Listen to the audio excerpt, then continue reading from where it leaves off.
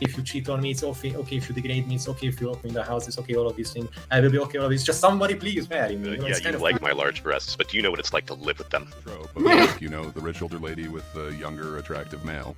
Yeah, So which that does not isn't exist true, at by all. the way. I've been going down to the nursing home like every weekend. No. You got to stay out of the memory care ward, okay? Oh my god. You can beat me into submission. It's okay. I'll still love you, Daddy. I mean, I think that's No one loves the homos more than me. The first thing my chat says is, well, we know where the goatee is. Enjoy. No, fuck you!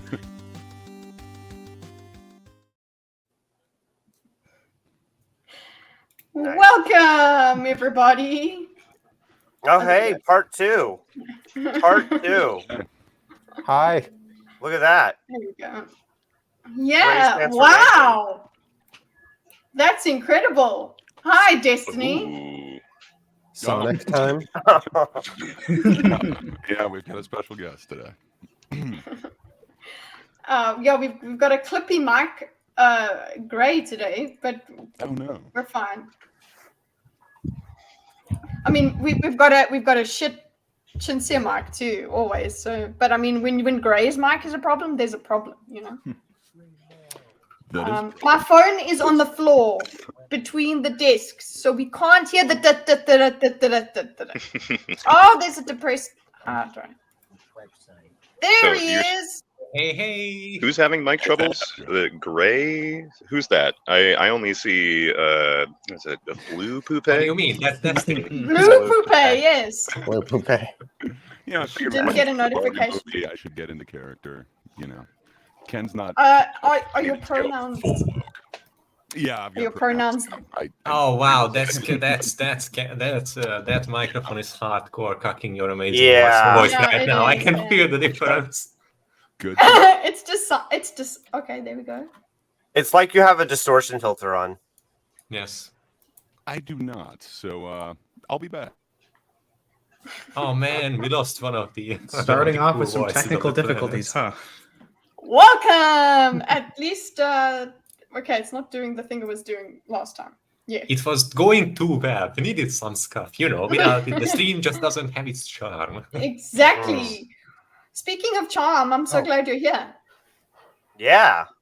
Oh, Hi, well, due to some magical maneuvering on my part, I managed to have a bit more free time as usual. And both today and in the coming days, I will be able to join in whatever is needed. So I will be just hanging out in the Discord in general in the coming days, because especially on the weekend, which is amazing. So if anyone has any time, I don't know, wants to hang out, play games, whatever, hit me up, and it's more likely that I will actually have some time for you. Will you watch Undercover Brother with us? I don't know, depends when you Saturday? are watching it. On Sunday, I may actually be able to join you, yes. It depends. You keep inviting people. We have a limit of like. Oh, we have limited. Yeah, that's true. Fuck. Don't I worry keep- about you it. keep It's inviting it's people. fine. It's fine. I will just, Oh, no. if anyone wants to know, I will be thankfully more available in the coming days than usual. Yeah. No, I mean, I'm totally fine. We can have all the way up to 10 people, and we weren't there yet, but like, I just don't know how many people. Yeah, don't take it for granted. How many people Don't are. worry. Then we have to do it on Discord if and then No, Discord and will then- have like a limit of 10 too. What Oh, about, does it also have limits of 10 in live rooms? Oh damn. Yeah. He's depressed because he's not as cool as Andrew Tate. Why is Andrew depressed? How can a giant monster be sad? You can kill Godzilla and you get step on people. Maybe he just wants a hug and nobody's big enough to give him a hug. Nobody can hug all of my heads at once. Existential crisis. Oh, wait. All the heads are dealing with their own problems. They can't help each other. And they are either. constantly in a shouting match with each other and in disagreements. Yep. Just check where you are. Keep going. That's where the idea wait. for my We got. See, no. Oh, wait, where is she? What? No, hold on. What's going on? No. You keep going. Sorry, I was. solve Okay, this hold on. problem on my own. You said she. Will Yes. oh wait, no. Share tab audio. There we go. Okay. So look, guys. Yeah, well, we can just first discuss yay, hello, hi, and just do an intro and how everybody is doing. But then there is the current theme of today, which is wild words. Okay, it's gonna be a chaotic stream because you More can't really chaotic use- than usual. Yes. Okay, you can't really do much with you can't really do much organized stuff with words here. Okay, because there's all the cool stuff we can do with the silly stuff, right? The silly ha ha ha, candy versus chocolate, aluminum. Hit this one, thank you, Nico. I don't know how to say it.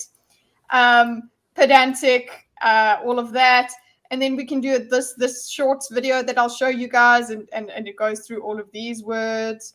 And that's all the fun stuff, right? So we can do all the surface stuff of words, right? Just language, lol. That's basically what we can spend some time on.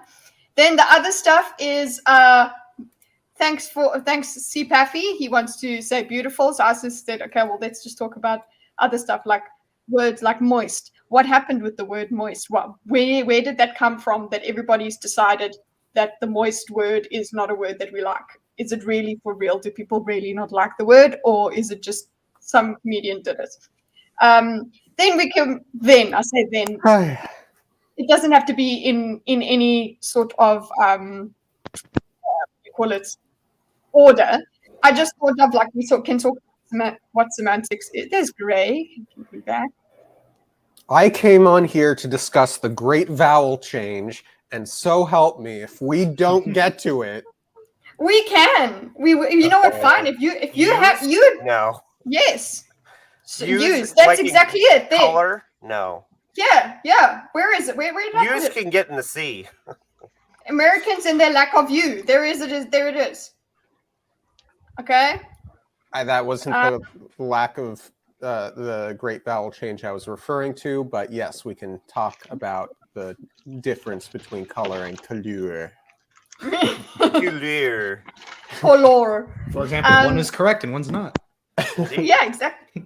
But look, to be serious of literally there is a beautiful, okay? It could be the word that we talk about. It's an illustration of how there's a collective understanding of what something is beautiful, but then the individual application of what is beauty to someone, okay?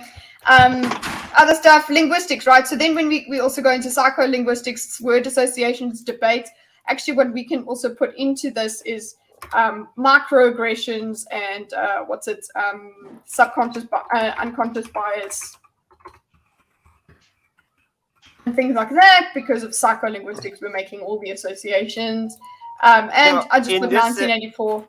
In this section, Yeah. would we discuss like how good descriptive words become buzzwords? Is that like that?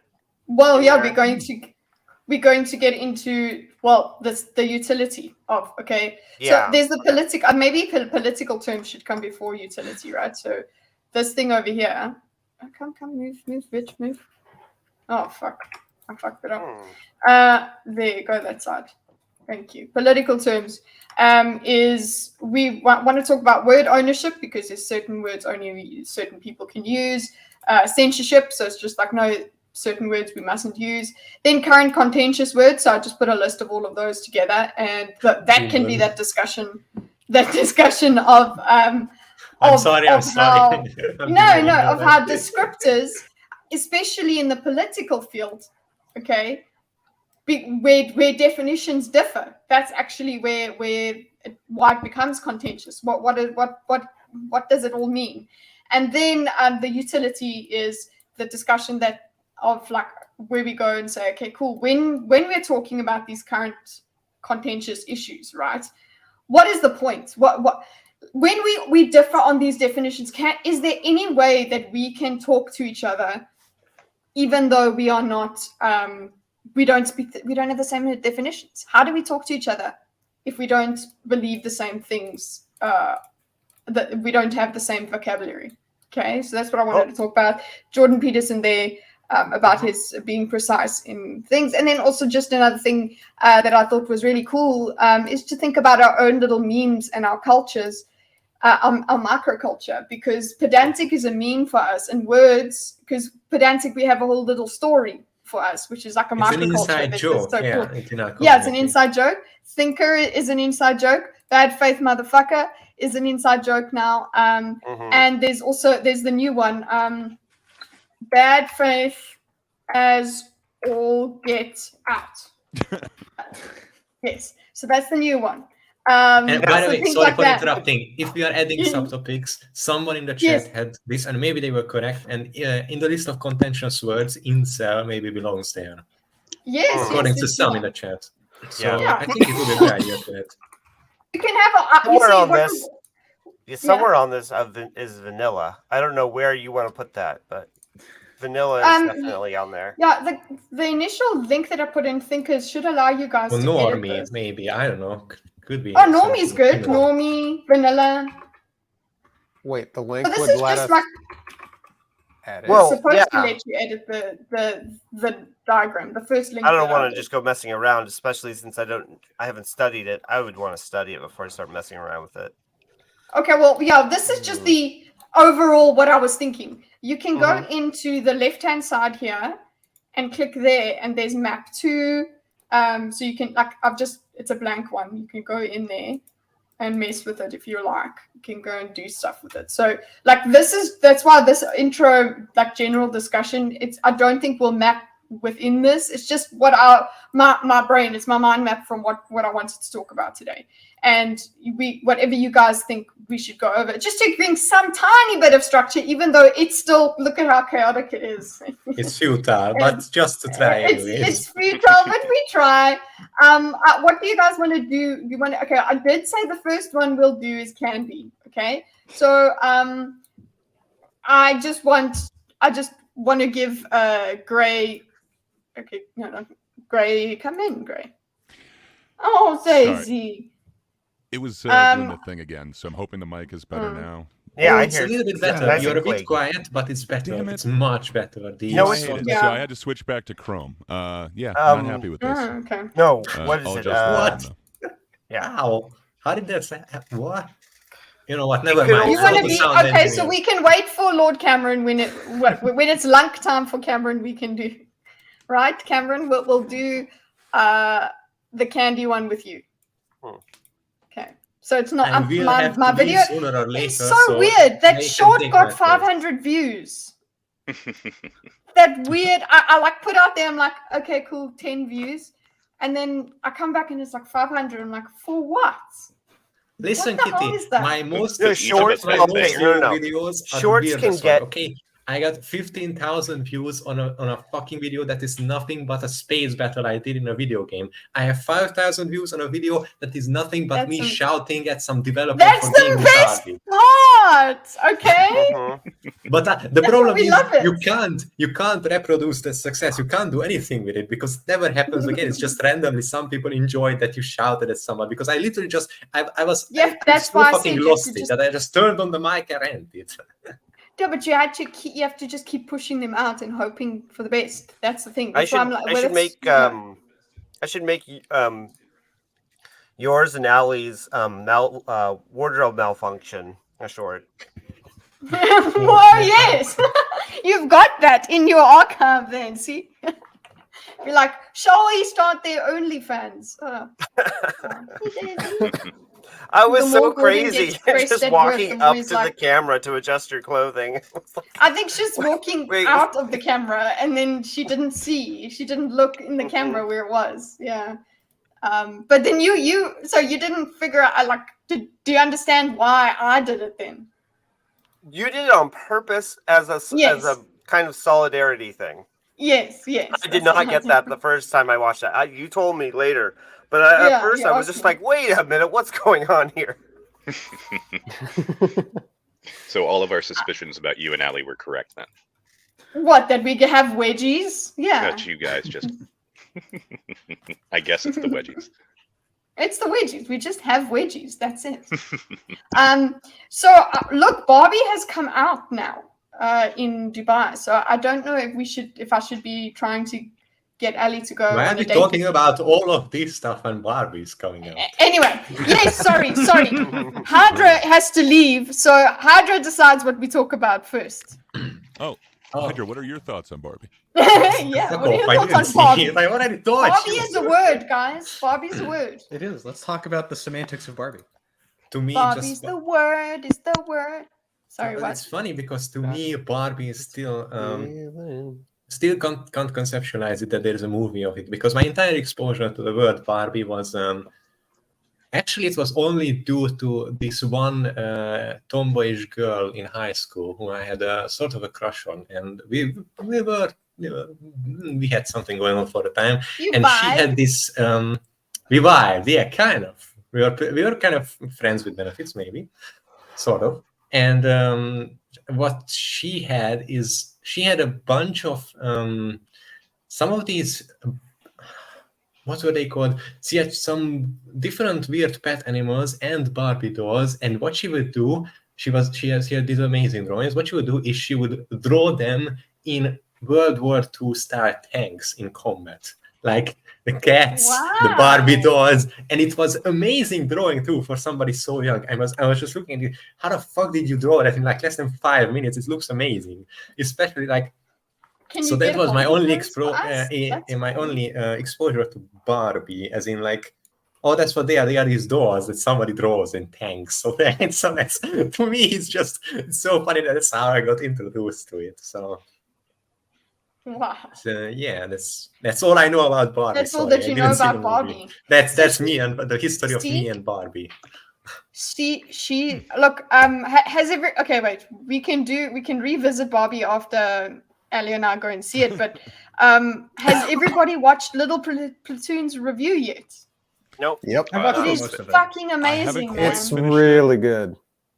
It is so good. I've got a bunch of issues with it, but it's really good. It's done well. I'd argue it's his best video. So it is. Well, are we going to focus on this? So, like, I could bring a list if you want to talk about it after you get to see Barbie. I didn't mean to actually derail this. I just thought since Hydra was saying he didn't want to talk about Barbie, to ask him about it would be fun.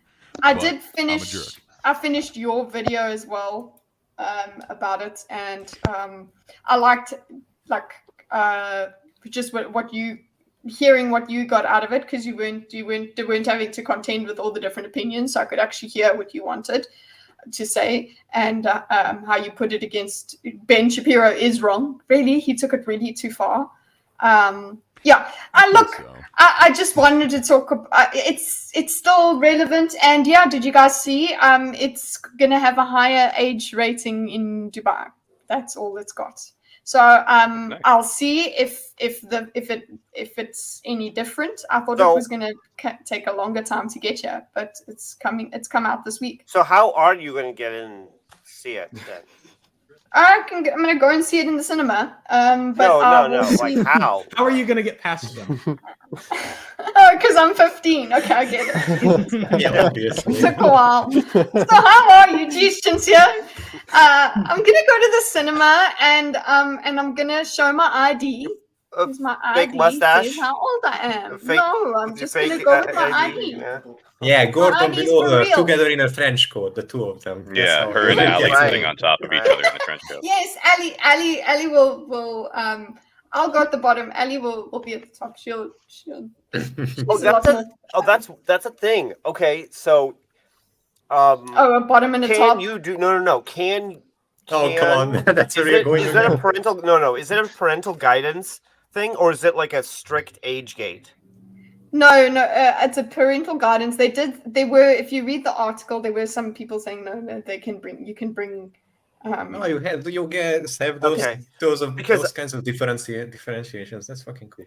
I remember when, what was it? A time when I was older, right, in high school, and we went to see Old School. I think it was. What do you call it? Right, so rated R. But my younger brother wanted to come see it, and what we did is that He's a few years younger, so not of like he can't just buy a ticket and go in, right? So what we did is that me and my friend, who are like we got in just fine, right?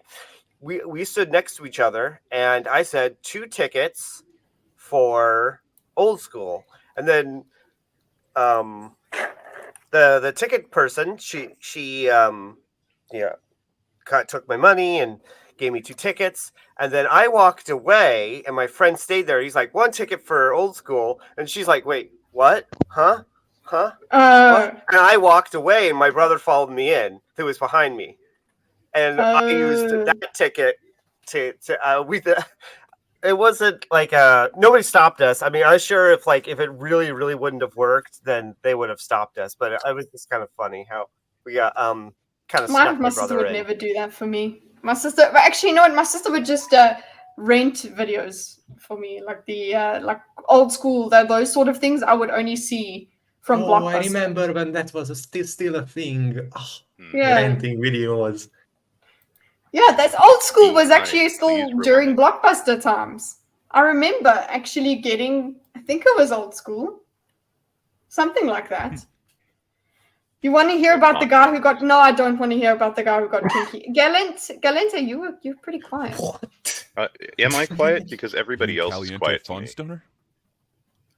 No, you're No, normal you're volume, just I gentle. think. Okay. Caliente gentle stunner. Yes, depressed Hydra. I used your full name.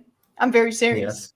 Yes. Okay. What are we? Oh God, what is what are we happening? discussing? What words would you like to? What are your contentious words? Out of this, where would you out like of to the go? list On this map? Oh. On this map, where would you like to go? I right there on the left where we just added the word incel and normie and whatever. I think that's Okay. the easiest thing I could bounce off, maybe. Mm-hmm. Okay, so basically it's gonna be a little bit weird because I already kind of sort of exhausted my my philosophical commentary almost a little bit for today due to me recently talking with my psychologist Caliente. I'm just kidding, but it's basically sort of, if I were to maybe use that as a jumping one for myself, I think a lot of people it was always a thing, the label and dismiss, to throw around words and just rely on the baggage that comes with them, either due to the influence with our group or just the common knowledge or the influence with the other group, and kind of use that to put extra weight behind our punches.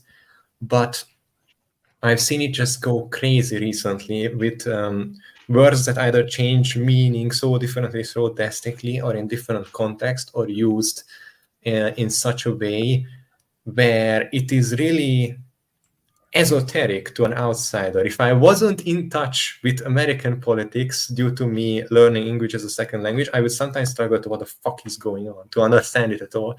But even throughout just the Western world, I see it spread more and more to people that don't really understand or able to express what the problem is, what they dislike, what they don't want, and rely on some common understanding of some label instead. Like, instead of saying, I'm so tired of the far leftist, you could instead express and say, I don't like how there is a constant social movement about deconstructing everything and not understanding why those things are there in the first place. I think that's a good example. Yeah, that sounds a lot like Yeah, what Gray was saying about woke, right?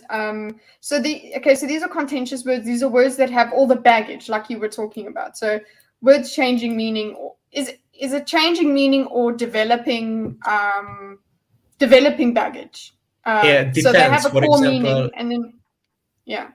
I just want to know how. Yeah, for a quick example. So, for an example, the groomer word was originally only used as in, somebody is, ironically, somebody like Andrew Tate, who literally grooms underage children to later become workers in the porn industry for his webcam business. Mhm. And then later does even worse things, but let's not delay the conversation. So that was the original meaning of the word. And they What kind of, first of all... wait. What about, like, he's No. grooming you for command? Yeah. You're Well, also That was quiet. that was You're kind also of the- quiet, Dorcas. Yeah. What? I Sorry, I think wasn't- Dorcas is quiet. Hello. Hi. The Testing. original, Uh-huh. the original term was, as FAwful is saying, grooming was originally used in terms of training. Like you would be groomed for a position. Yeah, of course. I'm sorry. I Well- don't... the problem is I'm too young for that. Oh, okay. So I was going off of my life's Oh. experience, but you're absolutely correct. It had a different meaning before then, and probably before then as well. But what I was saying is that somebody realized that I can either intentionally or unintentionally juxtapose this with some sort of theory of somebody using some sort of political device to, I don't know, somebody went around with some sort of theory about, oh, this is some kind of technique to kind of incentivize youngsters to become part of this political group that I consider problematic. And from there on, people just realized, oh, I can really put extra weight in my boxing gloves if I put it behind, oh, you are engaging in some sort of queer or LGBTQ stuff that I think is being pushed on my children. Therefore, you are grooming my children and you are a groomer.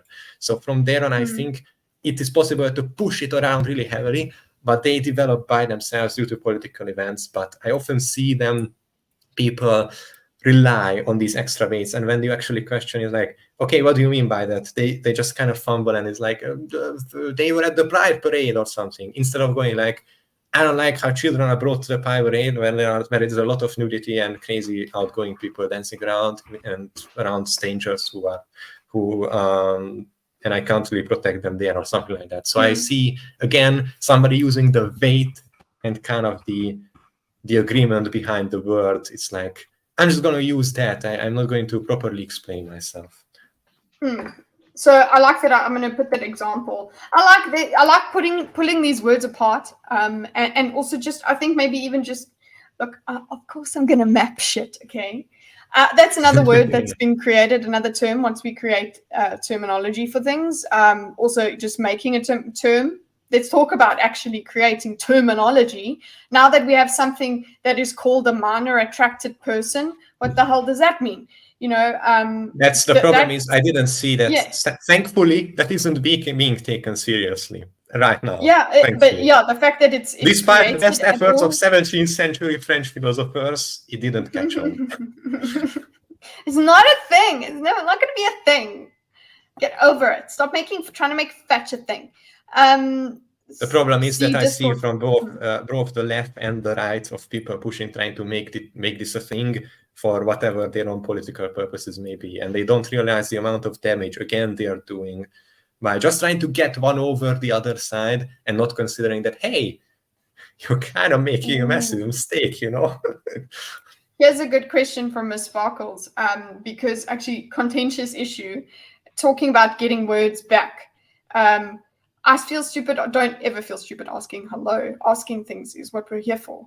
We're not because we have the answers, but because we're here to ask each other things and find all the questions, because the answers are out there. I feel stupid asking this. America has made that term quite strange too. Like Yes. They use it for one political side, despite the fact that they don't really follow the ideology. So Is liberalism left or right? That's a good. I think. Yeah, I think. I would say that liberalism. Oh, sorry. If I could, I just want to answer it. No. Answer it. I'll put it down. It's a different axis. Yeah, it is a political ideology, I guess.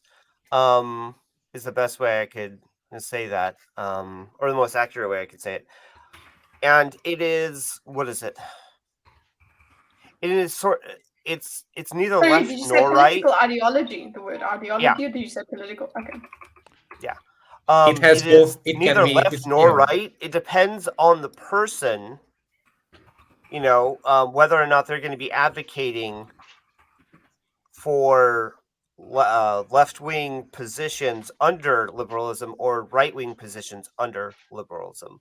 Because liberalism to me is it's maximizing individual rights under the framework of property rights and what do you call it? The pursuit of freedom and happiness. Not happiness. What's it? But yeah. So maybe happiness is the right word. I can't remember. There's like this axis though. It's just three things. Oh, like safety and happiness. Kind of. There's this that's that third Security. one is yeah, maybe that's it. Yeah. So you've got to have this. Yeah. This. The point is that right, but it's and it's not just like freedom though. It's not like this freedom to do whatever you want. It's this sense of liberty of non-interference. Yeah, right? liberalism and libertarianism are actually very similar.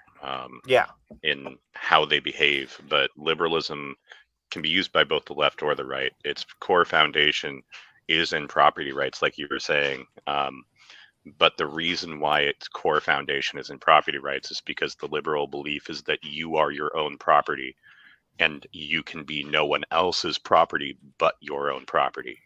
Yes. Right. Well, not only that, but your property is intrinsic to your life. Yep. You can't take somebody else's like you can't steal from people because that is in a way it also kind of links up with it's compatible, I should say, with how like socialism in the sense that like property is a function of labor and your ability to sustain your own life in your investment of your time and energy and such. So, and other people don't have a free right to that. So that in that sense, it kind of breaks with what do you call it? With socialism, in that like they have a shared value, whereas liberalism is a personal value. Other people don't have a right to your own labor, your own property, your own freedom. I see Kitty already prepared. The next word, looking at the chat. No, I'm looking at. I also just want to, because you also need to leave soon, Hydra. I wanted you to. And important, not leave, just leave the call, because I will. Leave the call. I won't be like I will still be listening, and I will be able to type in the chat, and I will be able to contribute. So not fuck off like rest of it. Patrick is also a thinker, even though he's usually just in chat. So it's okay if you're not actually in the call, you're still there. But I just while you're here, while we still have your voice, tell us about liberalism. In your opinion. The problem is, also I'm going to make copies, so talk. As you wish. Also, Catru really gave me no room, unfortunately, to contribute that much.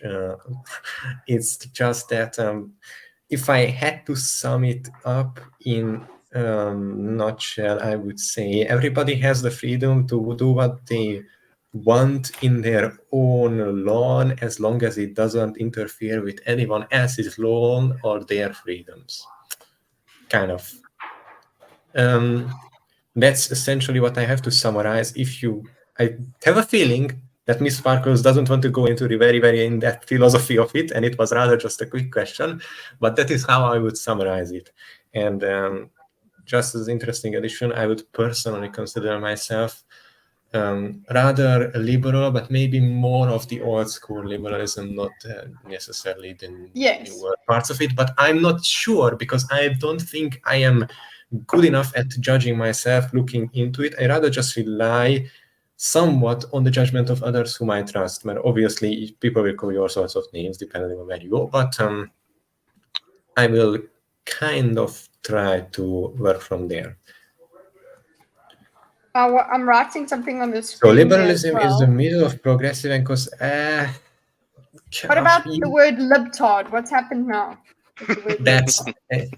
That's like sort of like associating a certain belief or philosophy with being fucking moron. It's kind of like it's not necessarily justified in any case, because I don't think you could do that with necessarily on political grounds, because it's not as simple. Because no matter how grotesque and evil you see one political philosophy as, people usually have a really good reason to believe in it, and followers of it genuinely do believe that they are doing the right thing 90% of the time, I would think. So a more reasonable alternative, I would say, is flatard, which is used for people who are flat earthers. And that's also a variation of it.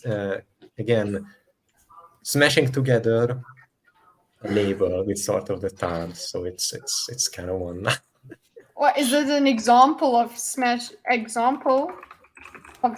tard? I've never heard of that before. That's a great way to describe it. An example of or did I just mishear you? Is that? You didn't mishear me, but that's good. That's good. That's it. You heard that in your mind. That's your way to describe it. I think that's an excellent label to use for this procedure. Okay, well, we've coined a term. But what was I supposed to hear? Can you type it in chat for me? Tard is a great suffix in modern English. It is. I love it. True. Hey. I don't remember what I was saying. I was so derailed by this new word, but it's a great. It's a great. So you invented smash tard, and yes. Kitty and Tadra made this up somehow. Yes. By mistake. Okay, whoopsie. I think this is a great example of how much of a mess language can become. Isn't it great? That's what I love about it. Flat tard, is that what it is? Like flat tard, like a flat. That was it. Flat. That was the other example of a flat. Which is like what, like flat Earth ideology. Yes. Flat Earth. Okay. Yes. Tard as C. Yeah. How many more languages can I say it in? On the road. I was just trying to give an example for a non-political one. That's what I was trying to do. Language is messy. What about Normie? You mentioned Normie.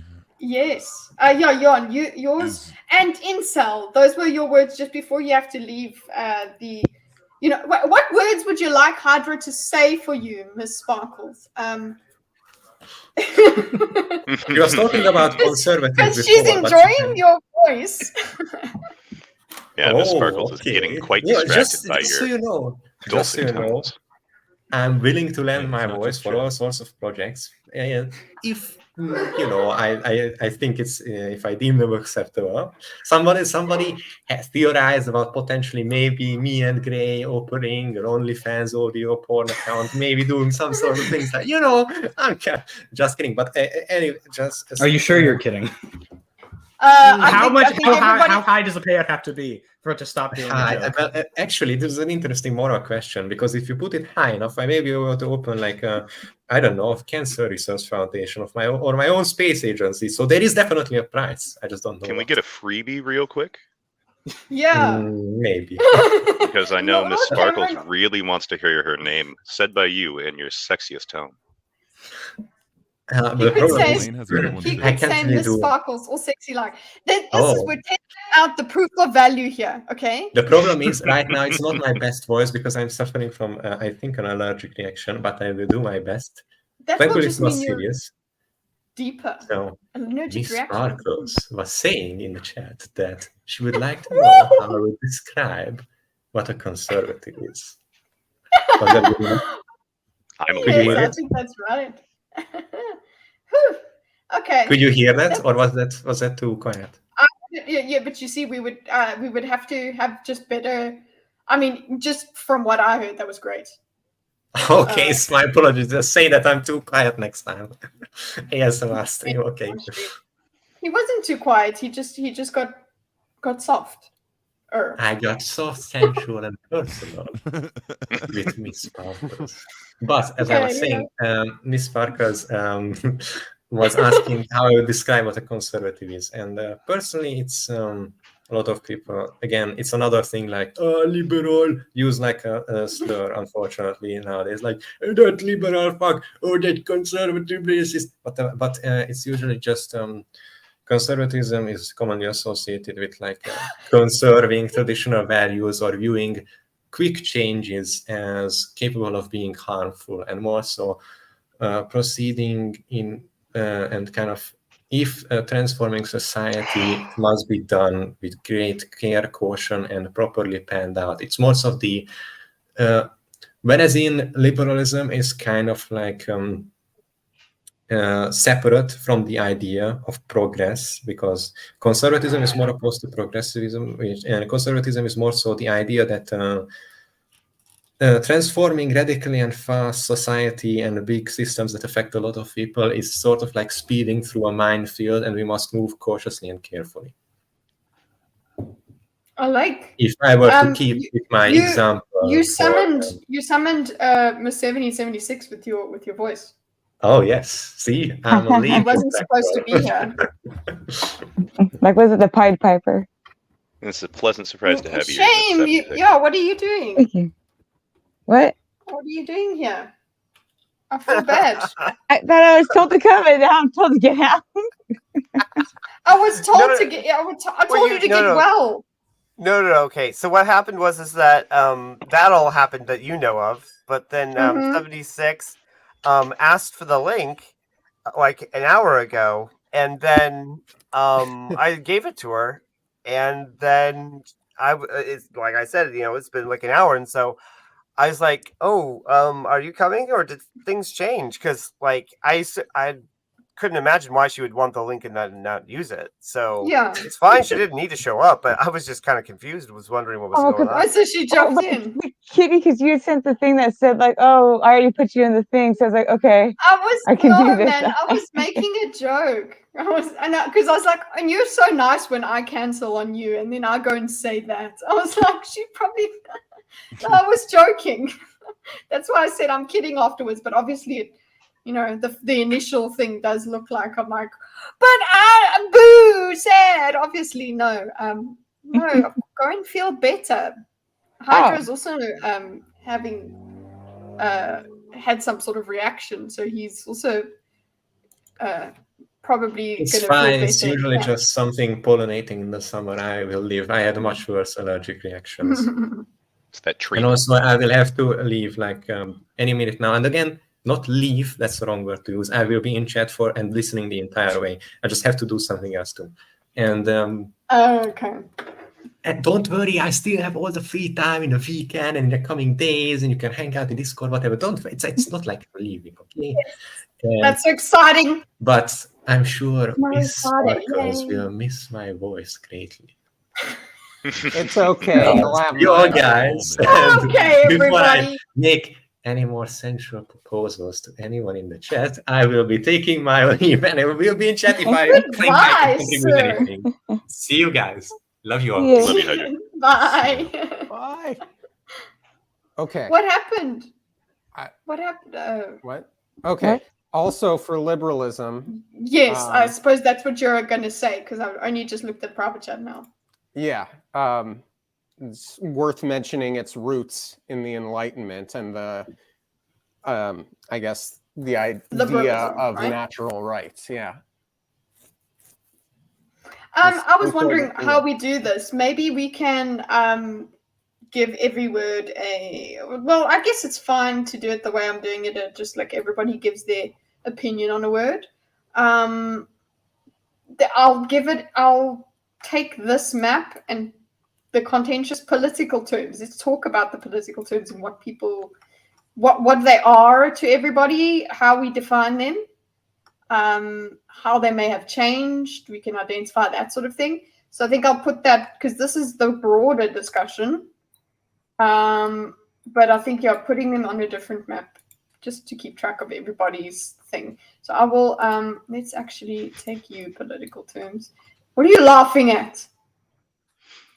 Just the exchange with item. Yeah. What's happening?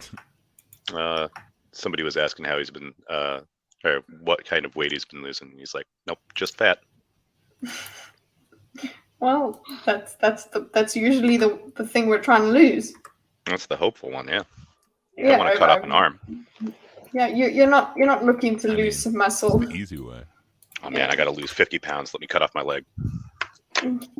That works. Ooh, I guess the background should just be worded like dark. Okay.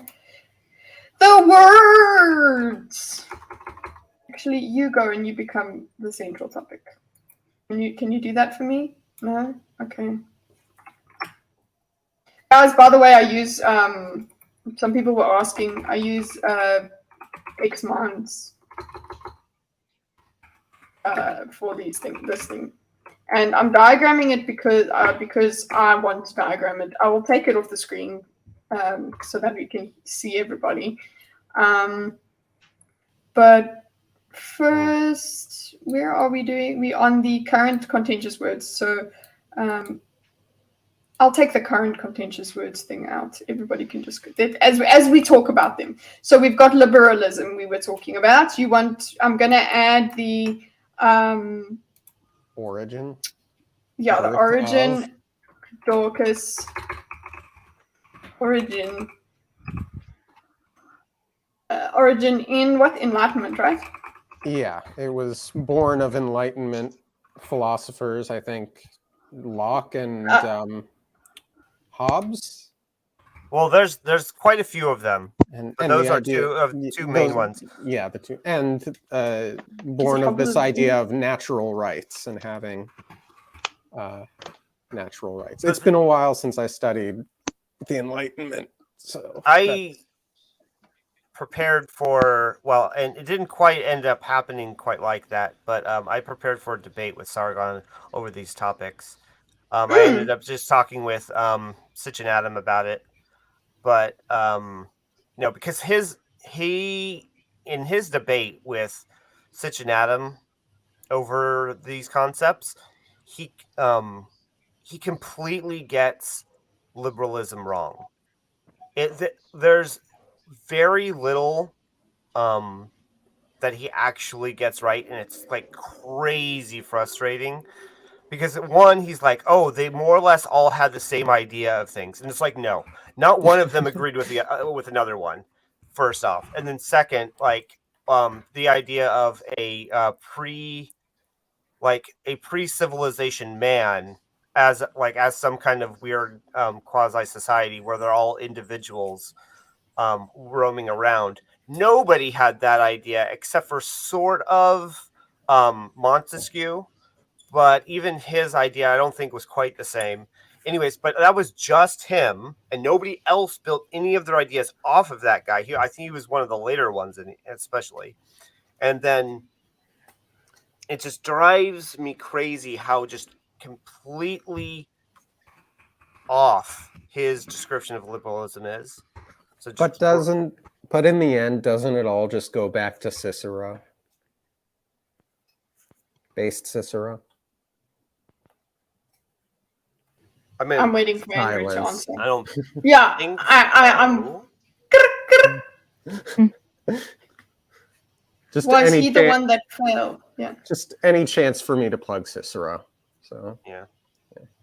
Well, okay. So he really does get it wrong. That will be that. That seems like an entire show's worth of discussion. If you map that debate, or like we could even map that debate on my channel sometime on some different day, if you want. It is crazy frustrating because just his whole list of what liberalism is just wrong. Get out, and Hydra. not to mention, leave the chat. There are two. There's two. What is it? John Locke put forth the idea of the blank slate, which was a move, which was a step forward in the right direction, but it isn't. We recognize now like all the ways that it's wrong, and I don't think that modern liberalism or modern understanding of these concepts relies on it. And even the political understanding of liberalism doesn't have originally the political understanding of liberalism didn't rely on the blank slate. That's something that he created. That's not something that's in the text. And especially because blank slate is John Locke exclusive, and nobody else references it. No, what is it?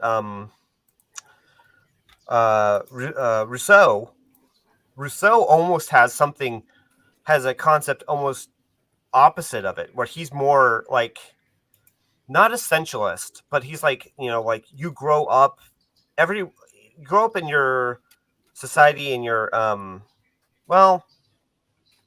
he's like a societal, a cultural essentialist, more or less.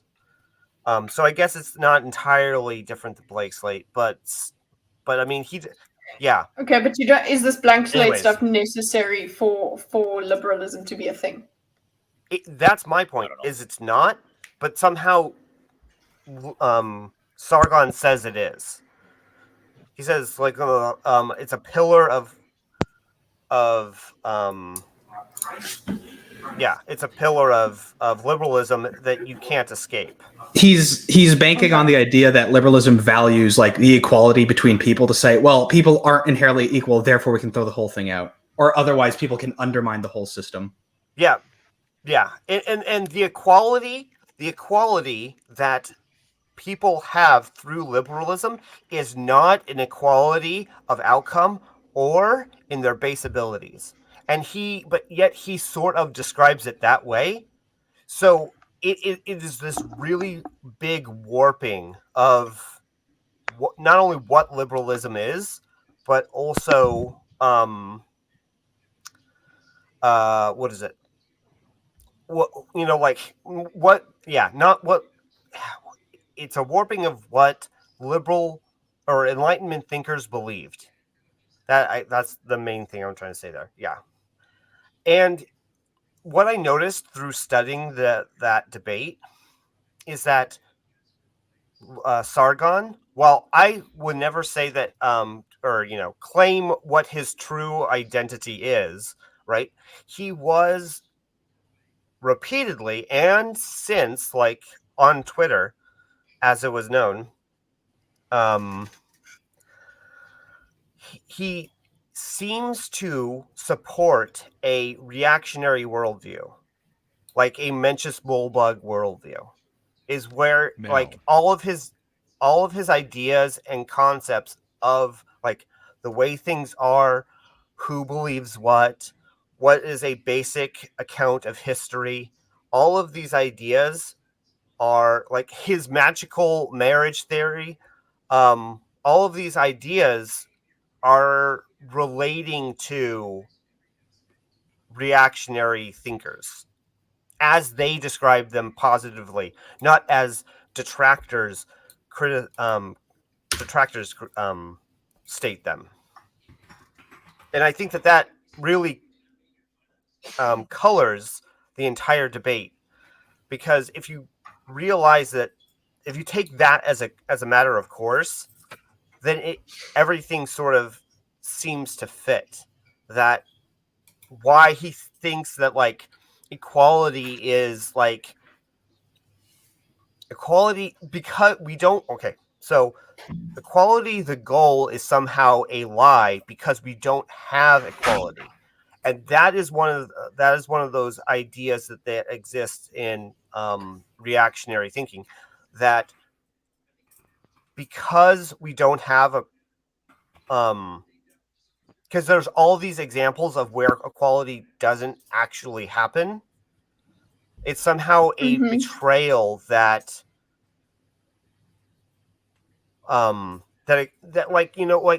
gosh. But what makes men equal without God? Okay. What do you mean? Equal without God? You mean like in liberalism? Yeah.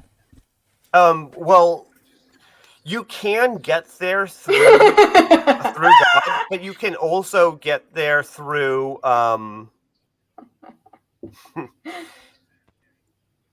no.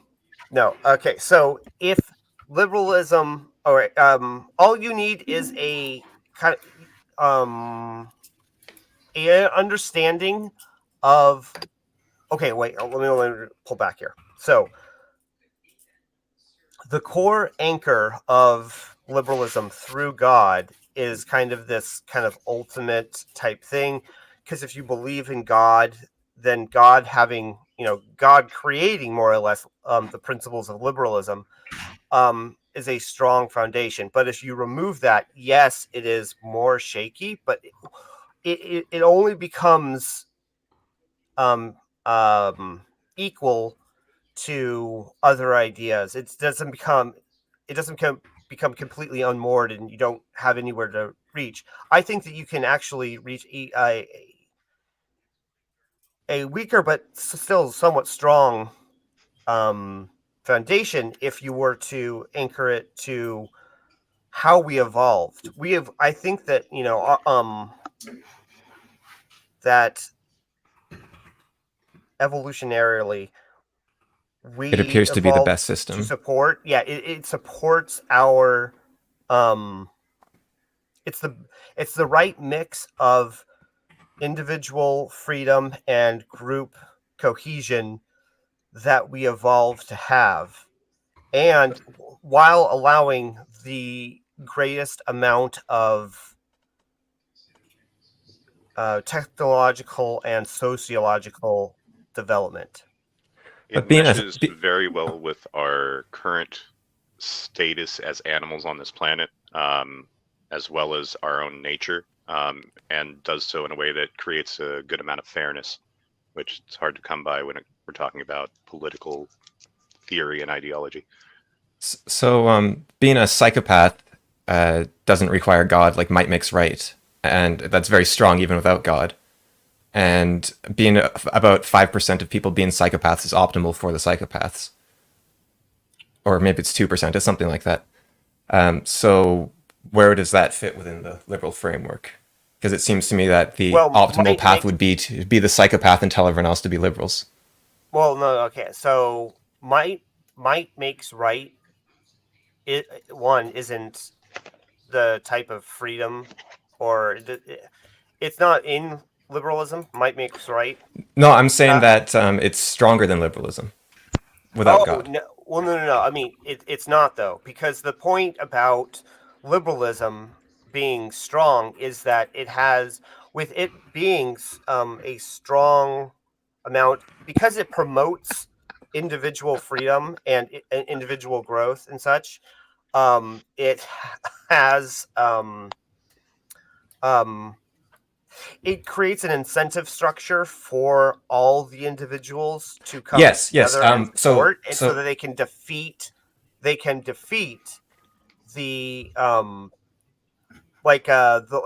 the weaker like I don't want to say beta, but the weaker, less more intelligent, less strong monkey who is in charge. They band together, able to take him down. Yeah, that's why I mentioned the 2%. So like the prisoner, what's it called? The tit for tat game, the prisoner. Sure. So if theory, if everyone is being liberal and getting along and working together, the cohesive behaviors you need in order to work together can be exploited by people who choose not to engage in them, as long as a small enough amount of people are abusing them. I think we can all agree that liberalism is our favorite form of candy. Yeah. It's quite sweet. No, okay, so, and I actually believe in... Okay, so I think that liberalism, as I would ideally put it, has that kind of function built in, where it supports like alternative, it not only is it trying to socially innovate, right? So it wants people to experiment with different modes of living, but like it supports like you said, psychopaths in a small enough amount. They are like a, what do you call it? They serve a function in liberalism. So it's not. I hate the phrase, but it's a feature, not a bug. Right. Yeah. What's a feature, not a bug? Allowing like 2% psychopaths, because like, okay, so the point is that like, kind of like how you have hackers that exploit security systems, and then hired by the company so that they can learn what their weaknesses are and then patch them. So you have liberalism allowing 2% or whatever, and having people, or 2% of psychopaths or whatever, and then those people exploit the system.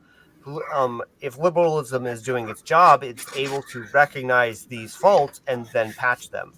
And the problem why would you choose to be a liberal rather than a psychopath in a liberal society? One. Can you choose to be a psychopath? One. Does one choose? You can't. I don't think.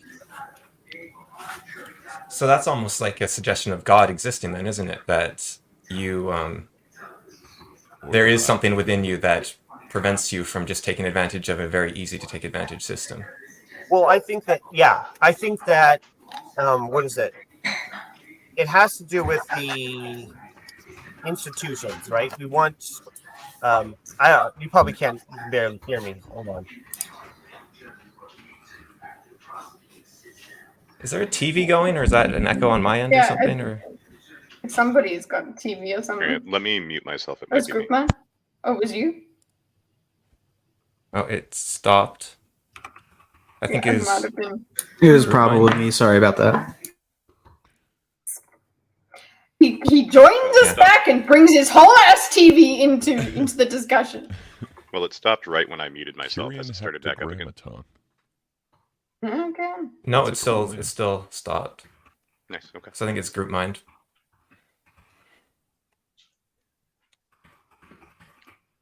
So. Hey. Well. I think I'm really the candy convo? I'm loving this candy conversation. I mean, we're already halfway there with it. No. Yeah. Okay, so I want to frame candy. Okay, I want to frame the candy discussion in the liberal discussion, right? So we have the freedom. Let's do this, okay? Candy and this is confusing. No, I'm doing another one. Let's do another one. I'm enjoying this too much. Okay, candy and liberty, right? So yeah, you give people liberty, and like the most liberal country on earth, the United States, you give them liberty, and they use it to abuse the English language. Yeah. Can we allow the Americans to continue to call candy, chocolate, candy? Okay. Can we allow that? Okay, under liberalism, we are framing it. Okay, so we want because now there are people that there is God-made candy. Oh wait, no, we don't know God-made candy. So there's candy. Pretty strong argument against liberalism. Okay, so wait, liberalism, candy. Right? So like there are people are Americans, right? Debatable. There are English people. There are English people. There are Britons. What do we call Proto-Americans? There are Proto-Americans. Okay? These ones say candy. Chocolate equals candy. I'm willing to cede some ground on the chocolate front if you are... No. As an American, we will do no. If you are willing to stop Hold strong, brothers. If you are willing to stop using term candy floss. What must I do with some candy of them floss? don't. Some of them say fairy floss. Yeah. Candy floss is a little. You know what the greatest thing about it is in Afrikaans? It's called spookasem, which means ghost breath. Oh, that's cool. That's pretty cool. I like that. That is fucking cool. We actually say cotton candy here, so. Yeah, cotton candy. Because it's cottony. Yeah, which is that a makes much sense. better word. But than spookasem.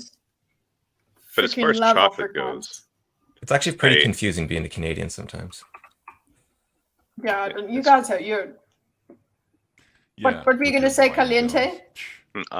As far as chocolate goes, I have a somewhat unique frame of reference into the topic. Working at a chocolate factory. Even though we work at I work at a chocolate factory, all my coworkers and myself, we refer to it as chocolate, but none of us would be confused if anyone were to call it candy either. Yes. So there is the middle ground that it's like I understand that there are people that there are people in between here. Understanders, understanding each other. And there's us. Okay? And we allow the liberalism is supposed to allow us in principle to if you're out here talking about your candy and it's not bothering me, it's not infringing on my rights to call my my chocolate. Okay? It's like aesthetically destructive, though. Aesthetically destructive? Yeah, it sounds like it sounds so wrong. It's like a baby is talking about their favorite treat. Like saying calling a candy bar does not sound like a real phrase someone older than 3 would say. I mean, be regional. How do you feel about the term Mars bar? It's if it all applies to a Mars bar, sure. Like the company Mars making them.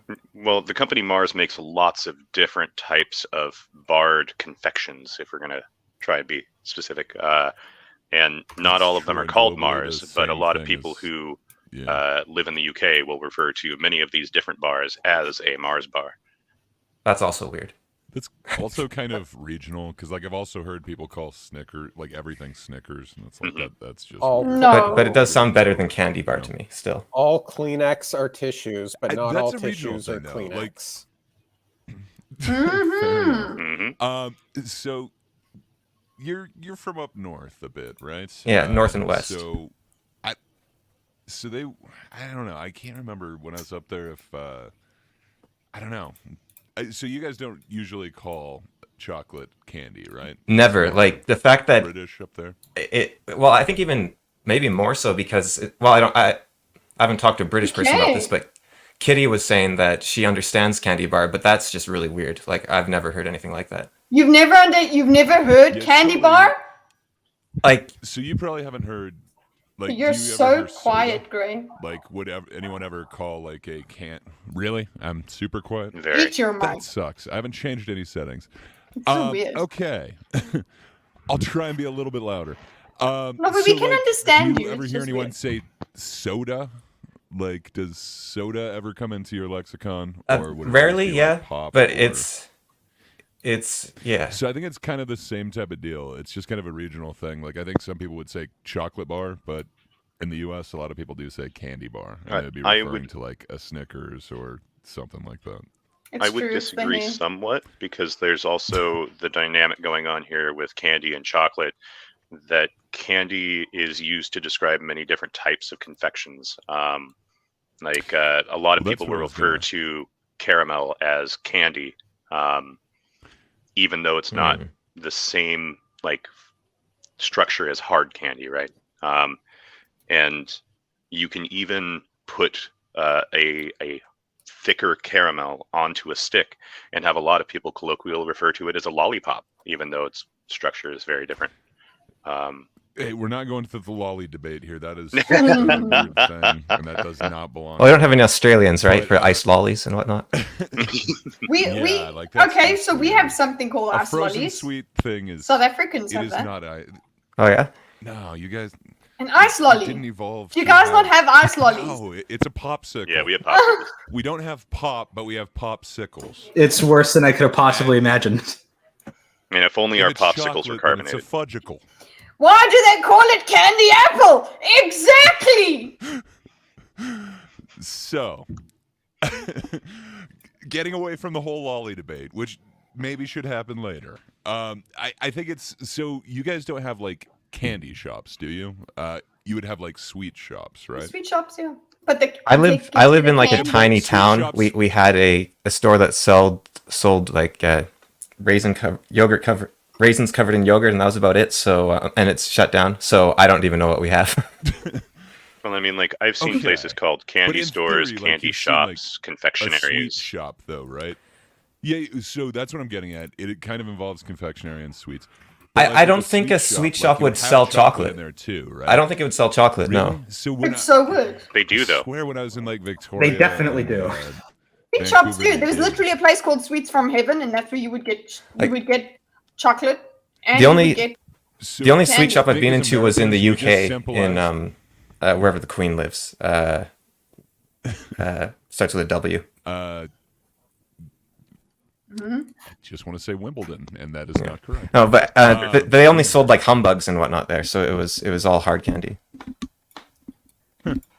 Well, fair enough. I just think it's, as Americans, we just simplified it. Instead of saying a sweet shop, we just said candy. We just took one step back. But kind of how sweets would encompass all of it for you guys, it would all be that same category. And then confections seem to be, something of varied materials, like elaborate craftsmanship on them. So like that would be then a subset of sweets, like the fancier kind would be confections. I think as Americans we just simplified that. It's just all candy. And then It's all candy. We candy. basically use the same thing that you guys use. For So do you guys sweets, call which like would be, pop candy? Like so Pop? no, that would be either soft drink or Yeah. soda or pop, depending on where you are regionally. We're strange. But But, well, you're talking about being that's regional, so but Adam strange. was calling them candy bars as well, and he's saying he's Cascadia like me, so that's kind of interesting too. So I regularly bring chocolate bars from my work into my favorite local bar, and people will refer to where I work as the chocolate factory, but they will call me the candy man, as if it's like. Well, yeah, but because chocolate is You earned that candy. nickname. Yeah. Yeah. Chocolate is candy. Oh fuck! Lost it. Is there any West Coast Americans here? That's me. Catrew, but he is not talking currently. What's a nougat? I'm West. It's confectionery. It's easier to Yes. to call it that. That's like a Yeah. caramel thing, isn't it? Now I'm here. It's Yay, West You hear me? Coaster. Oh yeah. Oh wait. Yes, sir. Long head you note. Blaine is there as well. Oh nice. Yeah, Yeah. we've got everybody from the Pacific Northwest here. Yeah, I know. I was actually gonna bring up here. Where is it? That's me dancing. Okay.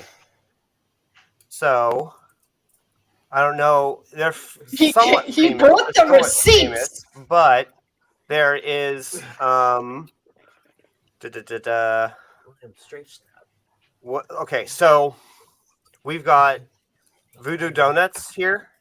Does anyone know about that? Yep. They're awesome. I've enjoyed many of them. Okay. We say chocolate bar. Great. Okay, so What are voodoo donuts? Okay, so they sell like crazy stuff. Like there's a raised ring type donut. It's called Oh Captain My Captain. It's raised ring with vanilla frosting and Captain Crunch on it. And then there's a bacon maple bar. It's like a maple bar with like bacon on it. Don't forget the cock and balls donut, as well as the bigger chocolate-covered big black cock and balls donut.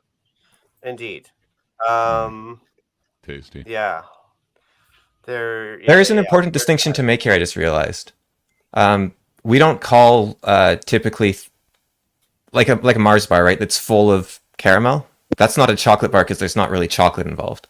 So that is a distinction. You won't call that. Well, it's chocolate coated, right? What will you call it? One could argue a Mars bar, probably.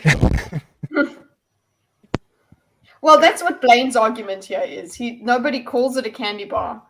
They just. Well, we would call things a chocolate bar, though. It's just they have to be made of chocolate. Mm-hmm. Well, I mean, a chocolate bar. I think I've seen it. Like a crunchy is still a chocolate bar, even though it's got honeycomb inside. Like if it's got a bit of stuff, then sure. But like, I was actually just looking up legally in Canada, it has to be solid chocolate to be called a chocolate bar. Yeah, and we usually so I think instead of sweets, we kind of use the catch-all candy here. So I know like at concession stands, they do have like candy and then it'll like have a price next to it, and that counts everything. I don't think they ever really say chocolate bar. Maybe the only one that would is like a Hershey's chocolate bar. Who calls cookies biscuits? The English. Yeah. Who knew nutters? Unforgivable. Do South Africans call them biscuits? Yeah, we call them biscuits, but we also understand cookies are We understand cookies are biscuits. And then do you guys use chips or crisp? We say chips, but some people say crisps. They've tried to be about it, but like really, it's chips. Chips are you have chips that are fries, and you have chips that are a packet of chips. So you have both. We understand. Candy bars because I'm not a proto-American.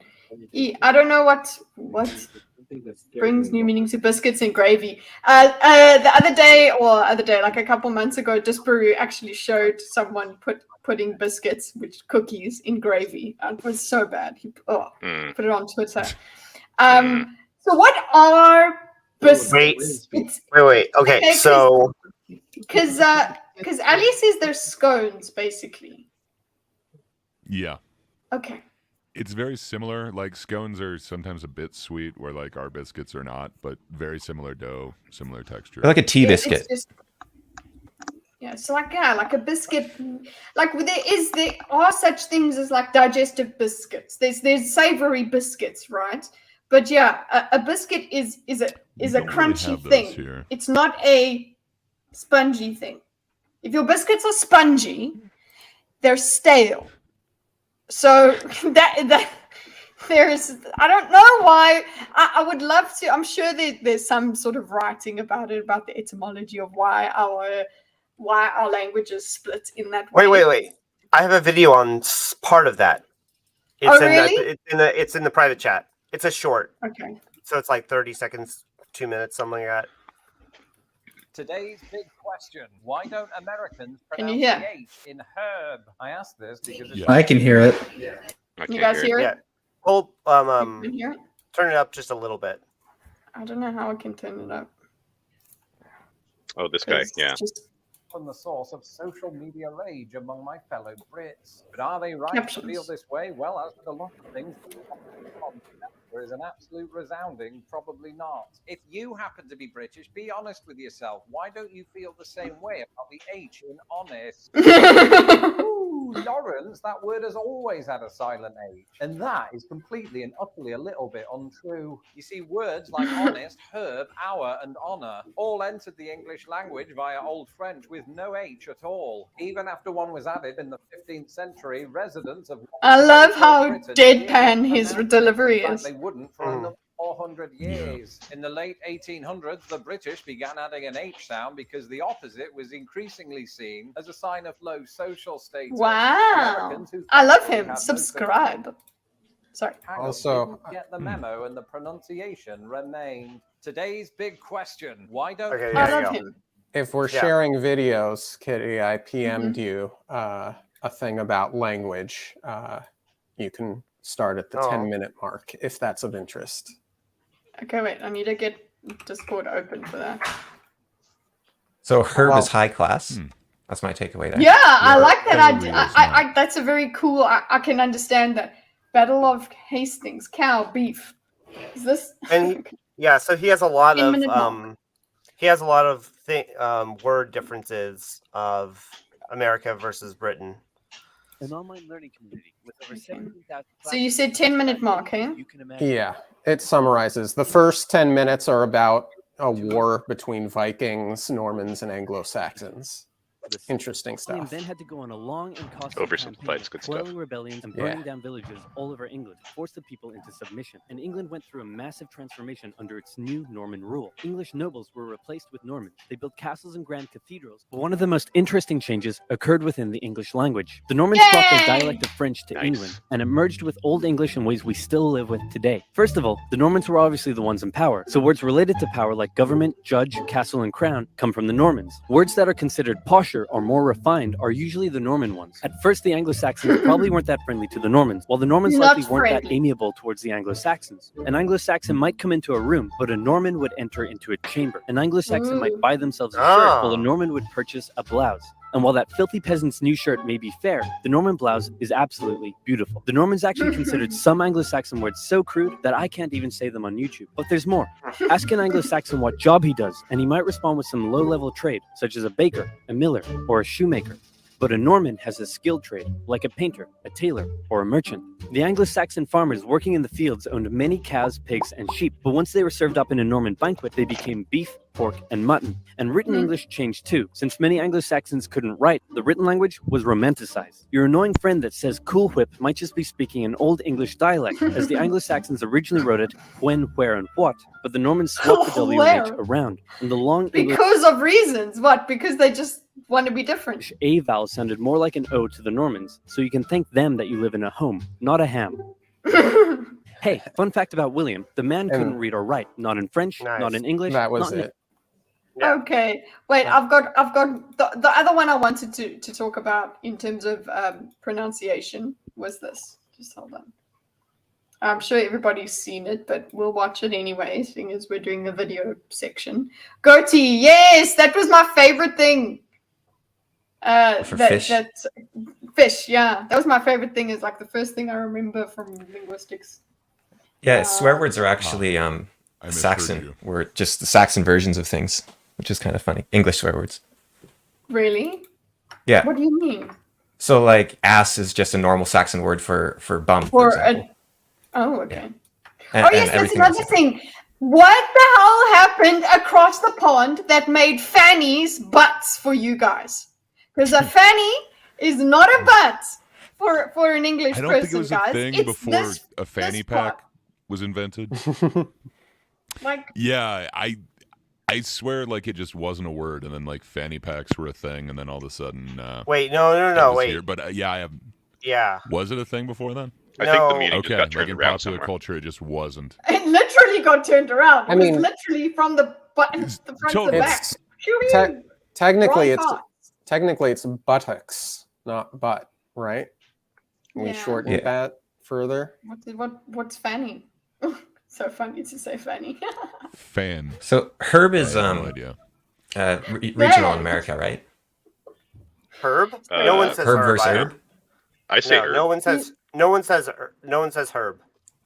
Like in America, no one says herb. I mean, herb does. Okay, because it's like here, it's a complete mix down to the family, like between herb and herb. So really, yeah. Okay. No, here, if someone were to say herb, it's like the vocal version of walking around with your fucking pinky out. Yeah. You say, yes, so that's cool, another thing, like about the differences in the. I've always thought herb was the fancy one.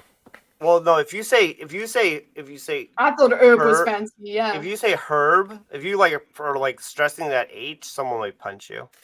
Really? Well, I mean, like in the arm, like slug. Actually, it's like, bonus on the face.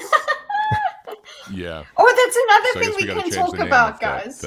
Yeah, changing the name of things, how that changes things. But wait, just let me. And yes, Kyrios, it is pronounced Kikaro. Yeah. There's a very famous speech by Winston Churchill, his "We'll fight them on the beaches" speech, which, if I recall correctly, only uses Saxon words, except for the very last word, which is Norman, which is surrender. Surrender. Yeah, which was a French influence. Funnily enough. Okay, that's really cool. It's fitting. And he did that on purpose. I'm gonna go to that channel as well. Okay, just hold it. First, this is a classic joke. T-O-M-B, Tom, no, tomb. If T-O-M-B is tomb, that's boom, the bomb's over. But no, that's bomb, that's tomb. Get ready. Is this calm or coom? No, that's comb. That was before coom was even the word. C-O-M-B, comb. P-O-M-B, poem. No, poem is P-O with an E with an M. Now, P-O-E-M, poem. H-O-E-M, home. No, home is H-O with an M with an E. H-O-M-E, home. S-O-M-E, some. No. That's some.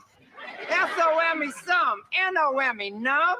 No. That's N-U-M-B. The whole doggone thing is dumb. That's cute. That must have been that's impressive. That's because, I mean, that had there, but also because we're, it started out as German, invaded by the French, and then mixing also, what do you call it, in there as well, directly trying to, there was an effort to Latinize the language, so...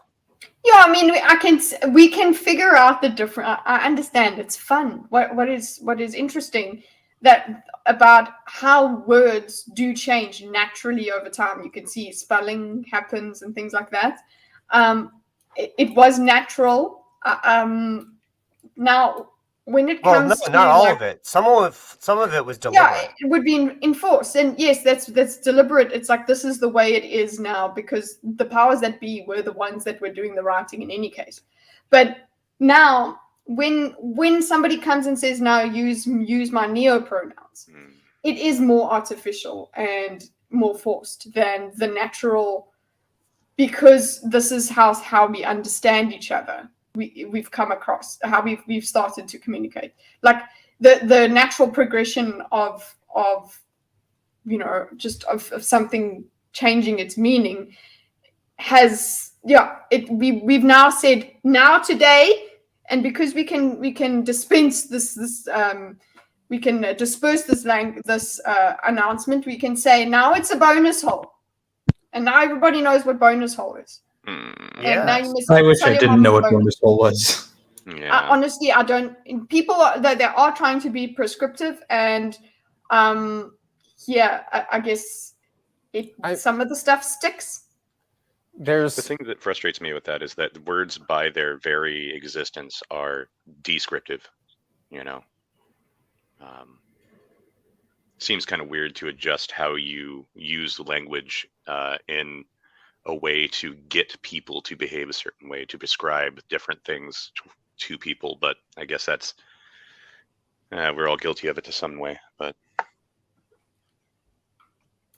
I think that much like in science and math, they have they use the same symbols to mean different things. I think that it would actually be useful to have different dictionaries, right? But they're unified. So instead of having just one dictionary that has multiple definitions per word, right?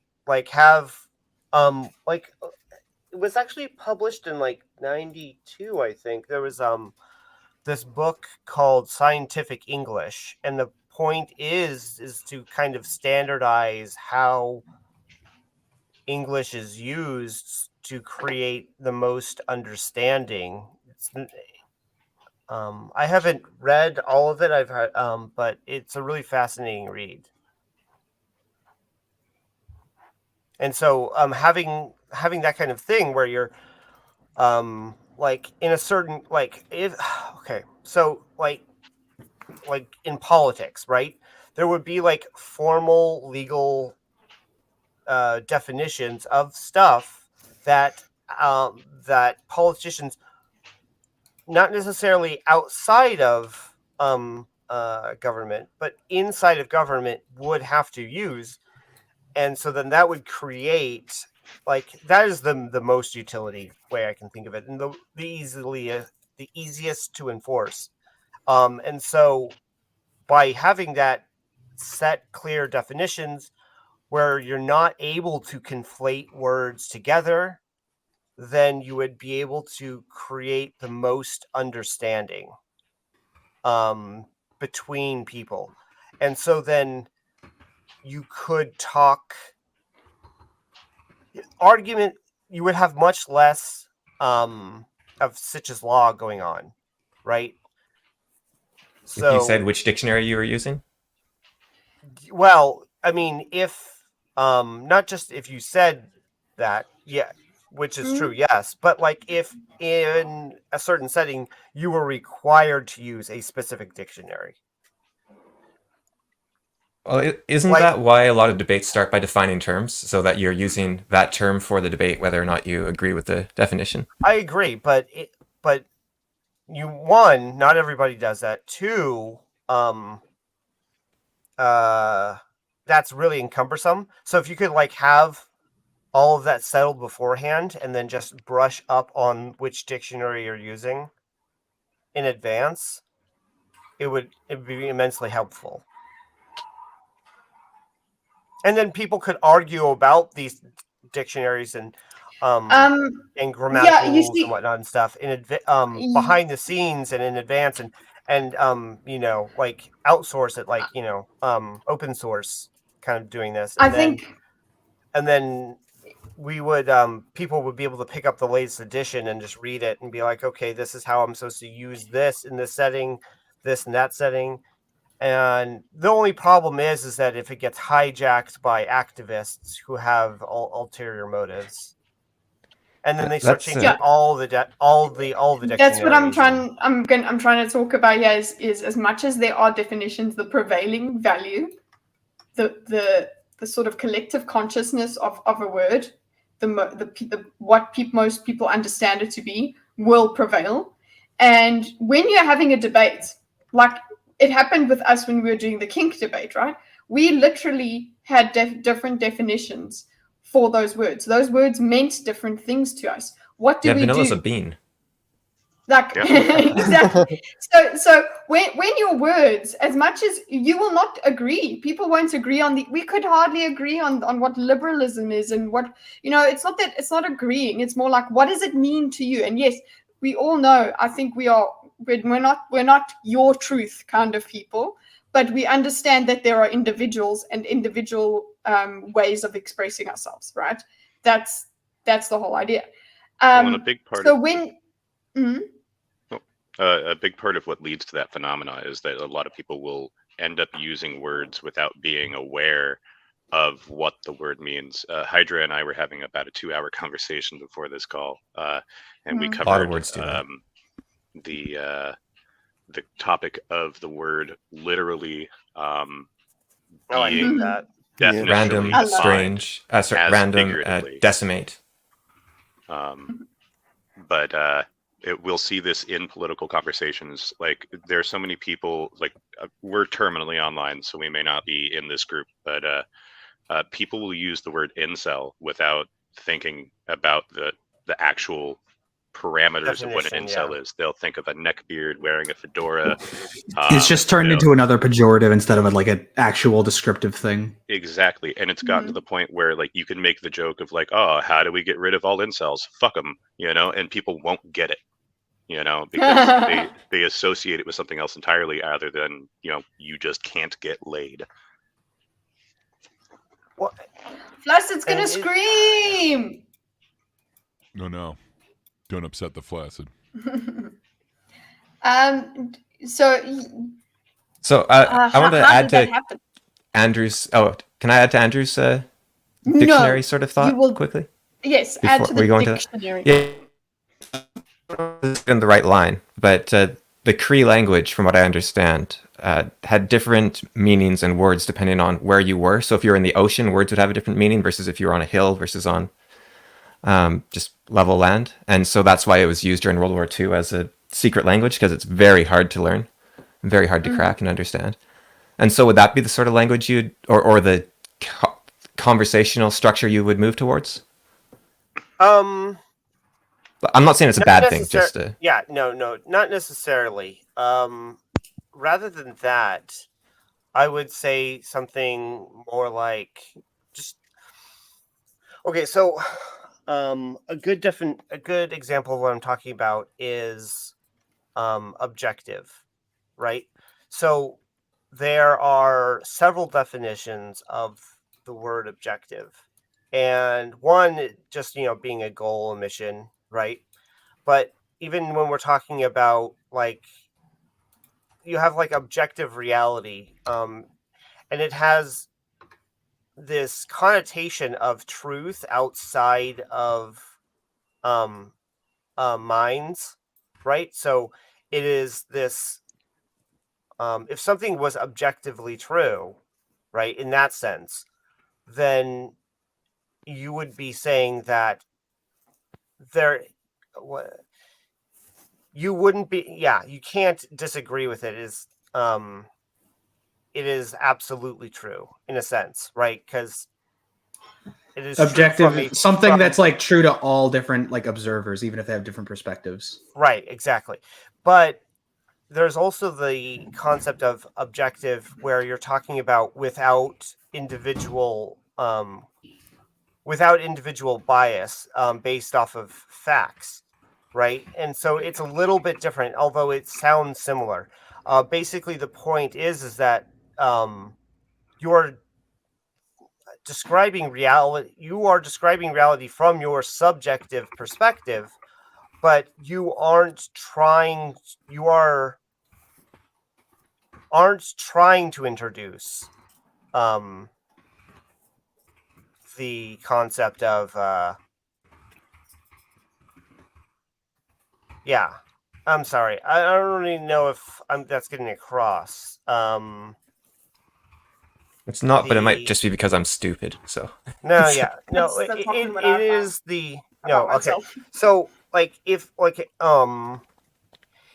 I was to, okay, so I could build, or okay, this is actually good. So if I have a phone, right, and I'm talking about the language, whether it's like big or small, right? The idea of what a normal phone is subjectively constructed, but then my evaluations about phones after that point are based off of are based off of set parameters, right? So like with a movie or something, we could be, our objective criteria for looking at what's happening in a movie is subjectively constructed, but then we're using a objective view on what's happening. We're referencing the facts in the film. We're not referencing our feelings. We're not. But that being the case, the point is we're trying to look at what's there in the film, even if that is somehow colored by our perspective. Like, I would say both me and Gray, and there's probably a more different one. But when you look at the Barbie movie, we're being objective when we're talking about it, even though we see different things, and that's probably colored by our subjective experience and our subjective biases. So as a cult, but the point is that we're trying to use objectivity to ascertain and describe what's going on. So as a sort of call to action for debates, would you say instead of describing a phone as big or small, you'd say it's like 12 inches long or something? No. I see what you're saying there. I think that would be a form of part of like the protocol related to debates is to use less generalized or relative descriptors. That would be, I think, useful. But I mean more like when you're talking about let me see here, like you go through life and you think about these things and they pop up, and then when you come to recall them, there's nothing there. Yep. But with this kind of thing, I mean something that's more like how I was trying to describe. I don't know if I succeeded, but trying to describe objective, in that you have a word that has two sort of different meanings, and so you would favor one over the other. Like if you were to use, like in philosophy, objective is like this Kantian view of like without minds, outside of almost reality description of what is actually true. Whereas in like science, you're going to be basing it more on a empiricism type understanding about observations through your subjective experience. So then, could you? I think I get that idea you're conveying. Could you restate your thesis then? Like, do you want something to change, or is it an observation about how conversations are had? I want like a dictionary has multiple definitions for words, and I would want like a unified, not for everyone to use all the time, but like a different dictionaries to exist where words have one meaning. Right. And so you'd say, right now we're using the philosophy dictionary for this conversation or something? Sure, yeah. Okay. As Tom Robbins said, there's no such thing as a synonym. I think that was... Oh. What are you talking kind of a funny... about? I love cinnamon. It's challenging. I think I like the idea of words having multiple, varied, multifaceted forms, personally, because they're sort of little gods that have a lot of aspects to them. Well, no, the problem is that when you have multiple definitions for words, and you're talking, you can do it unintentionally, but somebody else can do it very intentionally, where they will kind of maneuver through those different definitions using the same word in order to construct an argument that otherwise wouldn't be possible. Right, so they're just playing word games to win an argument, basically. Well, they can even do, like I was said at first, it could happen accidentally, right? That you may not be aware that you're doing it. Yeah. So you could have a normal language, and then you could have the debate language. Well, yeah, I think that common parlance. Like you could all use Lojban or something. You could have something that is because you have, what is it, like the I can't remember. It's an acronym, but that being the default, where you just have like how the press uses language. It has like an acronym or whatever, and so and you could like recommend that as kind of like a common way of speaking, but people, I wouldn't agree like passing laws that you have to use that sort of thing all of the time, or fining people or creating any kind of punishment system for not doing it. I think that even when it is in the advantage of it with like law or in politics would be that if you don't do it, then your arguments can be called into question. They can be invalidated and such. So to maintain standing, you would have to use the correct definitions. So, FAwful, so it doesn't necessarily get need a punishment structure. FAwful, hi. You're muted. No, you're not. Didn't want to interrupt. How do I sound? Yeah. Fancy. Audible. Amazing. Buttery smooth. Sounds good to me. Yeah. Sophisticated. I was at work, but I was on Andrew's point. You're saying that you wanted like words to have like one meaning, so people couldn't just dishonestly go through a conversation or something like that. Yeah. In certain sounds rather prescriptive and authoritarian. Just saying. No. The point is, I mean, I understand what you're saying, but the point is to create the highest utility for those situations. Not that you would be enforcing any of this on the general public, but like just in these specific contexts. Settings, and also to create the opportunity for people to use that at their will. So, like, let's say here, me and you were talking on like our conversation we had, was it like a couple weeks ago on kink?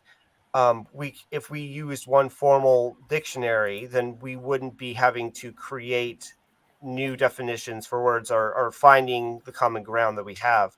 We could just adopt that and then describe different situations using agreed upon definitions so that we can get the most out of our conversation without stumbling through, wait, what do you mean by that? But couldn't we just agree on definitions beforehand?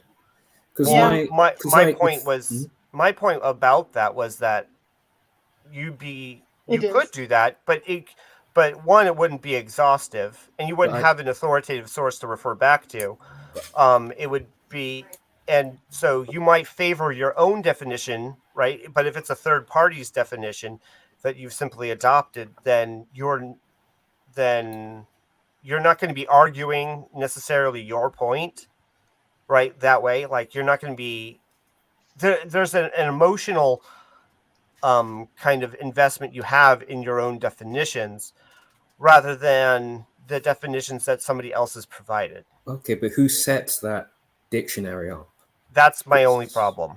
I think there's also another problem. Because, like, just really quickly, because the issue I'm having with this is like, you know, it's really cool to be a Diogenes and go, what is a man? But at the end of the day, words, we will, as broken as words can be, we will understand they have a common meaning. When I say grab a chair, I'm not telling you to go grab a toilet. You know? Well, that's true, but and if someone's being slippery, it's on. That's not a fault of words. That's a fault on them. It's like when you ask somebody what is a woman, and then you see them connive and roll around, even though we don't have a set. Just because you can't define, what's it called, Loki's Rager? Just because you can't accurately define something doesn't mean it doesn't have borders. Yeah, I 100% agree with all this. I'm just trying to create utility, but I understand what you're talking about. Like as soon as you externalize the definitions and formalize the the process, then you are creating a battleground for people to fight on. And if somebody doesn't care, if somebody doesn't agree, if somebody doesn't isn't paying attention, right? Because everything is working fine, and then you get a activist of whatever blend of politics, it doesn't have to matter, left, right, or or you get some kink activist, right, that is changing the definitions of words in a dictionary, then you're gonna have problems because they could be manipulating the dictionary in order to help their own arguments, which is what we don't want. So I mean, I guess it's a great idea, but it's just never going to happen. Yeah, that's where I'm coming from. It's never going to happen. And like how do you agree? How do you agree on this? Like definitions of liberalism, where you have my liberalism or your liberalism, or thought is so diverse. You can't. The only thing that you can do, you could never. I honestly don't think that I don't think unambiguous language is possible because everybody literally has their own. Yes, we all have a on average sort of understanding of each other. That's how we're conversing right now. We understand what the word that's converse how you understand means. if someone is being dishonest. Well, that's like I feel like the whole discussion, what do you mean portion, is part of the equation. And sometimes, you're gonna. I want to bring up LodgeBand again. Under their pretext is what. I'd also say that there's the inherent nature that with language that words change, the use of words change. Hydra and I were having a discussion over natural and unnatural shifting and definitions of words. Yes. Or how bad was an ironic and example unironic don't mean anything anymore. Well, they mean the same thing. What's that? How ironic and unironic could just mean the same thing now. Yeah, but that's through usage. It happened. Exactly. Naturally. And like bad became a way of saying good in certain contexts because of its transition from something being considered bad to the bone and that being. Okay. No, we lost him. Gallente. Who kicked Gallente? There was also something else. Did you talk about the whole dictionary situation with that one person on Twitter? That's very vague. My problem with the you just cut out completely and just came back in. Oh, okay, yeah. We lost you completely. What was the last thing I said? Twitter. Yes. No, that was me. No, that was FAwful. Oh, okay. The FAwful was talking about Twitter. You were talking about words changing their meanings. Yes. Through how like literally and or ironic and unironically are different now. Oh, it was about bad. So bad to the bone. It's and bad yes. has through common usage in phrases become something that can be used to mean good in a way. But at the same time, that happened through natural progression of people speaking and colloquial terms developing. When literally became definitionally also known to mean figuratively, it's fucking antonym. That happened because people were using the word incorrectly and not knowing about it. Through ignorance and repeated ignorance, it became the new definition. And words shift so much, and the speed of how word shifting is increasing that I think if we're trying to have a singular dictionary so that we can all agree on things, it's not going to stick around for long. Yeah, that's where I was trying to go, but I'm really tired all over the place. Because the situation I wanted to bring up was, well, what if can you force words to change? Because there was a situation where there was a congressperson and they said something about, I think it was attraction, and someone on Twitter got really pissed off at them. So the congressperson linked them the dictionary definition of attraction, and the dictionary then changed its definition. Wasn't it sexual preference? Yeah, there we go. Where it flipped overnight. All of a sudden, I think it was preference became the bad word, and the correct word is orientation the whole time. Yeah. What do we call it? What there's can I call this? Yeah. And then the dictionary responded, "Oh, words change all the time." There's one person on Twitter.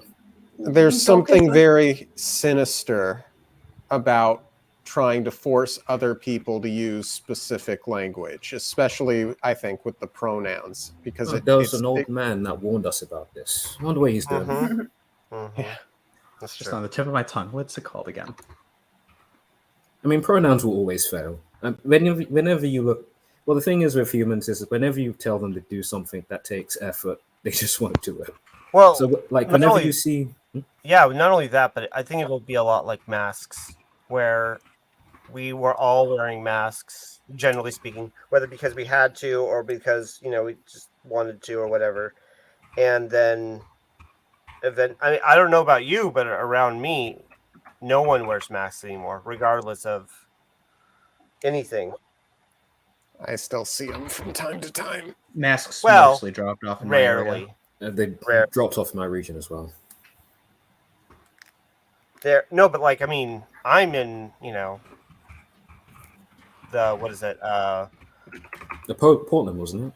Yeah. So I mean, you'd think that you'd have tons of them, but no.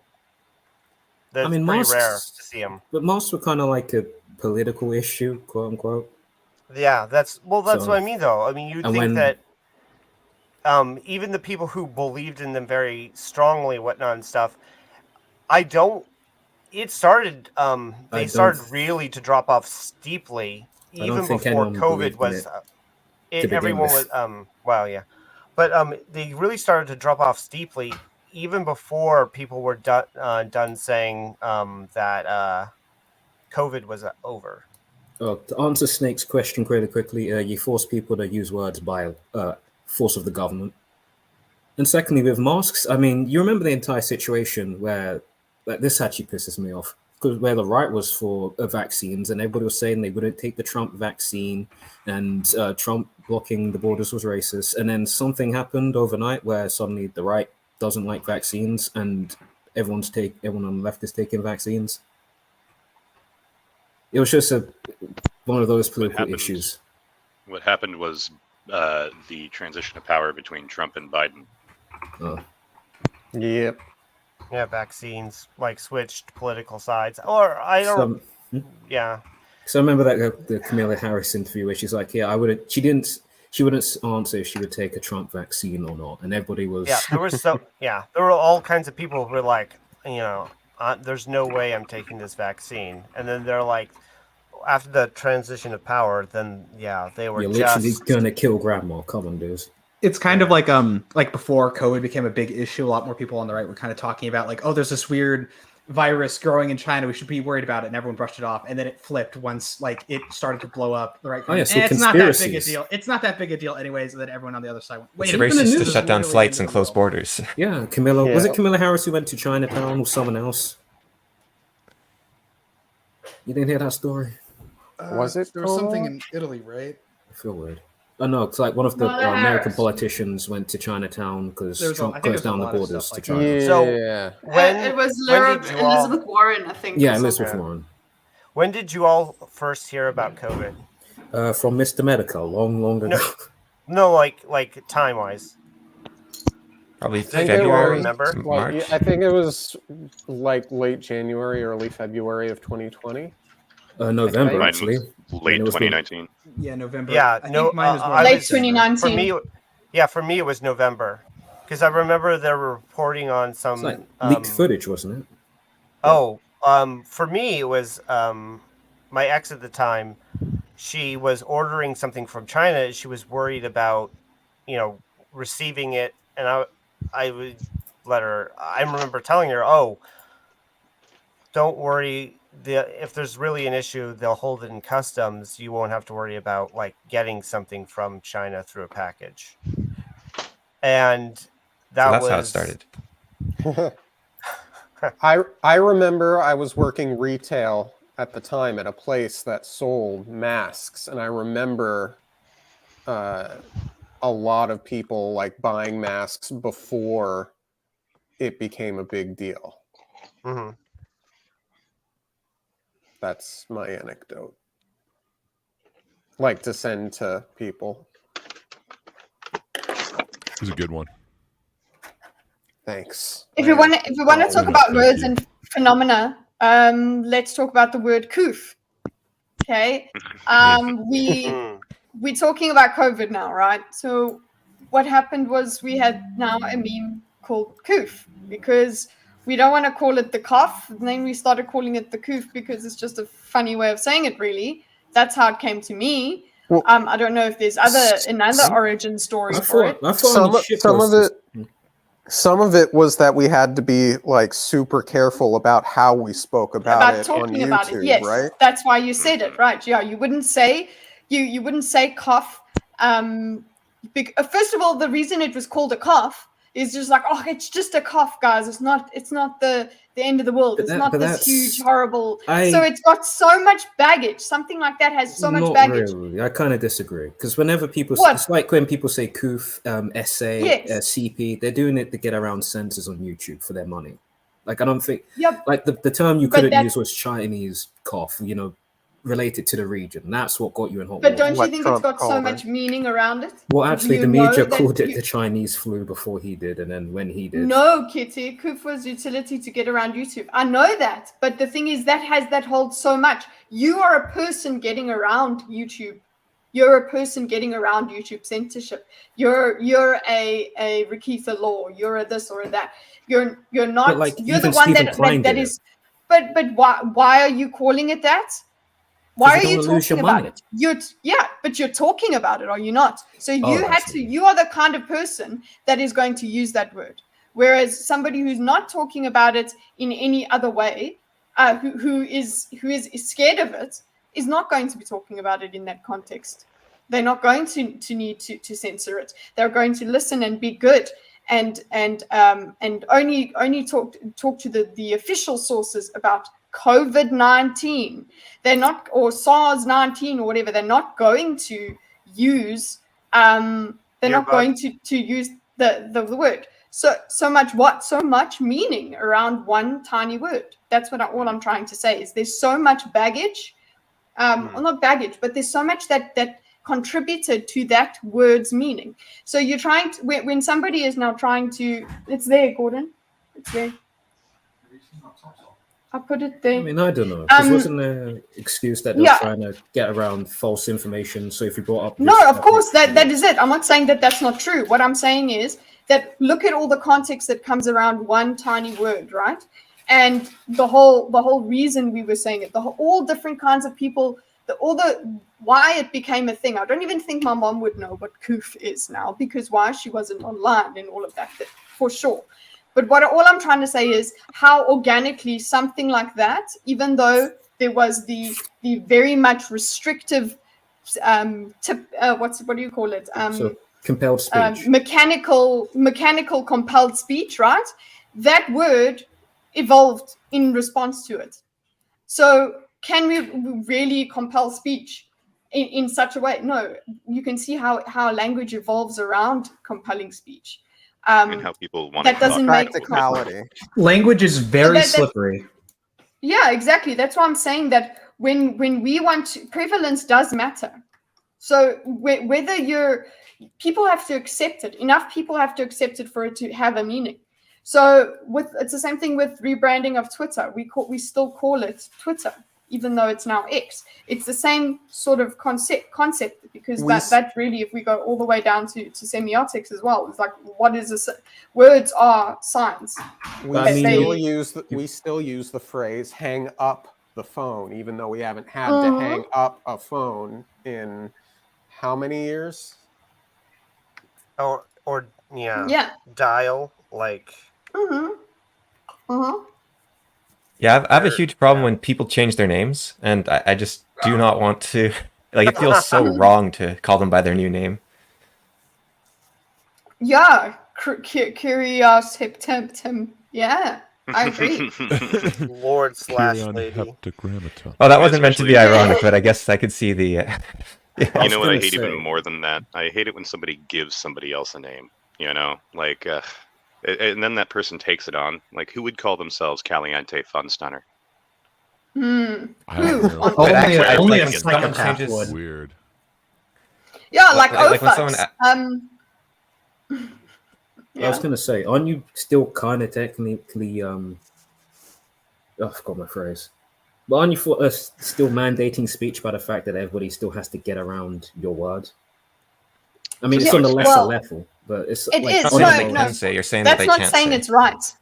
That's not saying it's right. I'm not saying that. I'm not saying that at all. I'm saying that language is we find ways to do it. That does not mean just because we can get around it doesn't mean it's not difficult. Okay. We shouldn't need that. Like newspeak and things like that.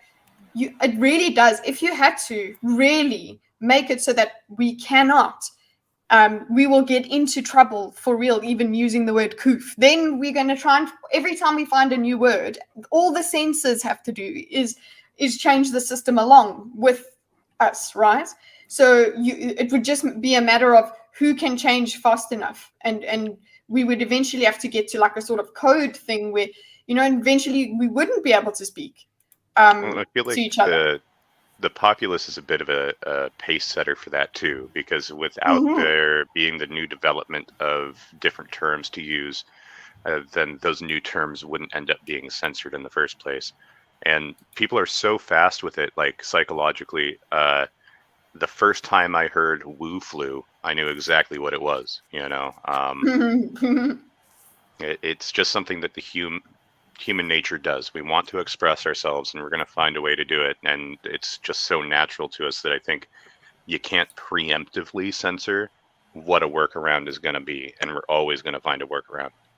I guess how quickly does the workaround come? Because now they're using AI to exactly. That's what's understand what people that's say. The only thing. Yeah, that's the only thing that we had going for us is the complexity of language being used around it. So as AI catches up to the language processing, it will become more difficult to make words like coof, and because now like they could just track that. You know, even based is It's flagged by the FBI. Yeah, it's on an FBI flag list now, based. So like all things like that, it is entirely possible to crack down, especially online. If our discourse takes place here in real time, somehow they can shut us down. You know, like if they really wanted to. But like the more you shut down these conversations, yes, you could technically control the language that everybody is using. Yes, we would find ways around it because we're human and we interact that way. And when, like, can you imagine we would eventually get to the point where we would actually be trying to get the other person to understand what we're talking about without saying it? Exactly. It would become like coded and very difficult. So yeah, that's why I'm thinking like the only real way that you compel it is, somebody said, who wasn't even, just government. Yeah, because the government's the one that's going to then apply all of this stuff. They're going to not apply, enforce. There we go, enforce. Well, and different words will have so much implication behind them that's not directly obvious, and that implication can be drastically different depending on the person listening to it. Like the response that you get from somebody by using the word kangs is going to be drastically different based off of their political predisposition. Some people will find it empowering, and some people will find it hateful. That actually. That's exactly really comes back to the whole idea of us finding words that we agree on in order to talk to each other. Why is it so difficult to talk to each other when we're on different sides of the political aisle? Because words literally mean different things. It was actually something yeah, you go. I'll be very quick. I think we can bridge that gap of people misunderstanding each other as long as we, which perfect world stuff, engage with each other with empathy. And charity, yeah. Like, yes, okay, you didn't understand me. Something along the lines of what I'm trying to say. That's why I think I originally had the problem with Andrew on his take, is because when it comes to politics, it's when you enter these discussions, you're relying on the other person to be in good faith, which, you know, these discussions, they're not.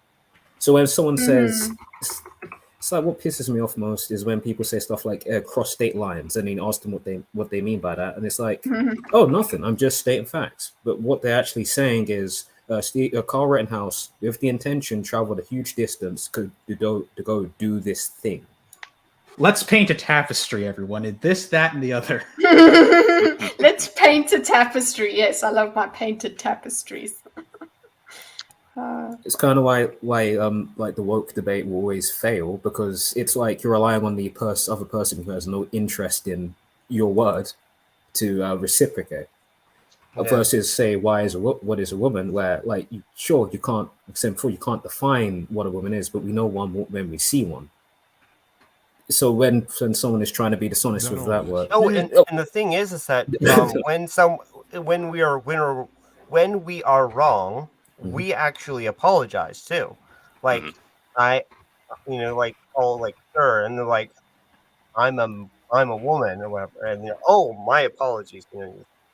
You realize that you've made a mistake.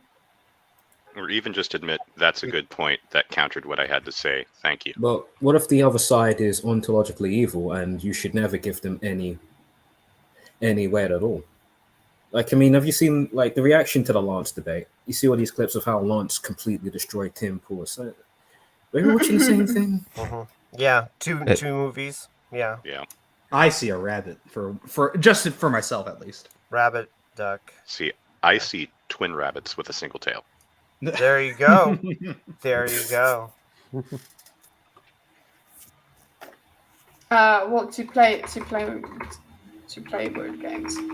Like there is also this you could have a false good faith where it's like yeah okay, I understand that we have different meanings, and because the meanings are changing all the time, we can just hop and play word games. It does happen where we can pretend that we're defining what we're talking about, but then we change the definition to something else further on. It's also about consistency of this language as well. So you've decided. Yeah.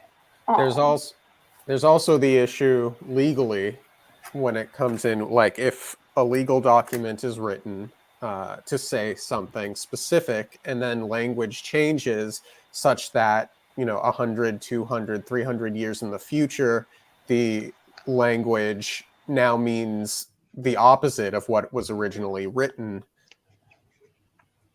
What do you do in that situation now? And that... What are you saying? Saying like looking at history? Yeah, like a lot of people look at the Constitution or the Bill of Rights and say, well, the founders initially meant this, therefore we should follow it as they intended. They do this with the Bible as well. You see it with guns all the time. Like, does that mean I can own a cannon? Did the founders want me to own an airship? It's like, No, you can't own a cannon. Why wouldn't you be able to own a cannon? But I mean, like, I don't know. I don't know much about trying to brush it off as ridiculous. But I hear the arguments where they're like, "Oh, does that mean I can own a nuke? Did the founders interpret that?" Well, there's an application to own personal nuclear weapons. A guy got arrested for that. The topic is there, and that plays a significantly real. I'm fumbling. Moving on. Well, you're saying that if you want to change the laws and what you can do, then you don't actually have to fight through legal means. You can just change everyone's definition of the words. In theory, that could happen. Yeah. And so all you have to do is invade academia and start using words differently, and then you can choose whatever. You can make the laws mean whatever you want them to mean. Yeah. And that was Jesus's whole point, was to combat that. Like the Old Testament was getting interpreted however the Pharisees wanted, and Jesus said, no, it's the spirit, not the letter. And law is still based on that idea of spirit, not letter. So we try to avoid that, and it's an awareness that it exists. But yeah, like you said, you can have huge debates over what people originally meant. It's a letter that can change spirit. Walking in Jesus'. But if you can control language. But at the same time, there is a problem with judges interpreting things by a case-by-case basis based off of their own interpretation rather than by the letter of the law. Shouldn't we improve the letter of the law? We should update it, probably. Yeah. To match the intended spirit, if we can think of something better. And wasn't it Jefferson said you should rewrite the government every 19 years or something like that? Redo the Constitution? I think I've heard that, yeah. Yeah, I don't think everyone agreed. All of the founders agreed with that, though, necessarily. But then we get into the whole who interprets the law. And that's an entire You know, that's why these things can't work. Well, I think the people that interpret the law Galente's are the Yay. citizens. Galente, You look at. yay. I was thinking Canada has a pretty good example of this, where everyone was using marijuana, even though it was illegal, and then we just got it legalized because it was a pointless facade. And a lot of things happen that way, where the citizens will do what they want because it's right and it's fine, at least by their judgment. And so it's up to the lawmakers to catch up and say, okay, nobody is actually caring about this. And so I think that's one way you can stop a singular judge from dictating the rules, is you just say, look, everyone's going to do what they want no matter what you tell them to do. The actions come first, the laws come second. It's the same with the dictionary. Dictionaries don't define language; they were recordings of language, and so you can ignore a dictionary definition, which makes it even more of a mess. Yeah, I mean, it's certainly going on now. All right, I may dip out. I don't know. It depends. No. I've been hearing Gray pop in and here and there with something to say, and he's just so quiet. I did want to be like, hey, Gray. Yeah, I haven't been adding much. No, I was just saying, like, that seems to be what's going on now. People kind of are choosing to use new definitions. I don't know. It seems...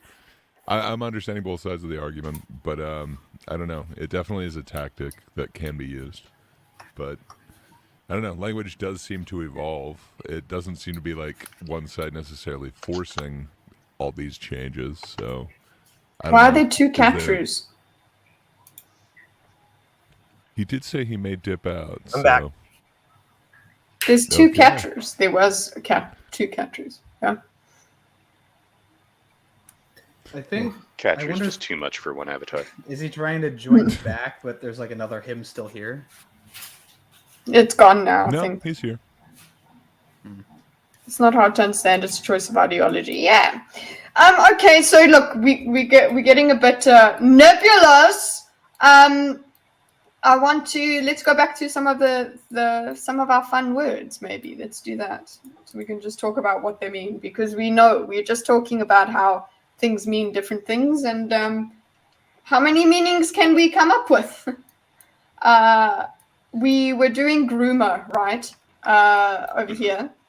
A little bit. And groomer was like originally, yes, you're being groomed. Then it's like it is predatory, but then it was put on, like it was spread over people that just wanted a bit more sexual liberation. But it's also used, it's used as groom is not a good thing for anyone, okay, to use. But it's now a weapon. I suppose we can move on to we can talk about, okay, who is in and out? Is Gallente is having a problem. What about vanilla and normie? These actually the same thing. Wait, kind of. Maybe we can also talk about whether things are a slur or not. Let's have a go at slur. Yeah, because words are harmful, guys. Words are violent. So so what's our definition of a slur? Yes, let's go. Fair enough. Yeah, what is everybody's definition? But remember, okay, so what we were talking about, just one thing to maybe close off what we were talking about there, is that it's very difficult because language is very ambiguous. The only thing we can really do is have interest in the other person's definitions to try and understand them. Don't use the difference between the definitions to play word games to just make none of it make sense. So let's just stay consistent. So it does get difficult. The thing that I found with me and Andrew when we were doing the Think on Kink is because we literally had different psyches, different values, right? We have different lines.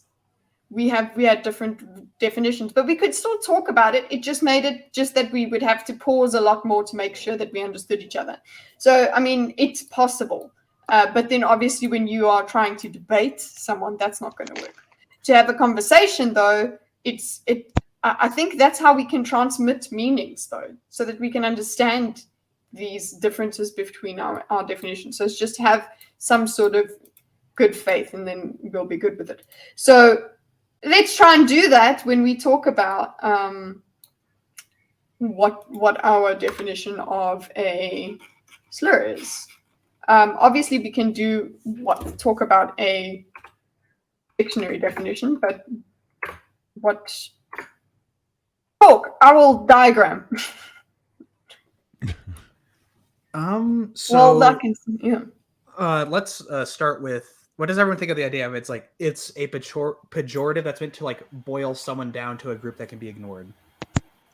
I don't know about ignored, but I agree with the pejorative. Pejorative is good. I wanted to put that up on the screen somewhere. A word expressing contempt or disapproval. Okay. J. Pejor. Now, would this pejorative have to pertain to something that is outside of someone's control? Because well, I mean, like, people, we're probably going to go into this, but you know, we had the cis ban, and if you look at the way people use cis, they clearly use it to label and dismiss people, or to use it in an insulting way. But it's not as if those cis people can control being straight or heterosexual, whatever they want.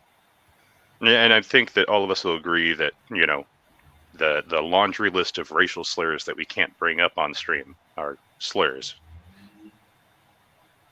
Yeah. Mm-hmm. Well, race is it's got to do with a group, right? It's just that the core of this is that it's group identity, right? I was just trying to get down to whether or not it's an inherent group that you can't change, or if you can be part of a group that you can leave and still have it constitute being a slur. Right. Oh, okay. But here's another thing: is that just because mutable versus mutable, sorry. Yeah. If a group identification is mutable, you can still use the label as a pejorative. Right. Mm-hmm. Does that make it? And that doesn't make it okay. Pejorative. That, I mean, it's not inherent. Yeah. So can we just say, okay, well, that's a pejorative, so we can just make a split between slur and pejorative? Well, and I mean, it depends on where you're drawing the line. Like there's lots of things that I think we'd agree on are slurs that are directed towards those of the faith of Judaism, that can also just be like the basic one, Jew. It is a descriptor, but given a certain venom in your voice, it can become something more. So intention matters. Right. I 100%. A word. I think that's kind of like a subcategory of it, though, because like I agree. I don't know, slur. What's a subcategory? More than that. Like it's not just like a. So he was talking about like So I don't know if that would technically be like an ethnic slur, but it would be different than just like a regular slur. Like, you know, some slurs are definitely like you could say them, but like I think that's more tradition, though, right? Seem like they're more of yeah. And more, you know, like colloquially, if you say like no slurs, you know that means more like racial slurs. It's not like don't say stupid or something like that. Right. So I don't know. Like it seems like it is still part of slurs, but it's a subcategory. Sure, but I think the reason for that is because it's okay to insult people's intelligence. Yeah, but so it kind of depends on, again, like if it's just pejorative. So like the dictionary generally is saying like it's an insinuation or allegation about someone that's likely to insult or damage their reputation. So like that is most pejoratives. You know, calling someone stupid or like mentally deficient or something like that, it would fit in there. It doesn't hit the same as you know, some of those other ones. Right. Is a slur subcategory of pejorative? I would think so. Yeah. Well, and so the reason why I wanted to bring up want to make a distinction between pejorative and slur is because just like what Gray was saying there, it's talking about slur is talking about like damaging somebody's reputation, whereas pejorative it is the idea that you're expressing contempt or disapproval. So you could use a generic or accurate specific label with contempt, and it would be a pejorative, right? And so what people are arguing, though, is that it's not damaging their reputation. True. Okay. Yeah. Not damaging their reputation, you mean like it's not making them look bad? I think the main point is that the disdain that the person has while using the word is almost self-contained within themselves. It doesn't cast aspersions on that person that they're using the pejorative to in anyone else's mind, unless that other person also has that pre-existing contempt.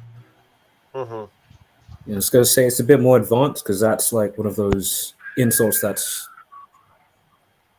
dependent on the person who's saying it. It's like a person, like a one person saying, "Oh, those blacks," I mean, stunk. Well, but a person saying it with vitriol in their voice, you understand what they mean. Like if some, well, yeah, you know, then if, it becomes.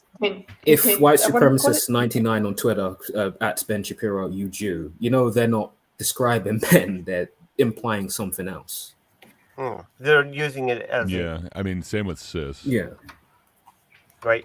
And the point there could be argued that they are using that pejorative to damage their reputation. You know, it's obvious that there is contempt within them when they say that. So, or it can easily be read as having that intention, or, you know, that that it's being said that way.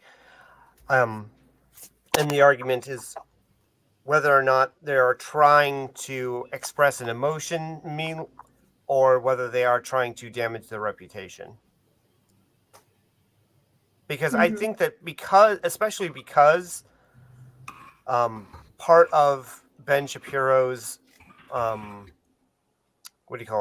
Ben Shapiro's identity online is a public image is his Judaism. I don't think that it would make sense to try to damage his reputation. It certainly is trying to label and dismiss him. It is expressing contempt in doing so, but I don't know if it has the connotation of trying to damage his reputation in the way that, like, someone might say that a person with, like, what is it? I was gonna say I kind of disagree. Okay, that's fine. Like if Respect, you go just ahead. added like E to the end of it, like sissy or you know, Jewy, like now does that become, because he doesn't identify that way? I don't know. Does that now make it a slur? I mean, the thing is, when they're calling, I've heard like sissy when they're calling Ben Shapiro Jew, they're implying that he has the negative characteristics of these negative things people have attributed to Jews. Sure. Yeah, I can see that. Yeah, I was going to say that by using the descriptor, they're trying to insinuate a lot of the things that you would gather through that would fall under the reputation destruction you're talking about. That they're not just Jewish, but they are a bad Jewish person. Yeah, or else they wouldn't be bringing it up. Kind of. I'm not even sure if I agree with my own statement there, but I mean, some like how do I put it? Because I don't want to get because when someone calls when they're saying a Ben Shapiro, you Jew, they're implying a bunch of different, like, negative characteristics that they have of a Jew, or that media has portrayed of a Jew, and applying it to Ben. If that makes sense. Am I repeating myself? The negative connotation of it. Yes.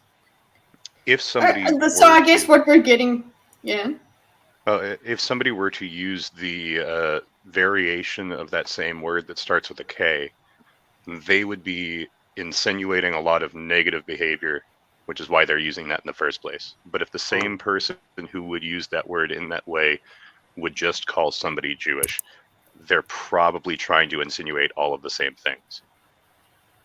Subtext. Yeah.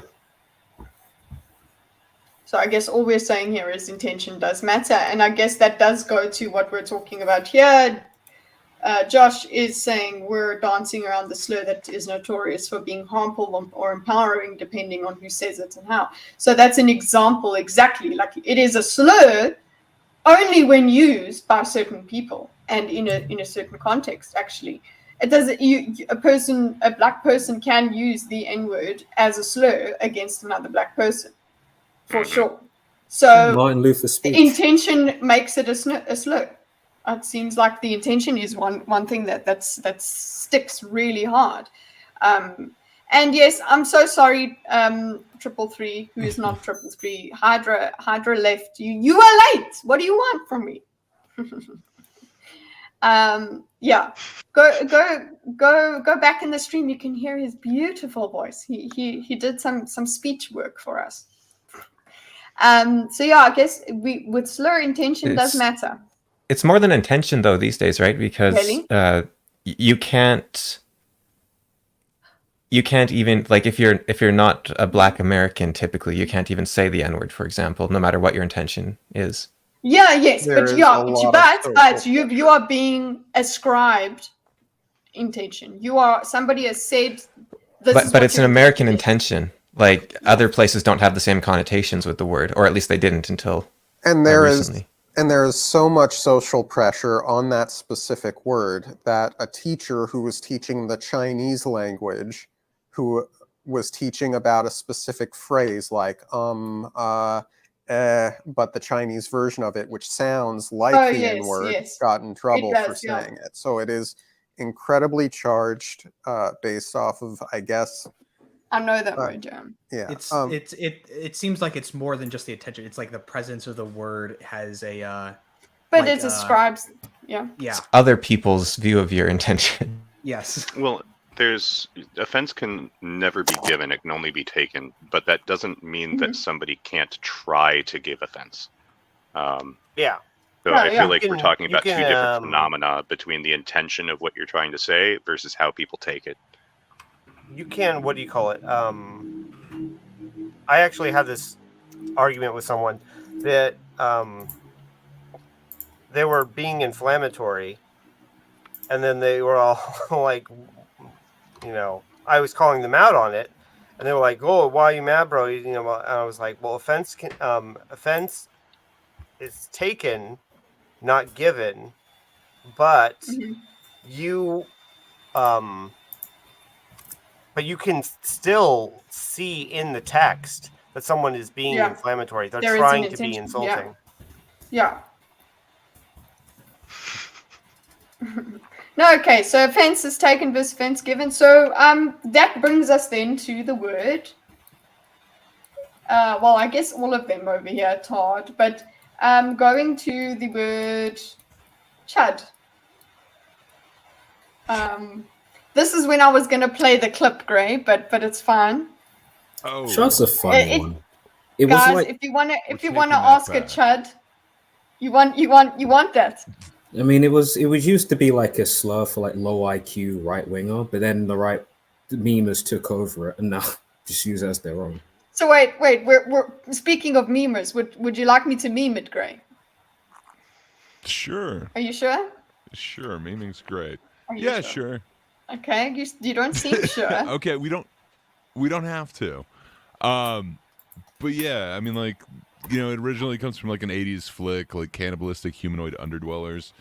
And then, somebody decided it would be fun to start calling people that. So, yeah, it kind of became an easy way to call right-wingers that, like you're saying. But, yeah, we're taking that back. Mainly Patrick is taking it back. And it no longer stands for those evil things. Now it's creative, helpful, unifying, and determined people. Yes. So, yeah. I mean, we are trying to take that back. Trying to. Like, Mr. Medica.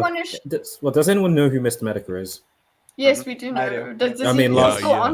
He's dying badly. He had a heart attack. Yeah. But, I mean, last year he had the year of the chud. Everybody's just drew fan of like fat white guys with chud shirts spelled backwards. Okay, well, look here. The reason also I want to play this because I want to see Patrick's face as well. Okay, some have called a little bit bold. So, That's not. Also, this That's not is also Gray. where Gray you, has blue hair. also you guys can hear the Yeah. difference between, now you can maybe hear the difference between your voice on your video versus here. It's very strange. new here. I have no That idea. some Mike, have same called a little bit bold. So we are doing something new. I love this. Something I'm that sorry. some have Big called difference. a little bit bold. Fair enough. But, you know, Fair enough. we want to try and give back because Yes. we are taking back chud, if you will. What is a chud? Well, a chud is one who is creative, helpful, unifying, and determined. And we're taking it back, okay? And as such, you might have some questions. Well, we'd like to help you out. We have some answers. So if you have a question, feel free to ask a chud. And we have a brand new email address. Of course, the ticker is covering it in the image. I'll adjust that next The ticker is the But email. yeah, askachud@gmail.com. Again, that's askachud@gmail.com. And, you know, we would like to totally answer your questions. So we are doing something new here. Something. What kind of emails have you got? Reclaiming the word, I like it.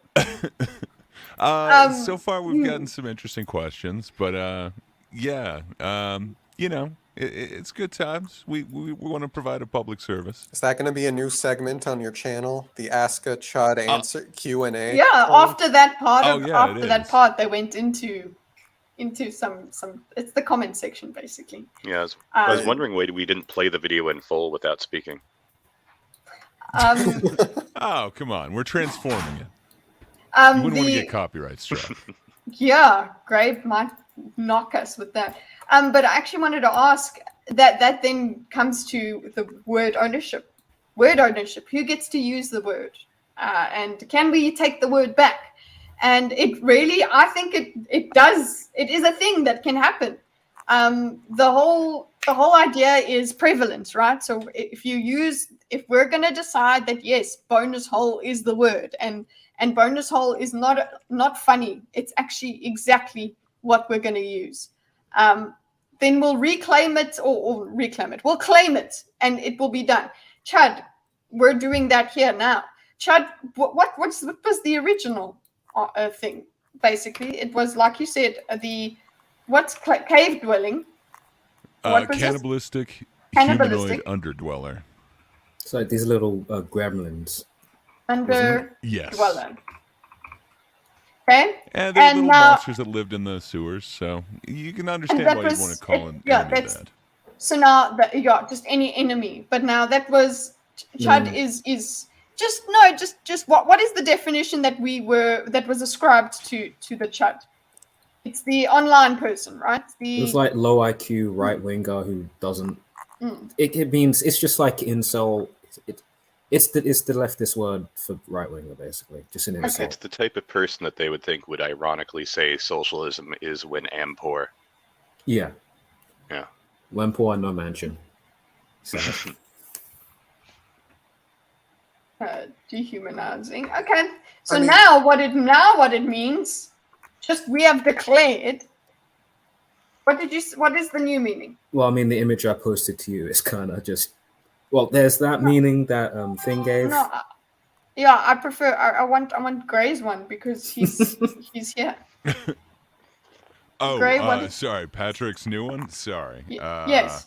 So Patrick gets all the credit for this, but I always say it wrong, so I had to write it down, and it's taking me forever. There we go. Creative, helpful, unifying, and determined. Unifying, determined. And that's basically the microculture of this definition is you were called chuds by a certain group of people, so that's it. Okay. Who left? Did Gallente fall off again? Yeah. Yes. Use your words. Hi, Lucifer. Yeah. There's a certain degree of power a person can have in the ability not to let words and slurs bother them. And you know, if there's a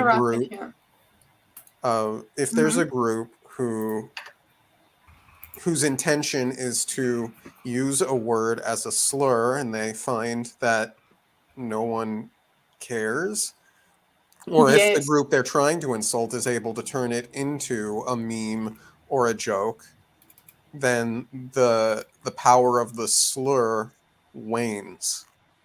Yeah. Because I was going to say, the more shitposty people, they've taken charge. I mean, yeah, I am a brain dead right winger, and if you look at all of the memes, it's just a fat guy wearing a chud shirt drinking a beer. When there's a Warhammer group literally called a chud guys with Asian wives. That's pretty large. You guys getting kicked off? Are your computers failing? What's happening? Everything just keeps going weird. My so computer's always failing. No, I guess it's because it's a lot of us. I'm loving being here, but I'm hating being here on mobile. I've been on mobile and it's been okay, but then again, I wasn't on with so many people. Doesn't sound bad, but I'm sorry. No, it's just I accidentally touched my screen and it's like, oh, you wanted to leave StreamYards? There you go. Oh yes, I've done that so many times. I did that. Oh god, it's the navigation of it. It takes you back. I know what you mean. Sorry, I know exactly what you mean. No, it's all good. So wait, there is power not taking offense when it is given, when it is intended. I mean, that's kind of like the icons you see lots of people shitposting about Homelander. They keep your rifles by your side. Why those pop off? Because I meant to insult, the intentions to insult a group, but then that group's like, yo, this hyper, you know, I can't figure it out. I can hear Hydra. I am behind the sabotage. You will play. You ran. Where is he? But now, wait.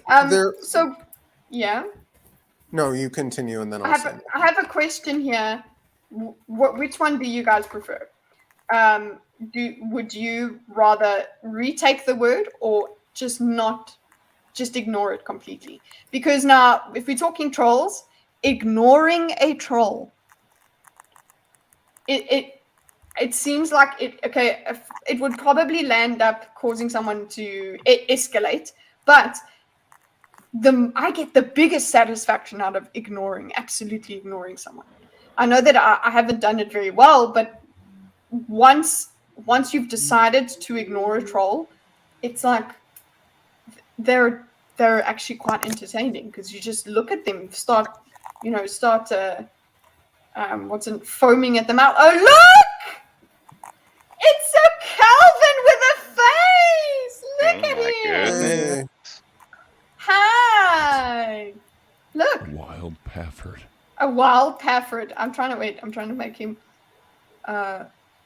solo loud. There we go. Look at him! Well, just quickly before, because I've talked a lot, but basically, there's like two dynamics to this. Like, the K word in your country, there's no taking that back. But in this case, it's a weak insult from a group of people that really can't insult due to their politics. It's very easy to take. We can't hear you, Calvin. Sorry, I'm just letting him know. But yeah, like you said, we're not. Yeah, there's no taking that back. What did you say about politics? But it's a political insult from your enemy. A, so if you shouldn't let them take it. B, it's an insult from an enemy who really can't, due to their politics, really can't insult you. They have to hide behind double meanings and subtext. So it's very easy to co-opt an insult. Like, you know, when they... got to pop in while I can. The Calvin not having his mic working is not a bug, it is a feature. No, it's not right. Oh my gosh. Did I see Patrick? What? I knew I had to do it while I could. That was very good. So yeah. To answer your question, Kitty, I think there's value in both.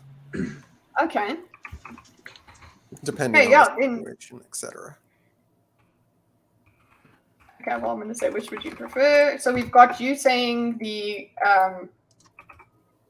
take it back or ignore it. So for me, like, there is no, I don't know, just I don't. It seems like the N word and the K word are similar, but the K word is just so. Nobody took that back. Nobody wanted to take that back in South Africa, and maybe it's because it's historically a little bit closer than the N word. There's been more time with the N word, maybe, but yeah. Is my mic working now? Yeah, it's working. Yes. Okay. Well, I was gonna say, like, the thing about like taking back the N word is that, like, if a black person called another black person like the hard R, like they'd still be like, yo, that was a little much, right? Like that's not okay. Maybe. Well, you ever like in the Boondock, like Uncle Ruckus never said like NA, right? He always did hard R. Did Martin Luther do a hard R? No, he didn't. Have you seen the Boondocks episode? Oh yeah. Have you seen that Boondocks episode? Oh yeah. It's a good one. I didn't know. I didn't like that episode at all. I do want to throw in, there are times when a slur becomes associated with like a phrase, and then the slur falls out of common parlance, but the phrase persists. An example being the phrase "chink in the armor." I don't think people. Yeah, but you do realize that means that they're like the word chink in there means like a weak point. It doesn't mean there's an Asian guy in your armor. Well, right, but it started as a slur, and then reader response theory. No, I don't think it started as a slur. I think the word chink has meant like weak point. No, I'm pretty sure the article was about an Asian athlete, and that's where it became a double entendre slur. So I had no fucking idea.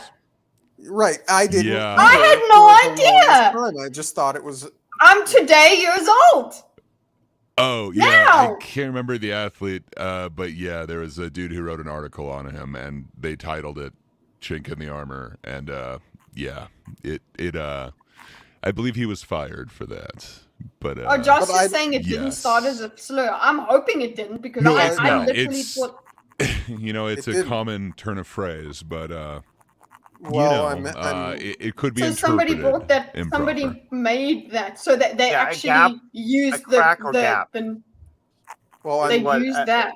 They used the fact that you could use this word chink.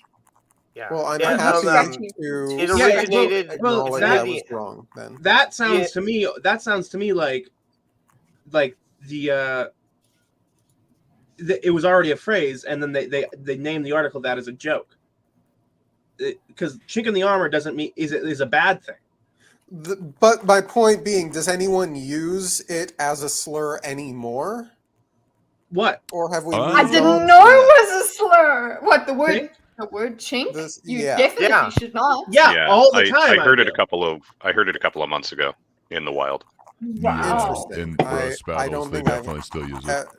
Interesting. I also think that I do think that a slur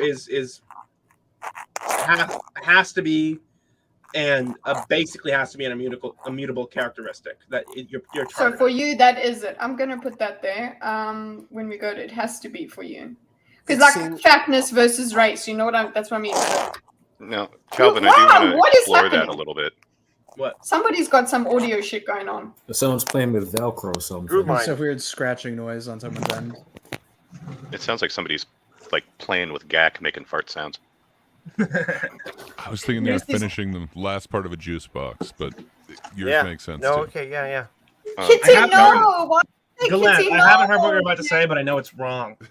Oh, well, that's fine. No, I actually was going to ask you if you think that standard does hold up if, let's say, somebody is not ethnically Jewish, but they convert, and somebody decides to use these slurs against Jewish people at this person. You can call even a white though it's person not the N-word immutable as an insult, though.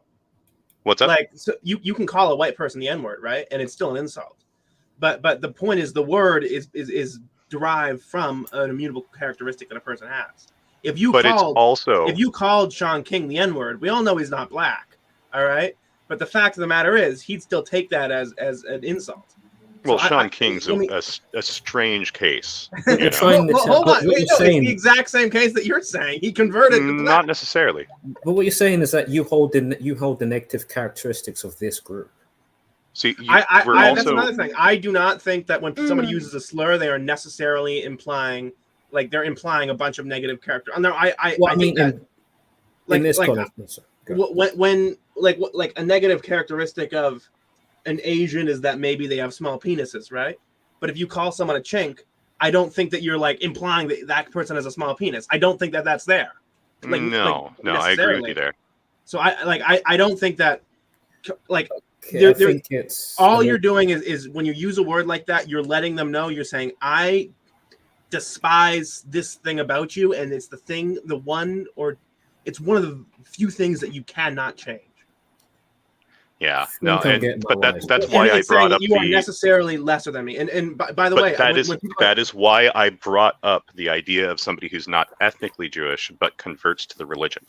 Because okay, but some people who aren't religiously Jewish. Well, hold on. Let me finish.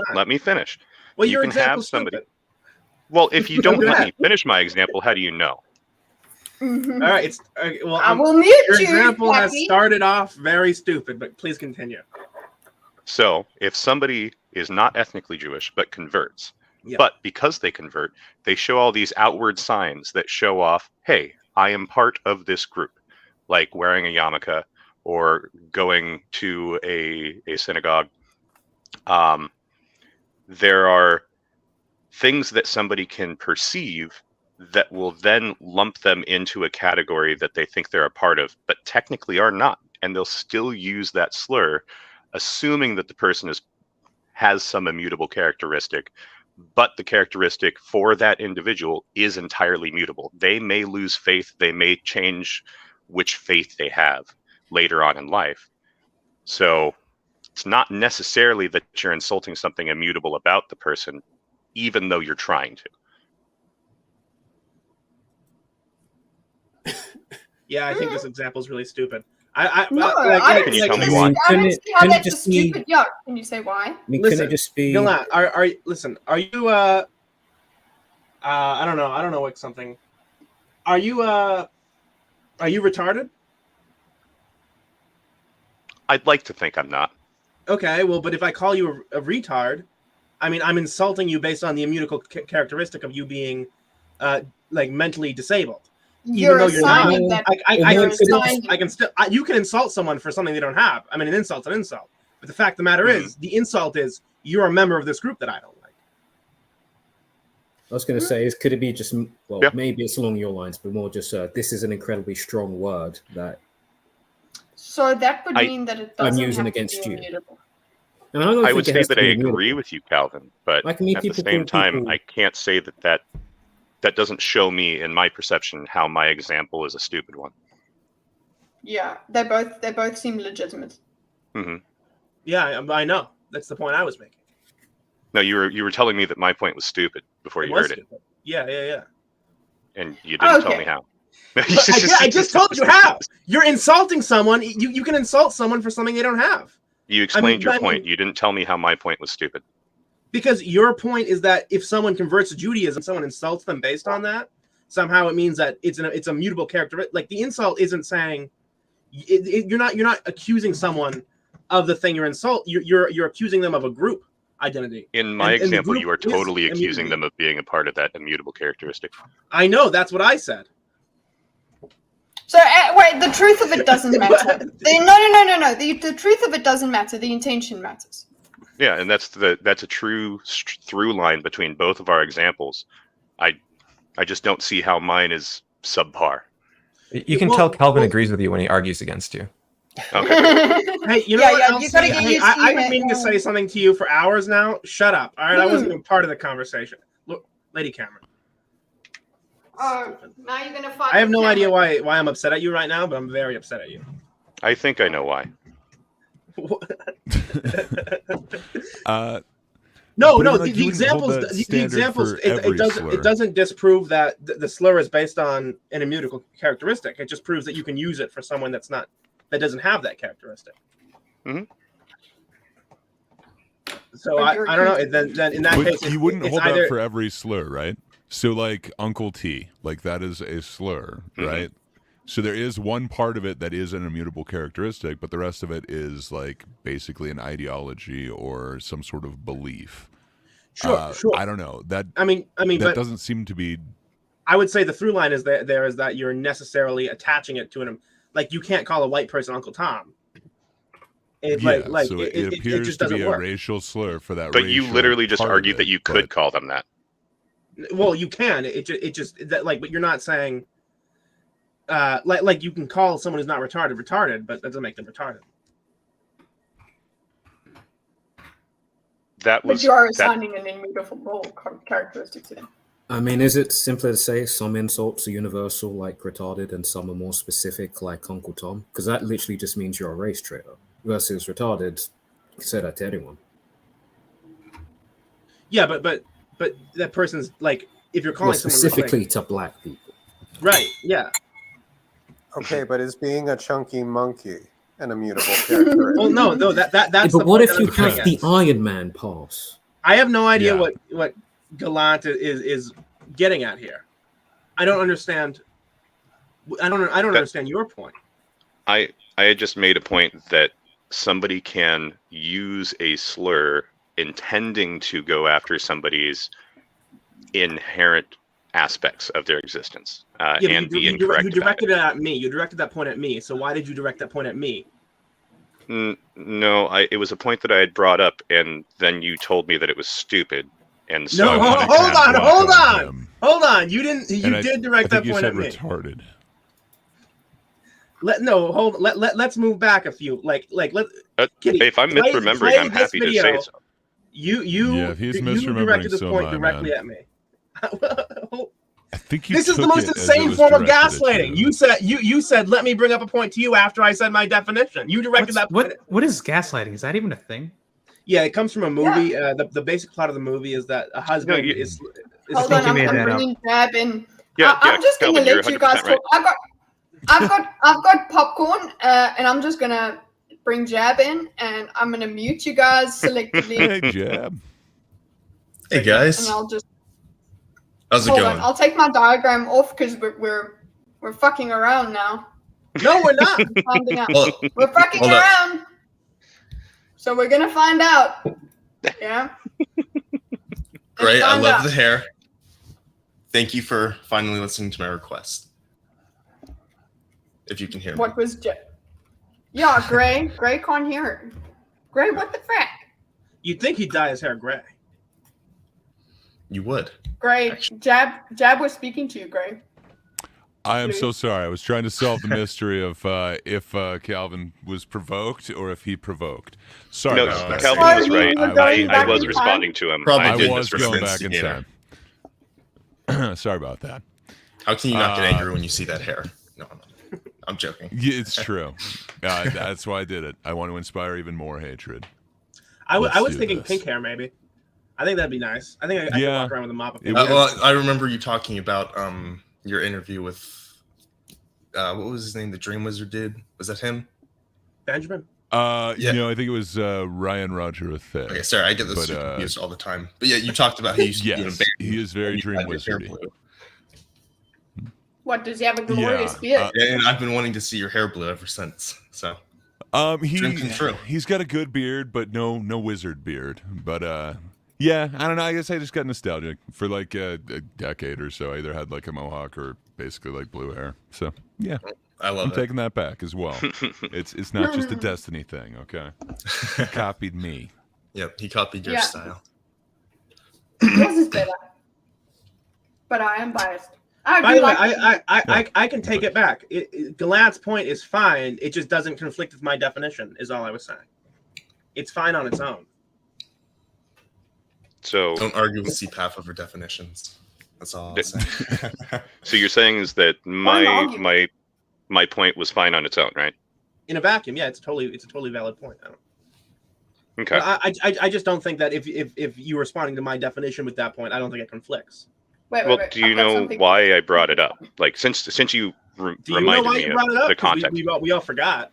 I mean, I think it was just a statement. Like, it didn't need to be a point against anyone. It just seemed like a statement. Well, no, yeah, it wasn't necessarily a point. It was an expansion of the thought. Like, with it was just going into the idea of whether or not something has to be based off of an immutable characteristic or not, or whether that reference to an immutable characteristic has to map onto reality.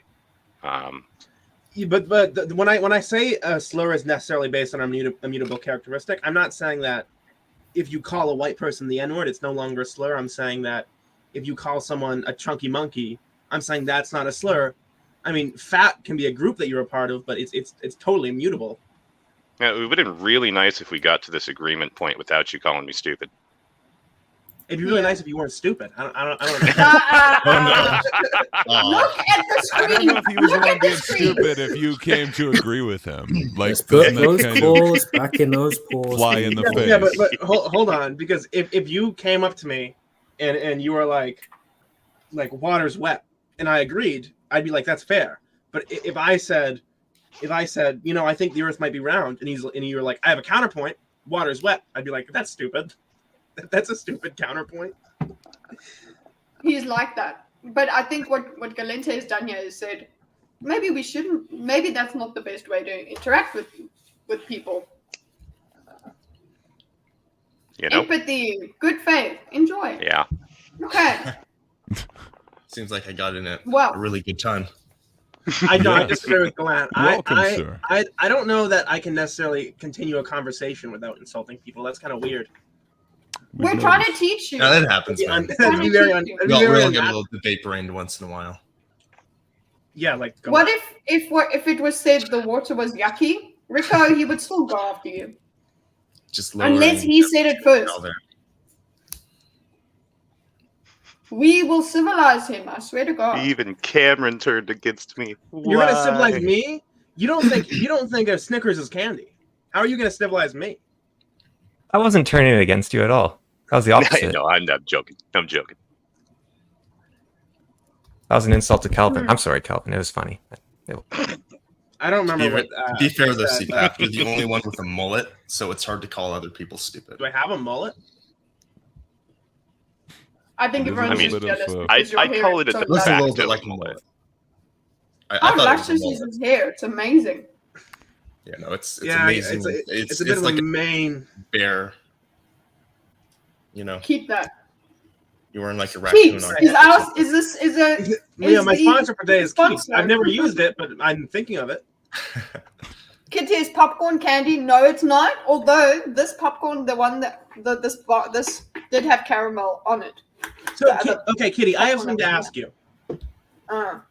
Okay, so the earliest types of what I as an American would consider candy would be like candied fruit, which is to preserve and sweeten a fruit in sugar.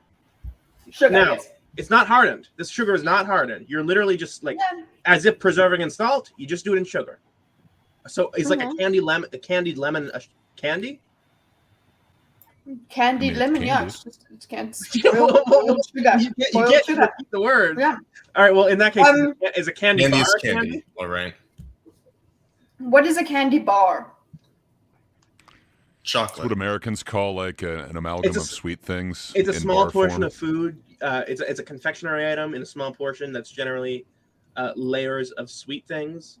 And these things can be like nuts, which aren't usually the sweetest, or caramel or nougat, which I'm not exactly sure what nougat is, but it's in there sometimes. it's in there sometimes. It's literally only in reference to chocolate. I grew up in the mountains, so my parents always called candy bars. So now, like, whenever I see it, I think, oh, it's a candy bar, or really any protein bar. Vin, you can come and do your face reveal. Well, that's weird. Well, Kitty, what I actually wanted to ask you, because they talked about it on Such an Atom, is did you consider... You don't consider a payday candy either, though. Everybody, David said something cool. Sorry, what? I think Kitty is candy because she's so sweet. Aww. And he actually said a cool thing in his previous. I think cats are candy because they taste. Yes, he did. Is caramel popcorn candy? Yeah, yes. So like we consider like a candy apple, like that would be candy, right? So it's an apple and caramel. So would popcorn covered in caramel? Sorry. Benjamin. What? Hey, Daddy was out of this, okay?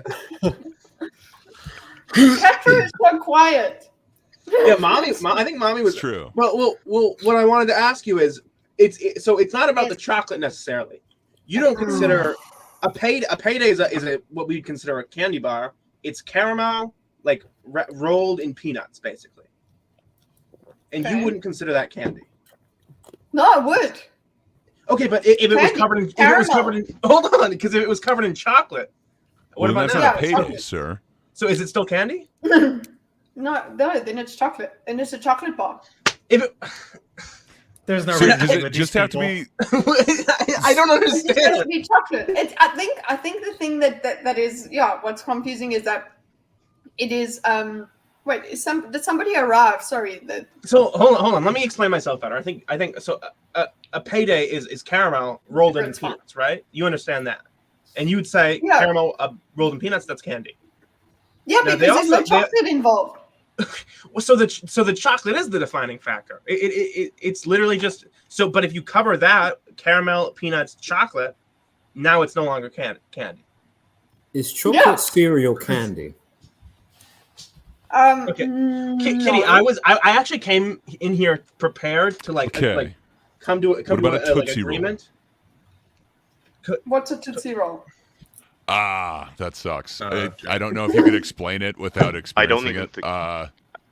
I don't think you can call that candy. That's not more real wax. chocolate, right? So like that would have to be candy, it's in like- my opinion. But It's harder than wax. wax, but it's softer than chocolate. It's like a chocolate. You can light it on like fire taffy, and burn it like a but not candle. quite. It's Taffy, halfway. that's candy. It's halfway That's between. candy. It's chocolate taffy. flavored. Chocolate taffy. It's chocolate taffy. it's- That would be the closest chocolate Kind of. gets to being candy. You know what I'm saying? I would. What use about candy. Hershey's Kisses? That's So chocolate. that's just straight up chocolate. Well, What But about I mean, like bounty something that's bars? not chocolate but chocolate flavored, that seems like that would fit in that candy. I think thing for it's sure. just that. Just if there's chocolate, it's chocolate. Guys. Kitty, do you want to know something though? So the Isn't weird candy. like, okay, but like the weird tangent like family member chewing gum. Does anyone consider that candy? No, because it's not. It's technically sold I at a think all sweet candy is shop. food. I don't like- even consider gum food. Yeah, Let alone It Right. shouldn't be. You're not supposed to. Right? So Wikipedia is wrong on all fronts. So we can throw the Wikipedia definition that's Can I ask right out the window. what is the distinguishing factor that makes people not want to assume that gum is candy? I'm It's just not curious what the I think dividing 'cause line you is. don't Swallowing. eat it. You're Like, candy is something horrible for you that you eat, right? But Where's the also sparkles like in you your don't. meat? Like, I can you made a get swallow sick from joke. eating gum? I don't Well, the think reason that I brought it up is because you wouldn't traditionally eat a jawbreaker. Like it's kind of in the name, right? Well, hold on. You do digest, like you suck I on mean, it. maybe You I don't spit it break out. tradition then. True. Yeah, it dissolves, spit out and jawbreakers. you do end up swallowing it slowly over time, for sure. But I'd also say that it doesn't absorb in your bloodstream. It dissolves in your mouth, and you use very slowly. do you drink it, salivate like- when you chew gum? Some You of the don't- gum hold on. transfers into that. I'm assuming you swallow some of it through Sure, the act of chewing on and your there's gum. sugar in the gum, Gum and is we consider mostly sugar food. Gum But has food components. The but it's not gum a food. activity, Right. the activity of think gum we all has agree. no intention to swallow and get nutrients. Gotcha. I literally just wanted to find where the defining It also line doesn't. was. You still get calories though. Sugar Like, isn't if there's intrinsic sugar to in it, gum. You're getting some. That might be part of it for me. No. But Yeah, you said that's nutrients. true. Like technically, you could get some nourishment from. But you're sugar. not It chewing wouldn't gum be for good. the nutrients. Yeah. Well, you're not really Maybe eating you're candy. chewing for gum nutrients. They've got do this thing something. called like quench gum, where like Ooh. supposedly Nico's you right. get some sort of Calories. liquid. Isn't there a gum at the center of a jawbreaker? Yeah. I don't think so. Yes, I don't Some some jawbreakers. Some do. Some. Well, the ones But that I like, know, the where ones it that I gets used to weird have. is if you get like a blow pop, so it is Thank gum, you. and then it's got a candy coating on it. Mhm. Now that would be gum coated in candy. The weirdest one is I don't know if anyone's familiar with Razzles. They were Oh, really yeah. crappy. Oh, thing. Like, those it's a candy. things, yeah. You chew the crap out of it, and eventually it becomes gum. But like it's not two separate things. That was weird. I have a But even then, like I think they point out that it's also gum. It's not just candy. Well, it's sort of like you don't eat the stick in a It's lollipop, flawless. but you don't eat the stick in a lollipop, but the stick is a component to the lollipop. A lollipop in general is sort of like food, but there's a component to the food you don't eat. You don't eat the stick in a corn dog either. So that's how I view the gum in a Tootsie. Has anyone ever had Zats? Okay. Oh yeah. They're popping. It's what? popping powder with a hardened coating. It's really good. Oh yeah, Those are delicious. Oh, fizzy candy. I believe I So can. I think all of us agree gum is not candy. Yeah. It's like candy, It's ginger something candy. else. But we all love gum so much, and we love to explore like these little gum. weird things. It's It good. is. It's just. It's a good jaw workout. Oh I have yeah, a- yeah. I have a prepared statement I could read. Please do. We are all prepared for your prepared statement. Your spiel on candy. Ladies and gentlemen, my friends, I can bring unity to this discussion. For I have traveled Rainbow Trail to Candyland in search of the answer. I slept All under right, the skip 10 gingerbread. So you mean you went to San Francisco? I'm muting everybody except Dorcas right now. I slept under the gingerbread plum trees, traversed the majestic gumdrop mountains, escaped the harrowing halls of Lord Licorice's licorice castle. I journeyed through Peppermint Pass, shopped at the Cupcake Commons, dined at Candy Castle, and seen with my own eyes the Chocolate Mountain. Why would there be a chocolate mountain in Candyland if chocolate was not candy? I rest my case. Nevermore. Candy Mountain. Oh, we were doing a different thing. Candy Mountain, Charlie. Now, I did want to come into this because I was curious about the fact that we will accept that caramel is candy. We'll accept that jawbreakers are caramel. candy. Caramel. Caramel. To be caramel. fair, This caramel isn't is Indiana, basically it's almost all caramel. sugar. Well, yeah. Okay. Yeah, So here is- we go. I was just giving you shit. Like it That was a depends good on shit. what type of chocolate that you are making as to what sugar content it's going to have. If we're talking about, say, Hershey's milk chocolate, like that's got what, maybe 15% cocoa concentration. It's still chocolate, even though it's only 15% cocoa mass. But there's still a lot of sugar in it. So if we're making candy distinguished by the presence of sugar, chocolate still fits. Yeah, it does.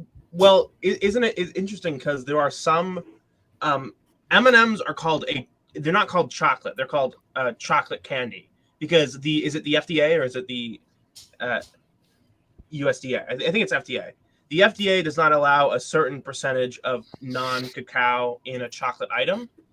So dark chocolate, like when you buy Hershey's, the only thing that's considered chocolate by like the FDA is the dark chocolate. The milk chocolate and the white chocolates are not chocolate. Yep. I work at a chocolate factory. I'm well aware of this flavored with cocoa, basically. How about Okay, we but tell the keep chocolate this factory. Tell the chocolate factory that it's not a candy factory. Okay, I'll get right on it. I just Well, realized then, I'm that- wearing a this shirt is that has Calvin's tagline on it. That's what made me notice. I have the quote from Shakespeare. Words, words, words. Yeah. Very appropriate. Mm-hmm. That's exactly what I was thinking. I don't believe you. You need to show it. I don't have a camera. That is a lie. I've Kitty, decided. this is so. I came here today and I was like, I'll take I'm a gonna picture of my lack of camera and show you. I was prepared to say that the thing that made it different is that, like here we kind of consider candy to be both a like vast group of things, but I can also see how if you wanted to be like sort of like how cats can include lions and tigers and stuff because they're all like felines, or you could say cat to just mean like the common house cat and none of the other things. I was sort of thinking, well, maybe we think of candy as sort of an overarching grouping of like super sweet snack items, but also like small forms of hardened sugar and just that. But today you told me that you don't think she thinks paydays are candy, but not paydays covered in chocolate. So I don't understand. You got to say bye to Andrew. Oh, I love you, Andrew. Bye, Andrew. He says he's going. I gotta go. Bye, Andrew. Bye. Bye, Andrew. Bye. Have a good one, man. Bye. Bye. Bye, Andrew. Okay, so you don't think that chocolate is candy. So what is white chocolate then? Because like white chocolate isn't chocolate. It's got right? it has so some, is it it has just some, its a own, fruit. like in between? White It's a chocolate does fruit. not contain any cocoa Animal nib milk. mass. It only Exactly. contains So like cocoa to butter. me, it would just be candy. Cocoa It's butter, not ooh. chocolate. But it's still Okay, a so- byproduct of cocoa because you're using cocoa Yeah, butter it's a in it. chocolate byproduct. But Well, I don't know. so are cocoa We nibs. still call it chocolate.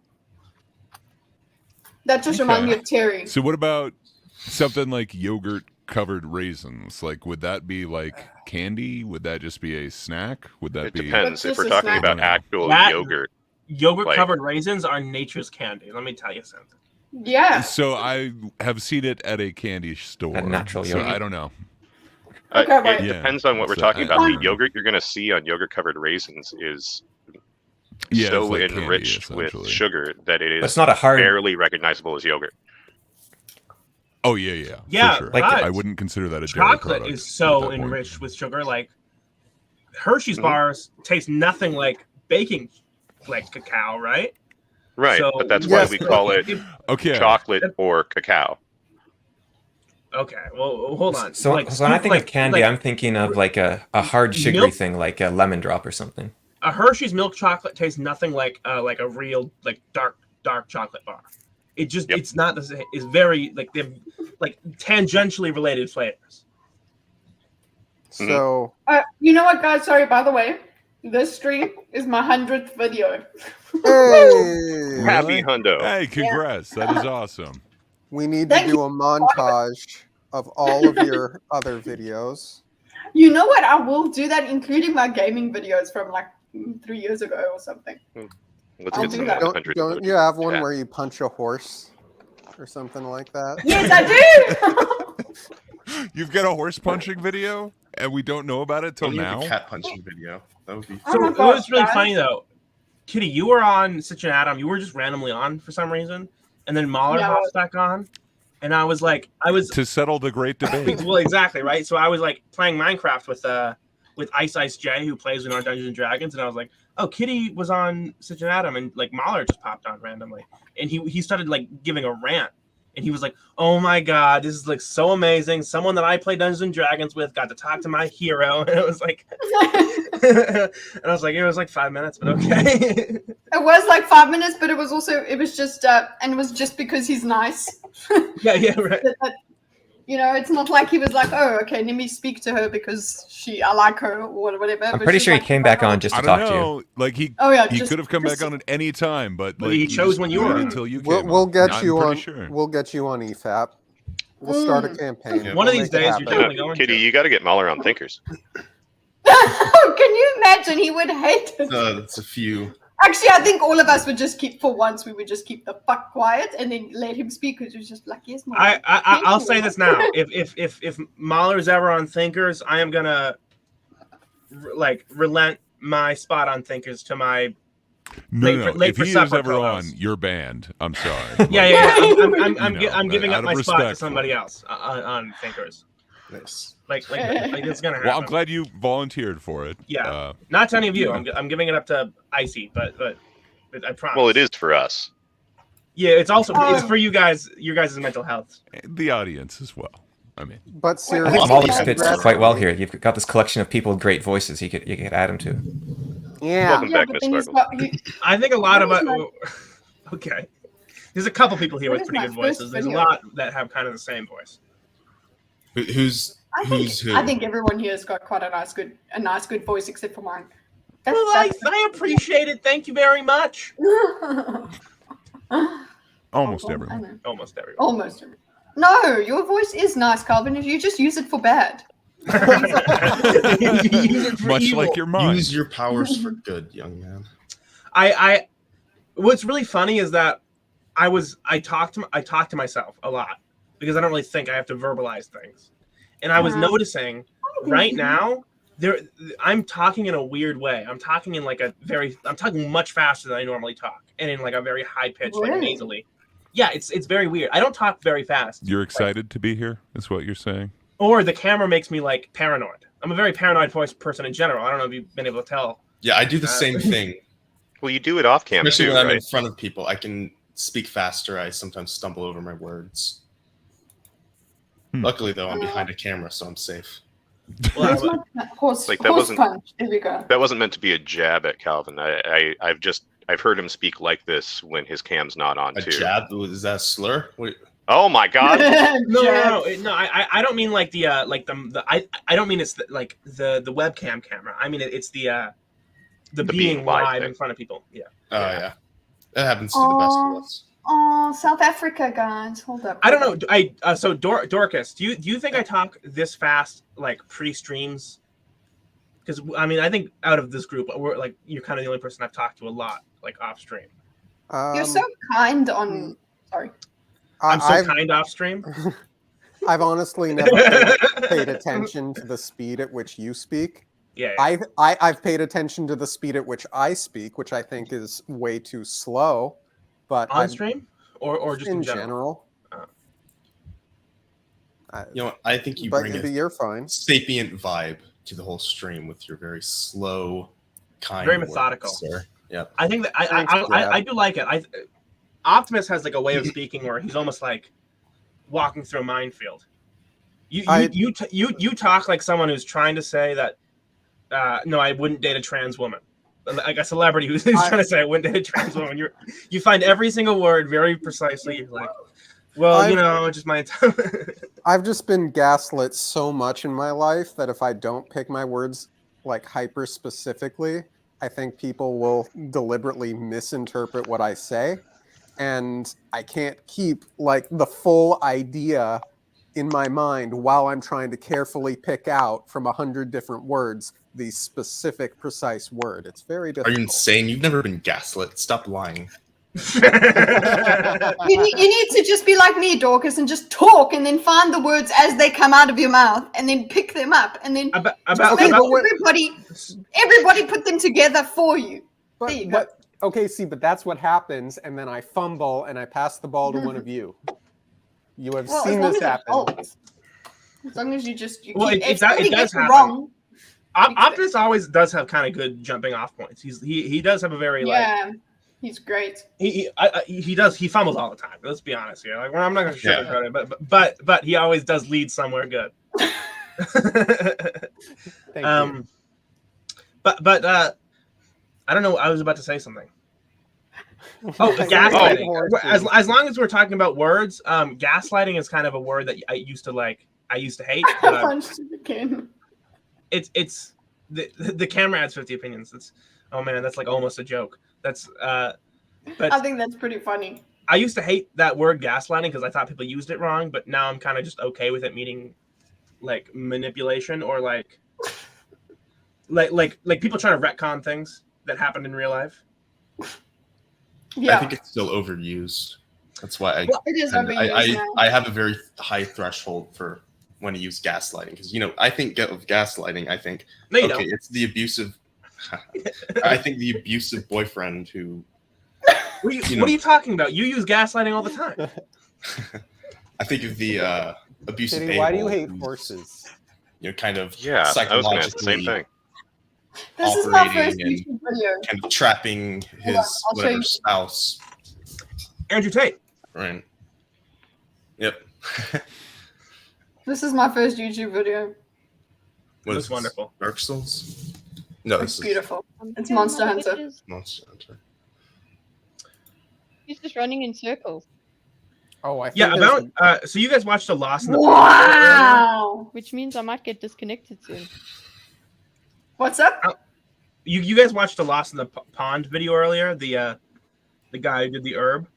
Mm-hmm. And oh yes, if you watch all of his videos, there's the very common theme about why do America, like with the exception of maybe the word color, which it has like a much more clear reason why. But like the theme is that what happened is England brought over a word to the Americas and then they changed it because of classism because they didn't want to sound poor. And America didn't do that because they didn't care. And then English people started making fun of Americans for using the poor version of the word. Wait, which word? So why do the Australians and Canadians still have the U? How did that happen? Do you know? No, well, no. I said the word color as an exception, but it comes from the printing press that you shorten certain letters you didn't need because.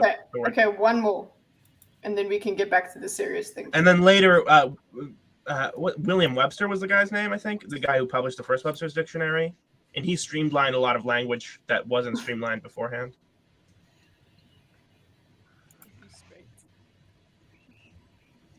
Bye, Dorito.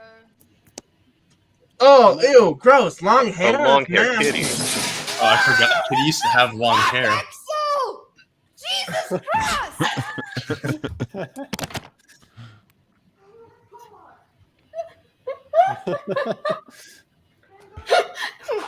What all got knocked I don't over like there? long hair kitty. I like little boy hair. Your kitty looks like a. Don't I look different? I look like a different human Fits more with altogether. your theme there, Calvin. You look like you're. You look like you're picture of My Little Pony in this clip. So I have a theory. I have a theory about hair. And as long as we're talking about long hair, is that I've heard a lot of red pillars say guys don't like girls with shorter hair. They like girls with really long hair. Yeah, bullshit. And I like I short don't. hair. I like shorter hair, but I'm wondering if it comes from like, maybe you're like in kindergarten or first grade or something, and you get your first like crush. I wonder if the length of that person's hair, or like your early like childhood things, carries over to what you like in adulthood. This video has been coming for a good factor while. for sure. Well, Think about it. Is disgusting. Okay, you like short hair. Who said that? I didn't Was have it? a crush on anyone bald when I was in school. Well, that's Yeah, that's a good that's point. different though. But you're married to someone that's bald. That doesn't mean like if you looked at a group of 100 men and you ranked the most attractive, you would say bald is better. How do you know that? Well, no, I'm just saying not necessarily. That seems like a pretty big assumption there. I'm not assuming that she wouldn't do that. Bald I'm is saying that beautiful, her sir. being married to someone who's bald. Bald doesn't is beautiful. Bald Okay. is beautiful. Blue is beautiful. Well, thank you. Nothing about brown. But not fat, right? Not. Hey, you said it, not me. But like, okay, if you think, who said they like short hair? Was it Me. Gallant. Think about maybe Your your favorite first center. your first like elementary school, like grade school, kindergarten crush. Did that person have short hair in Nope. like a manner that you enjoy? No. Okay. Nope. Well, then my theory falls apart. Then never mind. Well, and I mean, like, I could see My how that sample would of- my actually sample of have an two effect people- on things. So My, I don't. my sample of 2 people proves my theory wrong. Okay, it doesn't count for Shoulder me. length? Um, Like right above the shoulder with curls. That's like my favorite type of hairstyle. I like shoulder length. I like fluffy hair. I also my- I like one of afros, my- but I like fluffy hair. I like I like messy long hair until I have to deal with it, either on myself or others. same. I'm. You sleep and Yeah. someone's hair just ends up in your mouth. It's gross. I don't know. Give me that extra short pixie cut, and I find it absolutely adorable. It's very hard Ugh. to get. I wanted the pixie cuts, but they didn't know how. It So, doesn't work for everybody. I don't think so it'll I work just- for you. Okay, I'm gonna Excuse me. It has. It no, has. It I'm, has. I'm telling you that It it's. has. My husband says I- it has. Okay, well then do what your husband says. All right. But I'm just saying, like, I didn't mean that in a way where you should do everything your husband says. I meant that in a way where if you're everything that your husband if you're trying to look nice, then obviously what your husband thinks looks nice should have a bigger role than what I He's the think looks one, nice. Yeah. If I had a husband, I would cut my hair the way he wanted. I would do my hair like Or you'll have a husband one day. If I had a husband, it'd be I Henry just Cavill. believe that your preferences are based off your opposite sex parent. My dad's No, got hair. that doesn't and sound no correct beard. either. And I love Gordon's beard. Kitty, whenever someone says your preferences and you say, but Gordon, are you implying that Gordon is like My 10 out of 10 ideal? for you? Like 100% your ideal? There's nothing that Gordon could improve? No. If you saw Gordon, Do you think that Henry Gordon- Cavill is more? Well, Andrew told me that Gordon is a real looker, so I believe it. But do you think that like from your preferences standpoint, do you think let's say Henry Cavill? Someone brought up Henry Cavill. Is Henry Me. Cavill more Henry Cavill is more abnormally- attractive than Gordon? No, he's It's more the same attractive picture. than most people on Earth. Yeah, but what I'm saying is, if you're looking for your ideal preferences, you don't necessarily look towards Gordon. I mean, no, Gordon's a real person. No, I wouldn't look. I But would wouldn't. ideal preferences only be looks? Yeah, if we're only going to the looks, then yeah, sure, fine, Henry Cavill. But I don't mean to say that Gordon's not an attractive person. Just so you know. I used to think that Henry Cavill was too pretty, but I'm over that now. I think it's fine. It turns out no. Okay, It well, turns hold out on. he's not Can too I- pretty. It's fine. So what I said when you said what word should we talk about? I said beauty, or I said what does it mean to be beautiful? Yes. Because the thing that I thought I was thinking about is if you call a woman pretty, that's a compliment. But if you go up to a man and call him pretty, it's a bit of a dig. You're saying something a little I bit. call Gordon pretty all the time for the exact reason. Not to everyone, but I don't think I don't think like I think that for more men calling them pretty would bother them than for calling women pretty. On the rare occasion I've been called pretty, I was not insulted. I'm not saying. It depends who it's from as well, I think. Like, I had this old woman call me pretty once, and I was like, oh. Are you telling me that when somebody calls you relies on their intention? I didn't say that. LC said that, but I don't think I've ever been called pretty, but I've been told I have pretty eyes. You're pretty, Dorcas. specific Eyes elements should be pretty. I've Yeah. been Well, called. why do you think that? Pretty gay. Well, what I was gonna say is why would somebody say pretty instead of why would somebody say you have pretty eyes instead of you have handsome eyes? What is the distinction that's being made there? Because they kind of mean very similar things. I think handsome would be more rugged, maybe. Handsome is like a masculine version of pretty. Well, and I feel like pretty there's is this more kind of a little feminine bit connotation around pretty. Like a Clint Eastwood type eyes. Softer kind of connotation. Yeah. There is. Like if like I'm when talking people- to a bird, I call it like a pretty bird, but I'm not calling it feminine. Oh, that's another Like, thing. I don't know. Well, Why maybe do you just would you soft. ever say a bird is handsome? I have. A handsome bird would be like There's an peacocks, eagle. man. Yeah. I knew I was but- addressing a but- male bird. I but might say it's handsome. Axel you is are handsome. way more like if you're looking at like an animal or like a He's view. not handsome. Are you more likely to say pretty than you are to like you're more likely to say that's a pretty animal or that's a pretty view than you are to say that's a handsome view right there. I would say it's a I would say beautiful pretty view. or beautiful or I love I would say that. beautiful, and I would refer to Gorgeous. Henry A little Cavill bit as being softer. beautiful before I'd say pretty. I agree. Yes. something a bit softer, more ethereal. I refer to The View and Henry Cavill as breathtaking. And that's Yes. another thing. I actually think that like when you're talking about, I think that the word beautiful Why, what's wrong? is more gender Derek neutral Chauvin than is also pretty very is. breathtaking, but that's a different story. Who's What's breathtaking? breathtaking? I think both masculine and feminine good qualities can be good in people of either sex. Yeah. So- Well, I mean, but what I'm you getting can at say is that's a how handsome we use woman. words.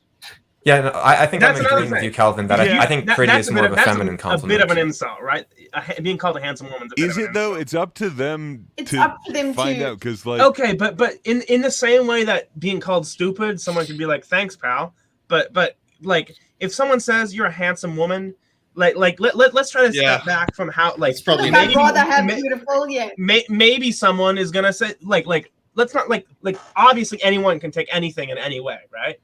But like in general, we can talk in generalities, right? We're like capable humans of doing that. Like in general, I think calling a woman handsome, it's a bit underhanded, is it not? Like It depends, like if they're like a sort of frontier rugged woman, it might not be, but most of the time, I say think that. it has I more don't of a think tomboys connotation like than being called a handsome man either. being called pretty.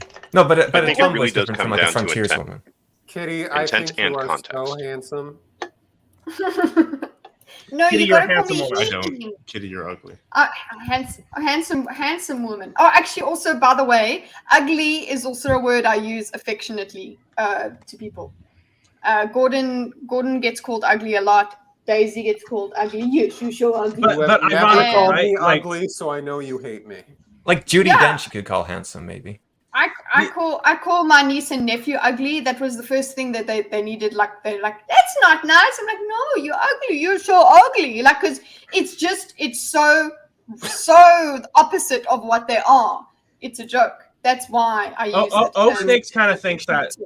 O-Snakes kind of thinks that.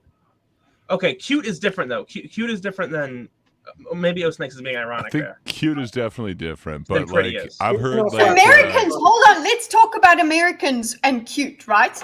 Cute means something like it can mean hot for a woman.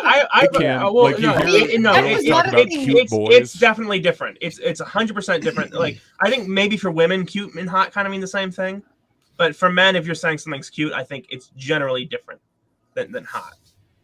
I think they're different things. I think they look different. I think you can be referred They can to overlap. as cute.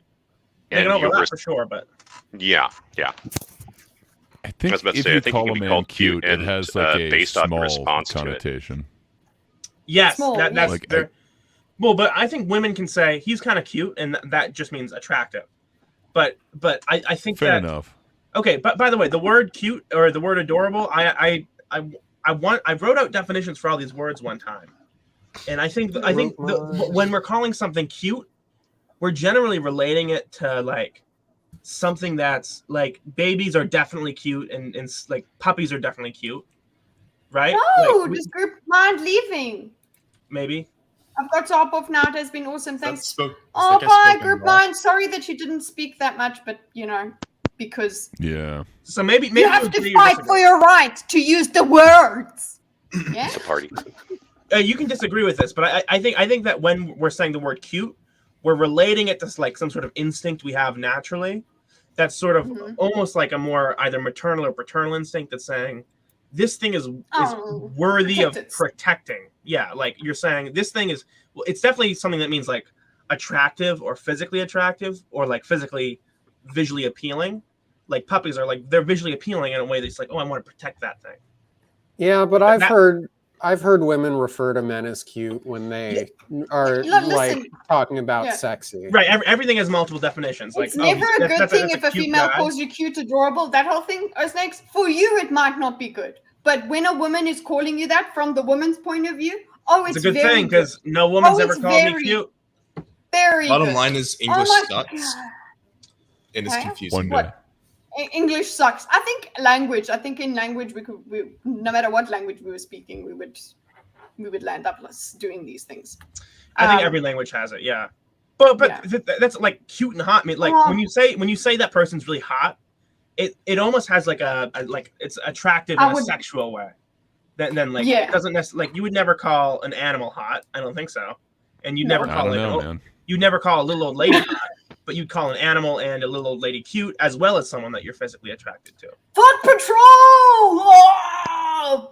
I don't think they're mutually exclusive. I've defined chair so many times. Shut up. Yeah, he's defined chair every time he's come on the show. Basically. And you know what? My definition last time stood perfectly fine. Can't a chair also not be standing, like lying down or something? I don't really know if I would like. You mean like game seats? I don't really know if I would. Chairs. Like you like, I almost struggle with like beach chairs. Like beach chairs that are really low to the ground. I'm like, it's almost not a chair anymore. You're just kind of sitting on the ground, but you have a backrest. Well, that's an interesting point. Snakes brings up. What? This. Yeah. Every female who told me that has failed in our relationship. Maybe I'm biased. That's why. Yeah. If every woman is rejecting you, Snakes, and she's ending your relationship, it's not her, it's you. Yeah. That's why. Is Snakes married? Are we? Snakes, are you married? No. Because if you're single, then every woman who's done anything has failed in your relationship. No, I don't think the word cute has anything to do with it. That is part of what we were talking about earlier. Where I married the first woman who didn't think I was cute.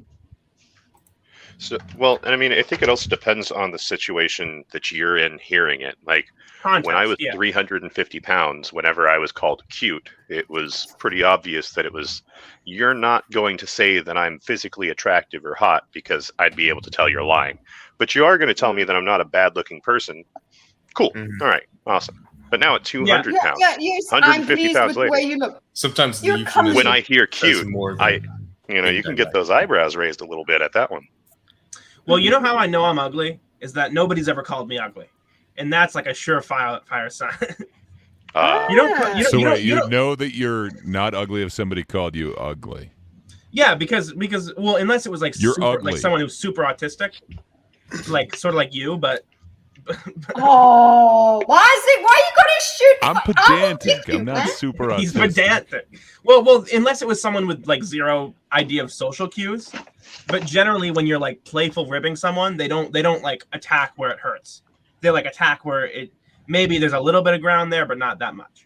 I think that's more of an American style of banter. I mean, you don't have to be autistic to accidentally cross some sort of line. Don't get your all right. Well, I mean, like if we were to talk to my friends Sean and Lee from Ireland and Scotland, respectively, their banter does cut straight to that shit that hurts. And if you take it too seriously, that's when they're like, okay, well, I guess this guy's no fun. Cultural aspect. Like, well, there is a little bit like, I'm gonna be honest. Like, I think that, like if I had cancer, I'd be fine if someone made fun of my cancer. But if someone was like made fun of something I was like previously insecure about, like I don't know, like I don't know if I'd take like cancer jokes the hard way. Like if someone calls me fat, like like people can call me fat, right? And that's like I know this thing. But if like it's when someone pokes at you and the things that you're kind of unsure about, that's kind of where it hurts, right? You're like, I follow. Like, ooh, am I balding? I don't know. Like if I look in the mirror, I'm like, I don't think I'm balding, but there's like a little thinner right there, right? And someone's like, are you balding? I think that would hurt a little bit. I'd be like, damn, they can notice. So I think when you're talking about like the Irish, like I think they cut deep, like whatever, yeah, 3 divorces or whatever. Like, but I think it's sort of like the I don't think they go like, you know, you failed as a father. I bet money that is not part of Irish banter. It depends. Like I bet money that like the reason that your daughter's a stripper is you failed. I don't think they do that. No, that's exiting outside of the realm of banter and just going into critique, right? Like you're literally just trying to, you're just trying to criticize the person at that point. Yeah, thank you. The word criticism is harder than critique, I would say. Like criticism is like literally criticism pointing at you. But critique sort of feels pretentious. To you, that's subjective. No, critique is like an examination, art critique. Fellow Americans, did you guys all learn the metric system in like elementary school? What's a metric system? Is that a no? That was a joke. Sorry. Well, I'm asking. I mean, we had a meter stick, but so I'm asking this because a lot of like I was always very confused. You did learn, okay? Yeah, I don't remember shit about it because I'm not a science guy. I'm a history guy. Okay, hold on. I want to talk about this. I don't like it when I compliment a man and they think I'm flirting with them or want to sleep with them. I guess. Yeah, hey, maybe stop flirting with them and they won't think that. So you dumb fuck. Hey, don't. Oh, you're so handsome. What? I wasn't flirting with you. How would you think that? Well, I would like to be able to compliment a woman's appearance without them assuming I'm trying to fuck them. Yeah, exactly. So, how do we? What is flirting? Sid, the science kid. Oh, she said Bill Nye. What is flirting? Physical contact. That's not the whole answer, but that's more like a subsection of it. I don't think flirting has to be physical. It does not have to be physical, but there's an element. Like if I'm talking to a girl and there's a flirtatious vibe, so to speak, and she's like reaching out to touch my arm, I would probably deduce that she's Lucy's such a woman. She thinks you can just call someone attractive without wanting to bone them. Yes, that is a woman thing. That is true. Yes. Yeah, we do that. Have you ever seen? There's an episode of Friends. I talk about Friends a lot because I love this show. But what happens is Chandler flirts a little with the pizza delivery. Oh, it's the same episode that we talked about. Yeah. Chandler flirts with the pizza delivery girl, a little bit, like, and they're having banter. And Monica's like, it's okay. I flirt with guys all the time. And Chandler's like, what? And they have this big argument. She goes, oh, so it's okay when you do it, but not when I do it? And he goes, I'm glad you understand me. Yeah, that's exactly what it is. Because, but what they were getting at is when a guy flirts with a woman, she's like, okay, we're having fun. Ha, ha, ha. But when a woman flirts with a guy, he goes, finally, someone who wants to fuck me. Okay. Yeah, okay. So though that is a thing, women, it can still I be a don't think that that's like that. That's obviously hyperbole. Like I don't think it's on the hyperbole. But it's definitely viewed different. Not all compliments are flirting, but all flirting is. Yeah, that's yes. No, that's not even true either, because a lot of flirting is like playful ribbing. Yes, Yeah, but that's it's true. yeah, okay, yeah, but I know what you mean. Like Some of in my the flirting context is of nagging. Yeah, don't compliment a man who isn't your husband. no, that's what I'm trying to say. Like, I'm That is sorry, no, absolute wrong. that's not right. No. I know Stop that was being- fuck you guys. That was the joke. I know that it's a joke. That's Perhaps not, don't like, take everything as like an invitation. No, I don't. Sometimes- But I'm saying that. Listen, if you want to participate in the world, like obviously, like you can give to an individual. Like if you're talking to like someone, you can be like, listen, if a woman compliments you, which almost never happens to most guys, which is another thing women need to understand. Like guys don't just get compliments throughout the day. I don't, at least. I think that's the thing that, yeah, I suppose it's because you don't get them. That if a woman is being nice to you, it feels special. The thing is, yeah, it feels. If you get a There are compliment, you're already people like planning that. marriage. You're like, You can't like, oh Yeah, my but I'd say, god. like- No, I don't think. I don't think know. It's just, Part of that is like our weird. I don't know if you'd call it toxic masculinity or just masculinity, but like guys don't go around complimenting each other. Well, hold on. So like, Yeah, the compliments okay, you do yeah. tend to hear are. I mean, how often are you like, bro, nice pants? I do that all the time. It's I kinda weird. actually hold do on. try to break that. You're telling Fair from your enough. guy friends, you're never like, dude, nice cock. Peter, nice. Well, that's different. Well, Yeah, but anytime one of my Women male do, friends compliments But me, I'm if you get a immediately compliment from paranoid. your male friends, it's always a you're little immediately paranoid. You're like, oh, it's gay. Good, No, like that meme. Yeah. Gay. Immediately It's just suspicious. kinda I don't not accept generally any done. drinks they offer me. And that wasn't a joke. It's definitely gay. Don't trust the drink. It's roofied. Oh, okay. Handsome, Well, by if the you way, say Kitty, no you homo, wrote handsome on you're the good. diagram. Handsome has a masculine connotation. Yes. So, and then pretty has a feminine connotation. I'm sorry, I wasn't helping you fill out the diagram. That was my fault. Or is it Yes, I like it. Feminine. fat phobic? Did I say fat phobic? What about like No. pretty boy? Like, I don't know that that's necessarily like an insult. Like, I think one could strive to be a pretty boy. Yeah, but I think pretty boy is. I think pretty boy is. It's somewhat of an insult, only but I ever mean, it's heard like it if as somebody an called me that, I wouldn't exactly like start crying and run away. I'd be like, But that's not what how they you think of react to me. insults, Okay. though. Like if someone called me dumb, I wouldn't start crying and run away, but I'd still be like, that was an insult. Like that is an insult. Well, look, pretty boy can Maybe. be something that you take positively or take negatively, depending on how you know, obvious. Okay, listen, your we ego. can do this. But Listen, we it can do this also thing where is we're like, something that the person could mean as a compliment. And if the person is meaning it as a compliment, then it's a compliment. It doesn't matter how the person. Oh, we're talking about intentionality, right? It's almost as if intentions matter.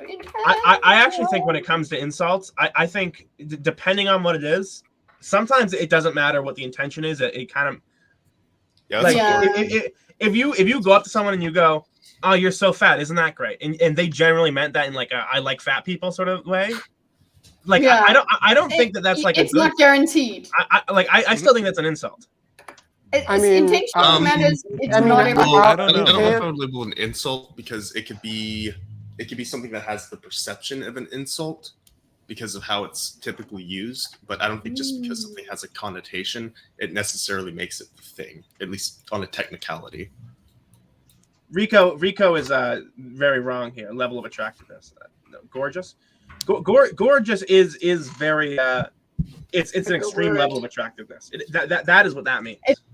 Bam. But I also do you think gorgeous has a feminine connotation as well? I don't know that he's wrong though. No, because I call someone gorgeous, I would see gorgeous as above pretty. Yeah. I think it's that, but I also think it definitely means something different. Like it doesn't just mean pretty, but more extreme. Yeah, when I say gorgeous, it's like no, you do this with your life. I think gorgeous has a level of class to it. It's on a different. It's a little classy. It's almost on a different level from pretty. You know, it's not just like it's a more extreme version of pretty. It's like there's a certain class to it, as you said. Yeah, cute, pretty, beautiful, gorgeous. And I do you think gorgeous has a feminine connotation at all, or do you think men can be gorgeous, or do you think that it is kind of? I mean, there's gorgeous George. I think gorgeous is you can't. It's got beauty and sexiness in it. Listen, if we're talking about words, can I just listen? If we're talking about words, we can do this thing where like, well, someone could take this as one way, and there is this one man, like this thing has a feminine connotation, but this man took it as a compliment. Like, I mean, like if we're talking about words, we have to generalize. Like, there's no way, because it means something to someone else. We have to be like, this is kind of what it generally means. Well, so as much as you can call it like. Yes, no, I mean, it's I would call, like Lucifer's saying, Henry Cavill is gorgeous. Yeah. Like, I don't think anyone would take that as like any sort of insult or say that it's but okay, that's not what I'm there was a Stop. wrestler It's named like it's Gorgeous unfair. George. It's like stop. It's just going back to your example about someone complimenting an overweight person. If I were into overweight women and I went up to one and complimented her, and she took that as an insult, that speaks to her insecurities over her own weight rather than my intention. Now, I might have delivered the compliment unintentionally, awkwardly, which might feed into that, but the intention behind the compliment is to compliment. Yeah, it doesn't matter. Why would I like insults? That's not what I was getting at. Quick question. No, but you could have it as a compliment, like fat ass. Jack here has been quiet. You should listen to him. Yeah. Is being insulting the same as an insult? Yeah, they're very related. I think Miss Sparkles brings the same as an insult. I really brings up dislike a good point. Lizzo is somebody that would compliment herself by calling herself fat. Yeah. True. Yeah. So it probably comes down to the Not her backup intention dancer. rather than the Totally connotation like surrounding the thing. Mm-hmm. I want to, by the way. I understand what you're saying, CPAF. But am I saying something right now? Huh? What? Okay, go ahead. Oh well, earlier when you were talking about, if someone called you fat, but they meant it in like a good way because they're attracted to fat people, you would still say that's an insult, right? Is that? I would take it insultingly, yeah. Yeah, well, but taking that's you it being unable insultingly to step outside of yourself. isn't necessarily the same as an insult. I think I don't know I why guess we're that's what I'm back to trying to this, get at. but I don't know. How do I word that? I'm not sure how you word it. Hold on. But No, you guys had it. It was. Is being insulting the same as an insult? I think having a complimentary tone. I don't think that. I think you should understand, like, in common parlance, that, like, I don't even know if I use that phrase right, but in common parlance, you should have like there are things that are going to be taken insultingly, and it doesn't matter if you genuinely mean that as like a compliment. I could say, you know what, one thing I love about you, Kitty, is how far apart your eyes are. I just love it. It's so... I love how. I could genuinely mean that as a compliment, and right there was clearly a joke, but like. Mm-hmm. Because your eyes aren't far apart, but some people do have far apart eyes. And, if you were one of those people and I was like, I love how far apart your eyes are, I don't know if it would be acceptable for me to say, well, I meant it as a compliment, so it's you who's the problem, taking it as an insult. Right. It speaks to the. It would just be so hard to. Also, this is not a Brie Larson foot, okay? This is not a Brie Larson foot. That's all I'm gonna say. But yeah, I think we have to individualize the language a little bit more. We can't like appeal to a This broader isn't Twitch. I'll show you my foot. Sorry? Yeah. Whoa! Put that thing away. That's disgusting. The reason why I questioned whether or not we have to speak in generalities in this conversation in particular is because of how subjective insults can be. You can tell somebody that they have a fantastic personality, and if they are feeling particularly insecure at that time, they might turn around and be like, "Oh, what? So I'm ugly? You're complimenting my personality because my looks don't have anything to compliment?" Well, Yeah, exactly. It depends on. Yeah, that's true. That's true. Be like, why are you focusing on it? Yeah, we can't dictate how people are going to take our words. So that's what's so difficult about navigating life. Is I don't know how we got back. I've learned in very hard ways that people have no consistent lines drawn on where they think like edgy jokes or insults or nagging are okay. You know, some people get offended at making jokes against black people, but they're fine with like homophobic jokes. You know, it's very arbitrary for most people. So it's going to have to be a little bit more individualized, I think. Yeah, but I think there are some things that you can't hide behind, like everyone has a different line. I think there are some things that are just kind of like, as a society, we kind of already agree that that's not something that we can just... based on the kind of colloquial connotation. Like we live in a society. Oh shit, we got half an hour. That part we all agree on, Calvin. Okay. It's the other part, so then we'd have this part. Like, yes, we all live in a society, but like fat, like you got to admit that PHAT meant something else. Granted, it doesn't seem to be in fashion right now. Like people say thick instead, but it was a thing and a way to kind of take that back.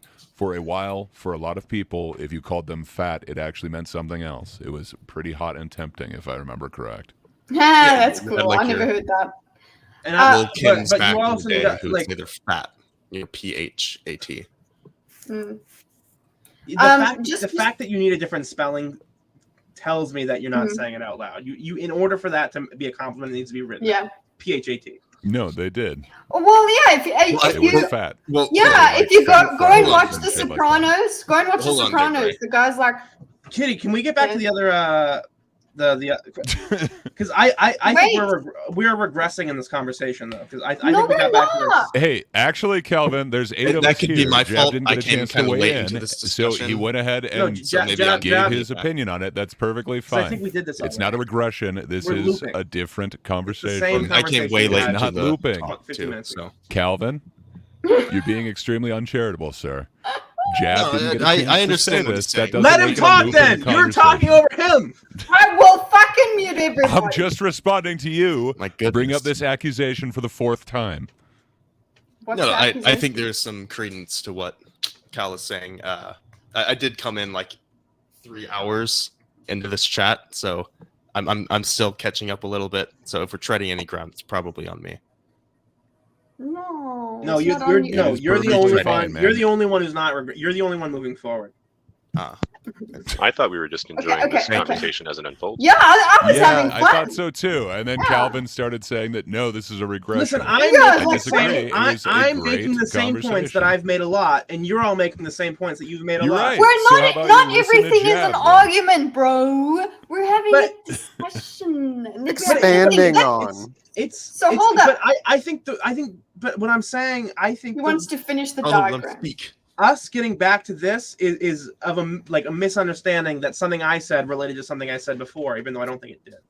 No. What I'm coming to here is not that. It's me going. I'm saying, hey guys, look how cool doing a think versus thinking is.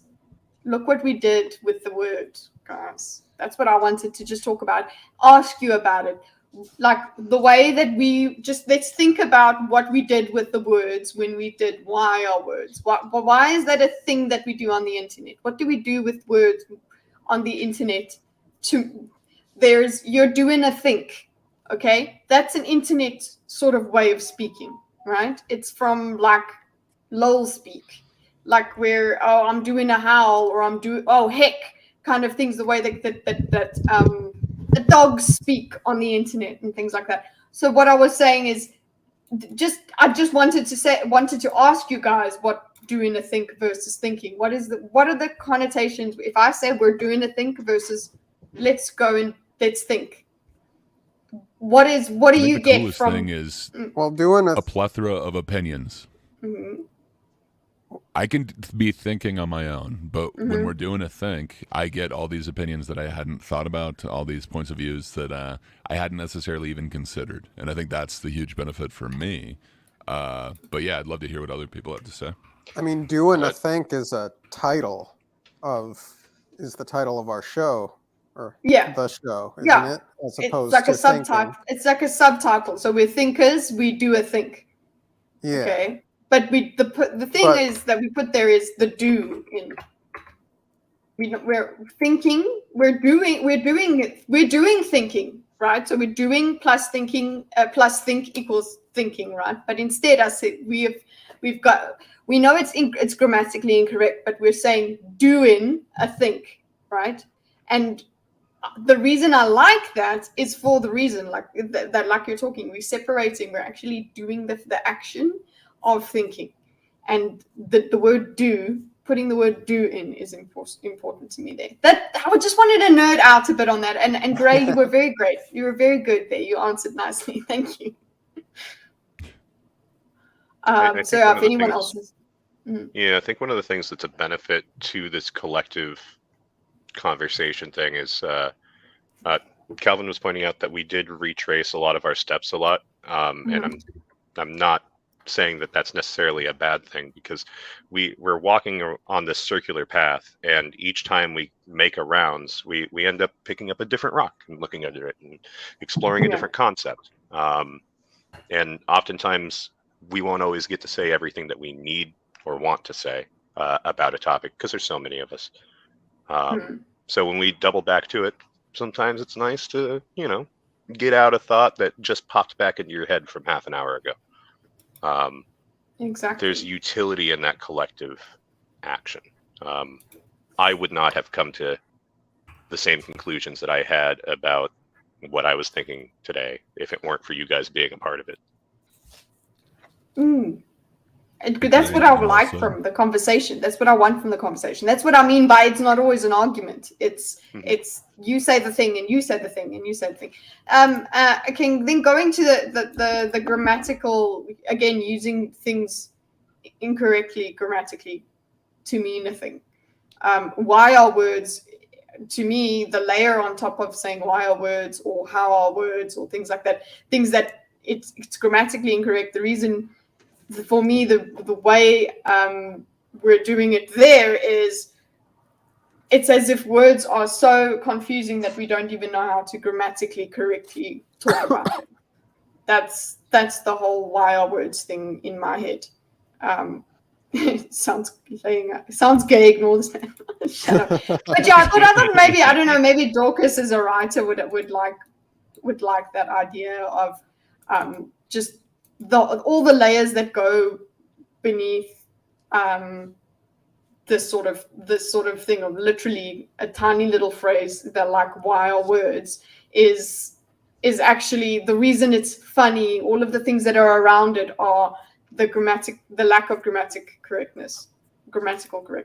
Like, yes, words are a tapestry, and when you pull on one thread, it all shifts. It's a great painted tapestry. Yeah.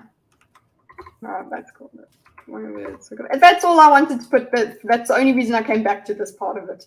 I just want to think, we do have half an hour left. I don't know what you guys want to do. With it, we can continue, or we can go to, I don't know, am I the asshole? Whatever you guys want to do. But one of the things we didn't really talk too much about is, okay, we did touch it because we were talking about words and thought, because memes. I don't know, are there enough memes? I don't think we have new memes. Or do we?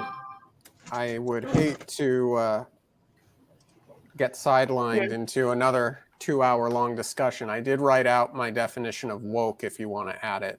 Oh, that's lovely. Let's do that. We didn't even get to woke, guys.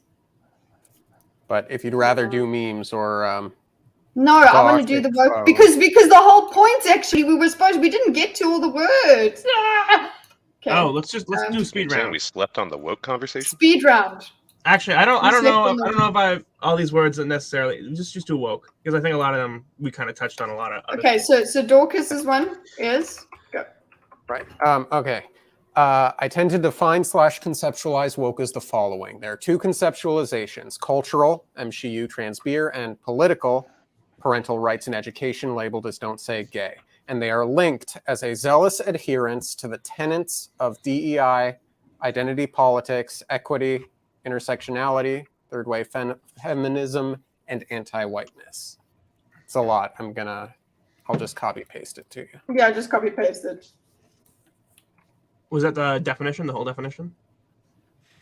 Yeah, well, technically the second half of that. Oh yeah. Well, I was just asking because I was seeing if you were still going. I didn't want to interrupt you. Yeah, no, that was it. And the idea is, like, I can hear the word in a political setting, and I can hear it in a cultural setting, and I think there could be an argument that there's some slight nuance between those two, but I do think there is a connecting thread. But the main words here are zealous adherence. For me, it was the zealous bit. I kind of the thing that's always bothered me about Sitch and Adam talking about woke is I kind of hate the word. I know that Gray also avoids it, if I'm not wrong, in his videos. But yeah, I don't like the idea that wokeness is an ideology that people like live throughout their lives. Like if I were to ever use the word woke, I would always be in reference to someone. Let's say virtue signaling. I don't think that that like wokeness is something that you believe. It's something that you show. Is it in like? It's a descriptive. It's just purely a descriptive thing. Yeah, it's a descriptor. Like it's not a term. It's just something that you describe things with. Sure, we can say you're virtue signaling about the fact that society is made up of oppressed and oppressors, and that's because of historical things, and you're a good guy who's trying to fix that rather than a bad guy who's trying to uphold that, something like that. Right, like cultural Marxism. That's what you're virtue signaling about. But I also never use the word, so my definition doesn't hold any weight because I don't care. Why don't you use it? Because it's not worth using, or yeah, because I think people would fight because I either think that someone like Sitch and Adam, if I said my definition like this, I think they would be like, I think they would say that I was like ignoring a broader cultural sense, or movement. Or if I said this to someone like I don't even know who, but like maybe the Fandom Initiative, I think they would say I'm sort of making that up as like an idea that people are showing off how like virtuous they are in movies and marketing and things like that. So that's like yeah. Well, I was gonna say, I mean, first and foremost, who was that? The fans. Oh. I don't know who that is. I don't know if it's Jab. I don't know if it's Gallente. No, it's not you. I don't know if it's. You wouldn't hear it yourself. No, it's not Cameron. FAwful. It's not me. What's happening? Is it okay? I can mute everyone and see who. Okay, let's see it. On. Yep, someone fixed it. There we go. They didn't let it be weeded out. You muted I think yourself. I have kind of a quick definition. If you want me to go next, yeah. On there. So I've had to kind of argue this like a few different times. So I came up with, and everyone was kind of making that whole argument that like, if you can't explain it succinctly, you can't explain this at all. So I came up with like a super succinct one, and then, I'd definitely have to unpack it. Mm-hmm. So my super succinct one would just be wokeness is wanting equity instead of equality and everything that is entailed in that. I like that. Yeah. Based, right. And then, yeah, you just really have to unpack that. But if you give them that definition, they're still going to tell you, I have a different definition than that. So you're going to still have to find out what their definition is and then say why you go ahead and, disagree with them or why you'd use it in another way. So I don't know. I just don't find it, super the utility in using the term woke when you got to explain it anyway and understand what the other person is saying. So it works with like shorthand. Like if we're all talking, we probably know what woke means. But if you're talking to somebody completely on the opposite ideology, you probably don't know. You'd have to figure out what they mean, what you mean. So I don't know. It just feels like it takes a long time. So specifically in response to some of what CPAF was saying, when I think of ideology, I think of a system or framework of kind of ideals. And I would say that woke definitely falls into that category, because when I think of wokeness, I think like sort of in a liberal form of thinking that takes the functions and lenses of Marxism and socialism and sort of expands them to things outside of just class struggle, primarily seemingly identity politics. And so I think what maybe you're seeing as it not being an ideology, your reasoning for that is maybe not everyone who is woke necessarily knows like the intellectual roots of the ideas that they're adopting, but they do end up adopting them regardless and using those systems to kind of form their schemas on how the world works. And that's kind of where the idea of useful idiots come in, right? Do you kind of understand what I'm getting at when I say that? Yeah, but I don't think it's a fair, like it's not that I don't think that people who are, I just don't think people are woke. I think woke is a thing that's definitely like projected, but only in the sense of business. So it's more of a verb. What do you mean by that? You're trying to project a sense of like social consciousness. You're trying to project how good you are. You're trying to, in the way that they do that is definitely leftist and culturally Marxist in the sense, but like that's what they're signaling their virtue about. But I don't think it ties into any sort of other outside of the virtue signaling at all. Okay, then I guess it would just kind of come down to definitions at that point. So like when you think woke, you're kind of thinking of the maybe original etymology of the word, that being like, you're aware of social issues. No. I literally think it when if I were to ever call something woke, it would probably be a movie or marketing for a movie. I literally just think it means like a form of virtue signaling. Okay. And it could be a form of virtue signaling about, oh, you woke up to how racist the system is, but it could be something else. So you think when most people use woke, they mean this corporation is like really just trying to like put on all of these, pride flags during Pride Month, and then they immediately take them down afterward because they don't actually care about the issues at hand. Yeah. The reason this is my definition is just because I think if I said woke to my mom, who's very much like very loves Joe Biden, the only person in America who loves Joe Biden. But I think if I said that to her and I gave her that definition, I think that's the one that she might agree with. I think this is like the definition that I'd say to my mom if I was like, movie like Barbie's kind of woke. Okay, so like to more normies, maybe out of the loop, Democrats are what you're appealing to. When I don't. If I use a word, I don't want to have to explain to someone.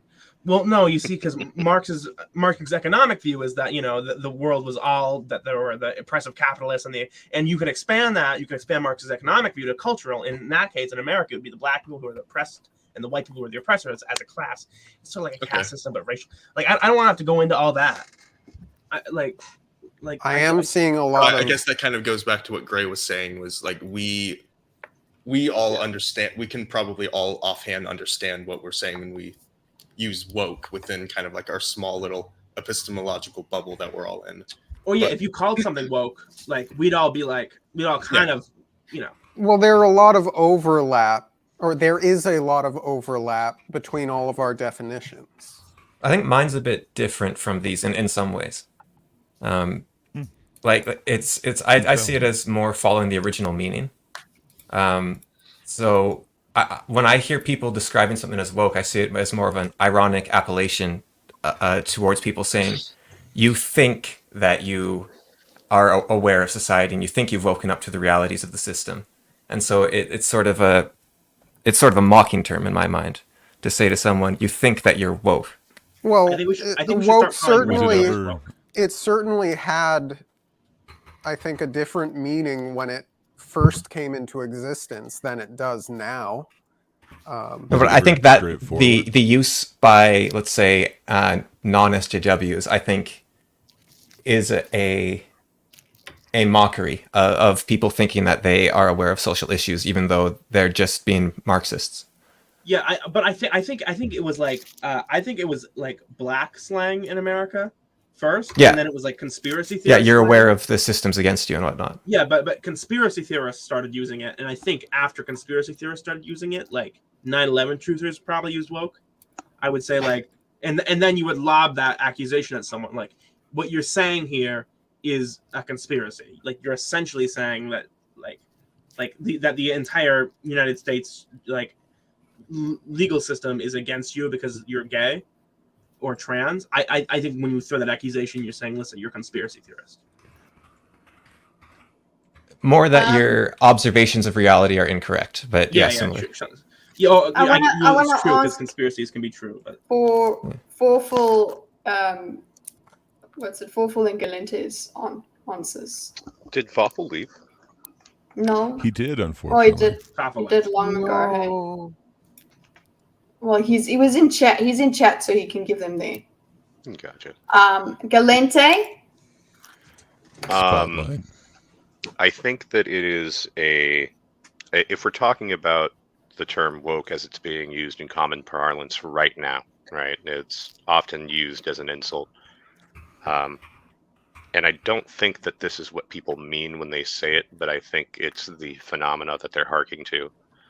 It's a push with an intersectionally focused push to change society using Gramscian methods. using what methods? I'm sorry. Gramscian, like those of Antonio Gramsci.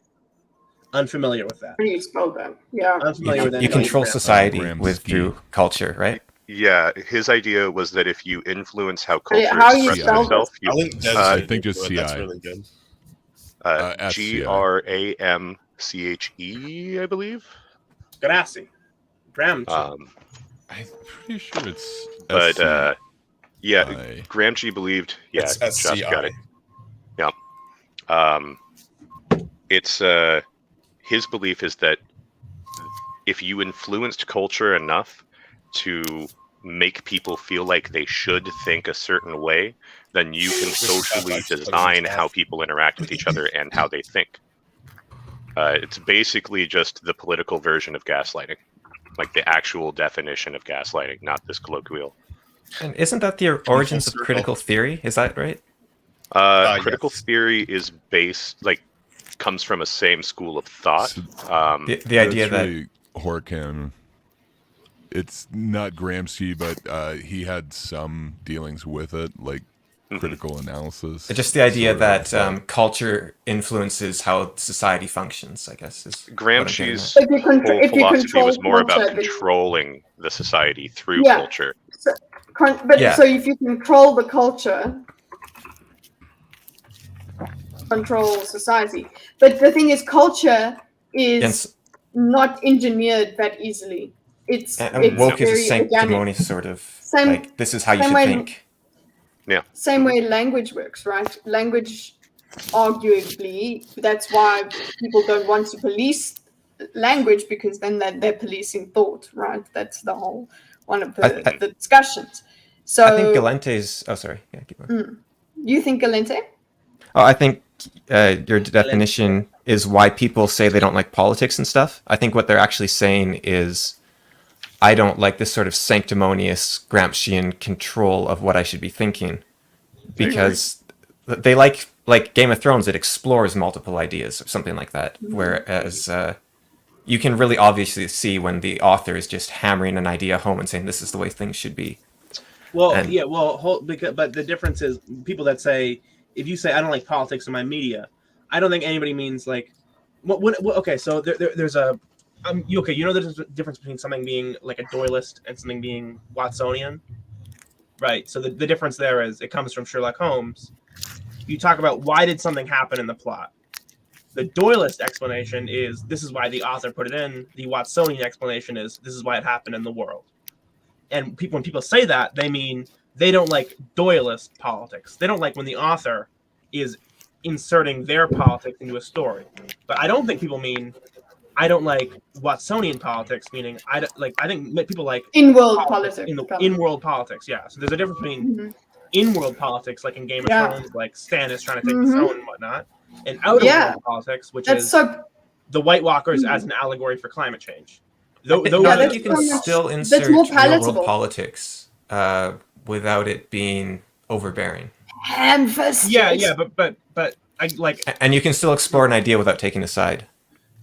Yeah, sure. Like it's very rare that an author is good enough to do it. I think like Sanderson and Orson Scott Card are the only two I can. Oh, and the guy that wrote The Black Company, he can do it as well. I forget his name. Even further Glenn from Cook. that, you can insert an idea with the intent of advocating for it into your story without having it come from this megalomaniacal point of view that you know better than everybody else, and if they don't do what you think is right, they're bad people.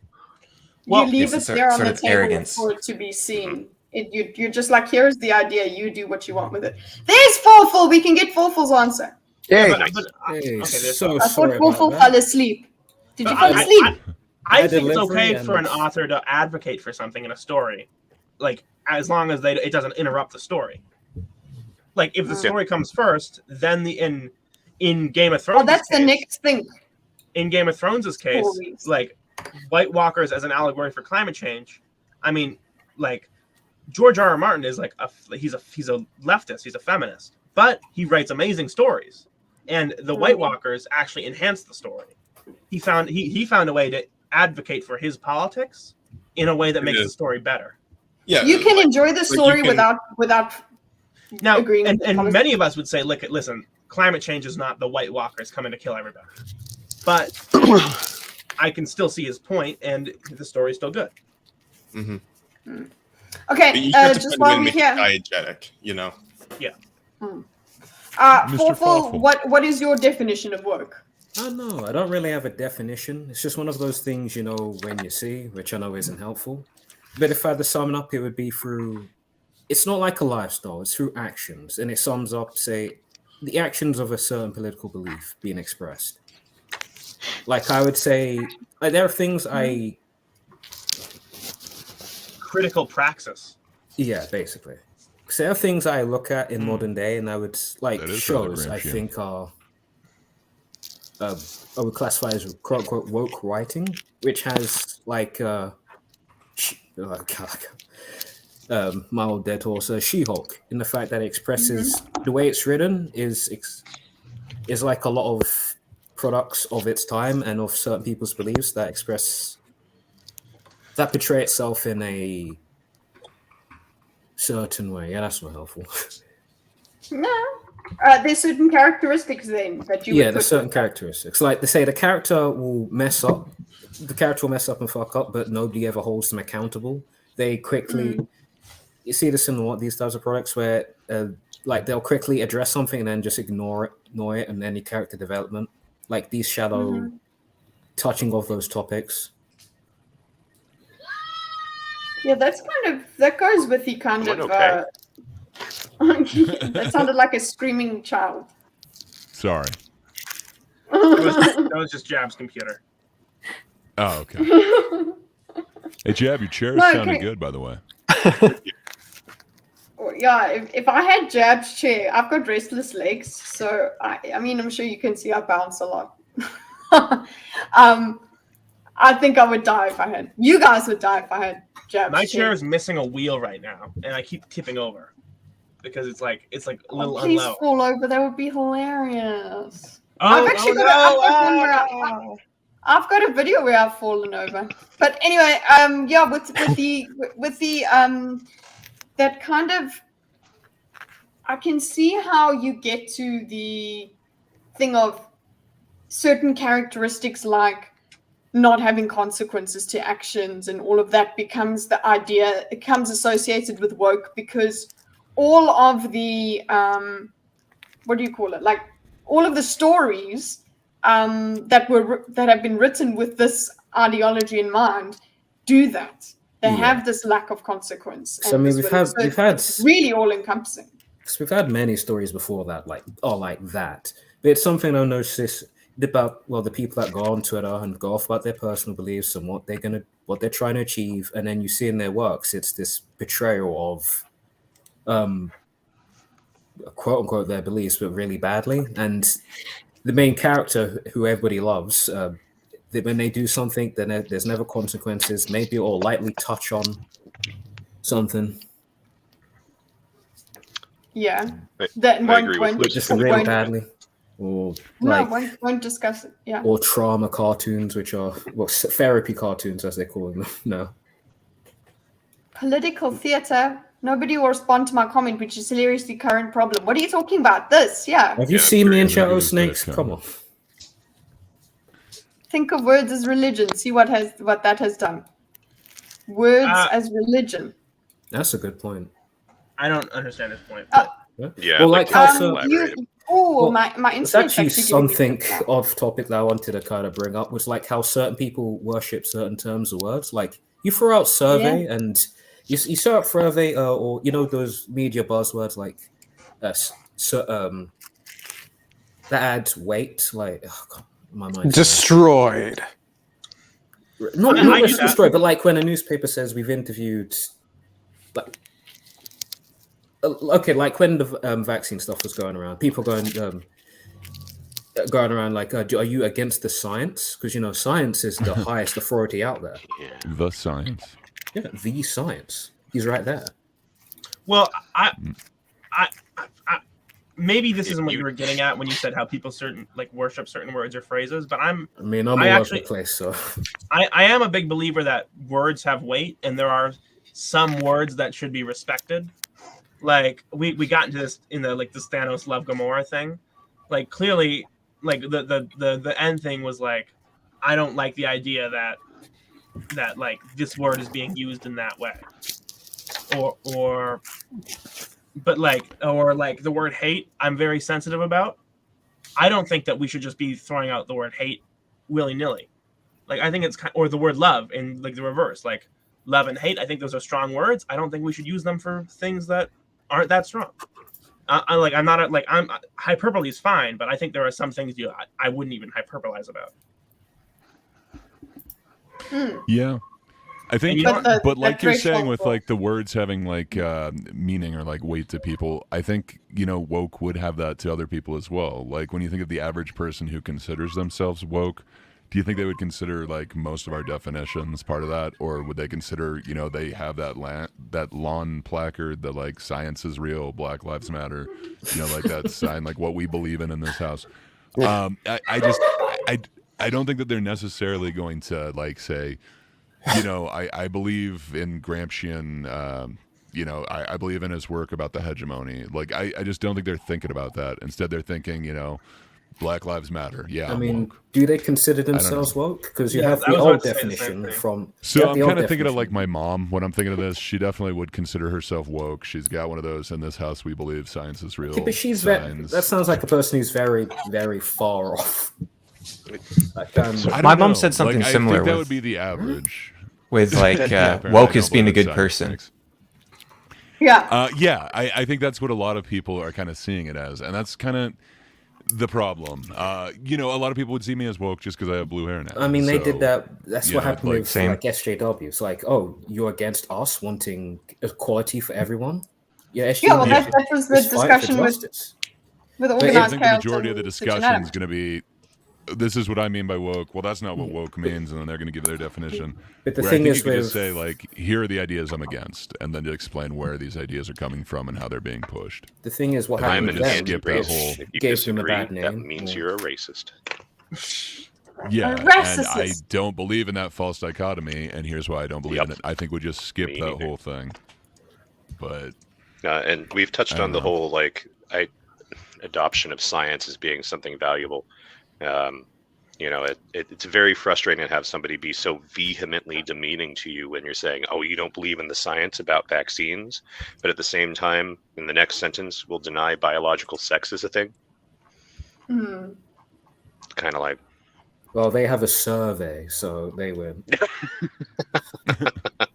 And that's kind of what I mean. Like, there are terms like survey, science, that do have meanings, that do have weight. But it's like, you want to dig a bit deeper there? Like, there was this survey that was getting passed around. Not survey. There was this report that was getting passed around by Snopes that, you know, actually 91% of all Black Lives Matters were Black Lives Matter rights were peaceful. And then you look at like the Riots? survey. Peaceful. And then you look at the survey. It's like, Are yeah, riots peaceful? That was a great burp. Whose burp was that? that was me. Thank you. Sorry about that. I thought I muted myself. Oh. No, Very good, but sir. you deafened some of us. It was like Nico, I'm noting your anatomy of a good term, but I'm just not showing everybody because I'm going to sleep just now. Well, that's why I wanted to talk about beauty, is because I thought it was I thought it was a kind of a strong word, and I was thinking, was one it of those me? weighty words, yeah. Well, I stumbled on because I think it's more gender neutral than pretty or handsome is. So I stumbled upon, you call something beautiful, you're saying it's unique in some way. There's something unique about this thing, and that makes it beautiful. Which is why like a beauty mark is what it is. It's like a little tiny imperfection. Yeah, that makes sense. Well, I mean, like, that would be a thing. It's I was just genuinely saying that agreed 'cause- upon that a lot of models are carbon copies of each other too. Like there'll be variations in how they look, but And I don't think runway models are beautiful. I don't think. Right. I think they agree might with you be. there. I think they might be gorgeous. I think they Do you might think be they're extremely brave? pretty. I think they're very attractive. But I would say, listen, well, especially with like the whole, like a lot of TikTokers just kind of look the same now, and like you have the Instagram models all kind of look the same, and like I think people might get mad at me if I say, listen, you have to be unique to be beautiful, and if you look like every other bitch out there, on Instagram at least, then I don't know what to tell you. Like, there's nothing unique about it. You're using makeup and maybe even plastic surgery to just look like everyone else.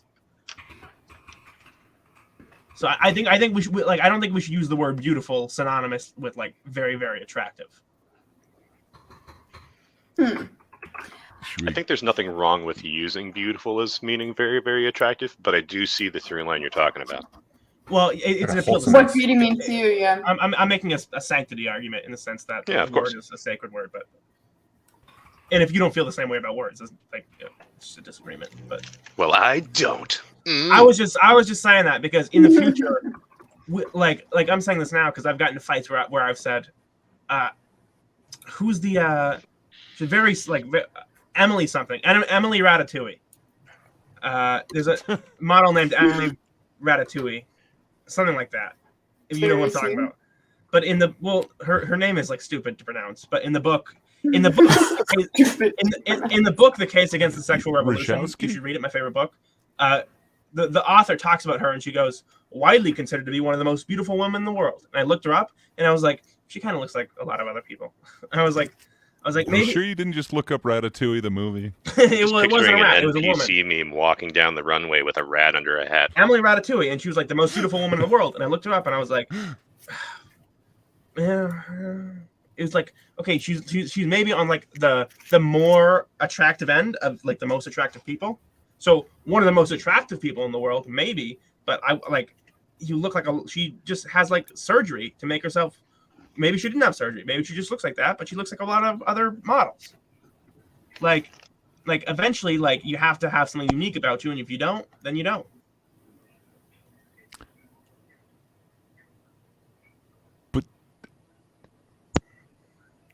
Full stop. Okay. They're not doing anything, Snakes. I showed it to them and they didn't do anything with it. I agree with that sentiment. Which is why I should be king, or at least someone who's related to me, preferably directly down. My son or my son. Calvin would say Margot Robbie. I believe that's who he means, Nico. True. I think but that's exactly it. I think Margot Robbie is. I wouldn't say she's mid. She's extremely attractive. But I wouldn't use the word beautiful. She's not beautiful. I think she looks like a lot of other people. I don't think she's that unique of a person. But Margot Robbie is one of the most attractive women in the world. But I struggle to use the word beautiful because for this moral reason, because I don't think it's not like you'd say no to her. We understand your meaning that you've given beauty. It's not like you'd be like, oh, sorry, how's about no? Hey, what'd you say, Gray? What if Margot Robbie had a face Who would tattoo? qualify as beautiful to him? Yes, I don't know, maybe you, Gray. I think the model he was for talking one. about. Everyone looks like other people. No, I don't know. Hold on. But hold on, because you have to admit that models and Hollywood people, they use cosmetics and surgery to look like some sort of ideal, right? But that ideal is a single point, and if they're all trying to get to that point, they all get closer together in how they look. Okay, I get what you mean. There was the girl from Stranger Things, right, who plays the daughter. There was no, not 11. The older girl, the older sister of Mike. Oh, I love her. Oh yeah, yes. her. So there was a TikToker who was a plastic surgeon who photoshops celebrities' faces into like the perfect face model, and she photoshopped her. And the thing is, that actress has a very wide jaw, and she photoshopped it down. And I thought beforehand she was clearly extremely beautiful. And the unique thing about it was she had a unique jaw. It didn't look like everyone else's. But after you shave it down to look like the standard model, if you shave down that bone, you take away the uniqueness. I think I know your type. No, if we're talking uniqueness. Big nose. Big nose, my type. Big nose. Oh, hello there. Oh, wait. Yeah. Hello. Kitty. Wait. So you're looking for Squidward. Please. Look at that. Google proboscis monkey.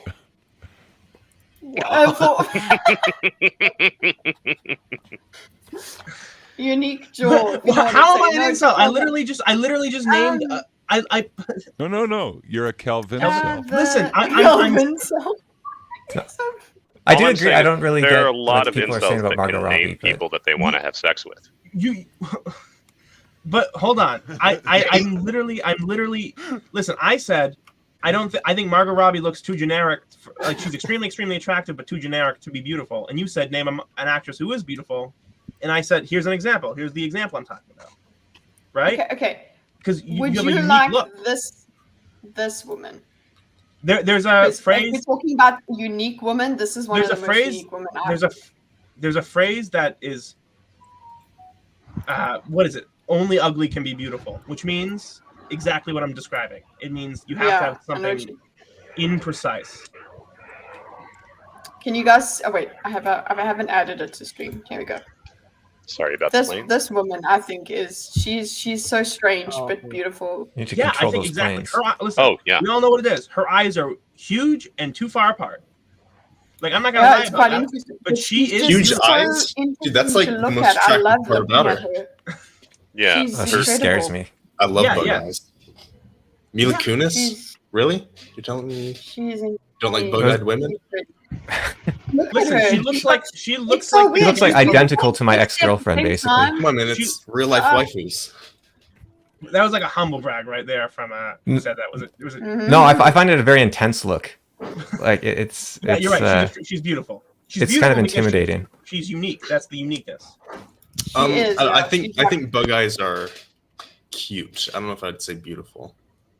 I don't know, but you see how interesting it is. It is indeed in the eye of the beholder. And I agree with you that they're both cute and beautiful because because big eyes is like a childish feature. So I think like anime waifu when I think. Yeah, I would never call an anime waifu like beautiful, right? Yeah, it's always cute. Anya Taylor-Joy is her name. Anya Taylor-Joy. Mm-hmm. I don't know who people are naming actresses. Snakes I don't know who is these being people so are. nice. Snake says you're I more think she's beautiful pretty. A little bit over the I time think limit. she's also pretty. Her. Oh yeah, she's very attractive. She's another unique woman. She's just like, this nose is just the most adorable. It's adorable, but she's beautiful as well. And you're just like, no, that's a beautiful woman. Yeah, there's she's kind of something like about her. teetering the line. I think she is kind of a familiar face.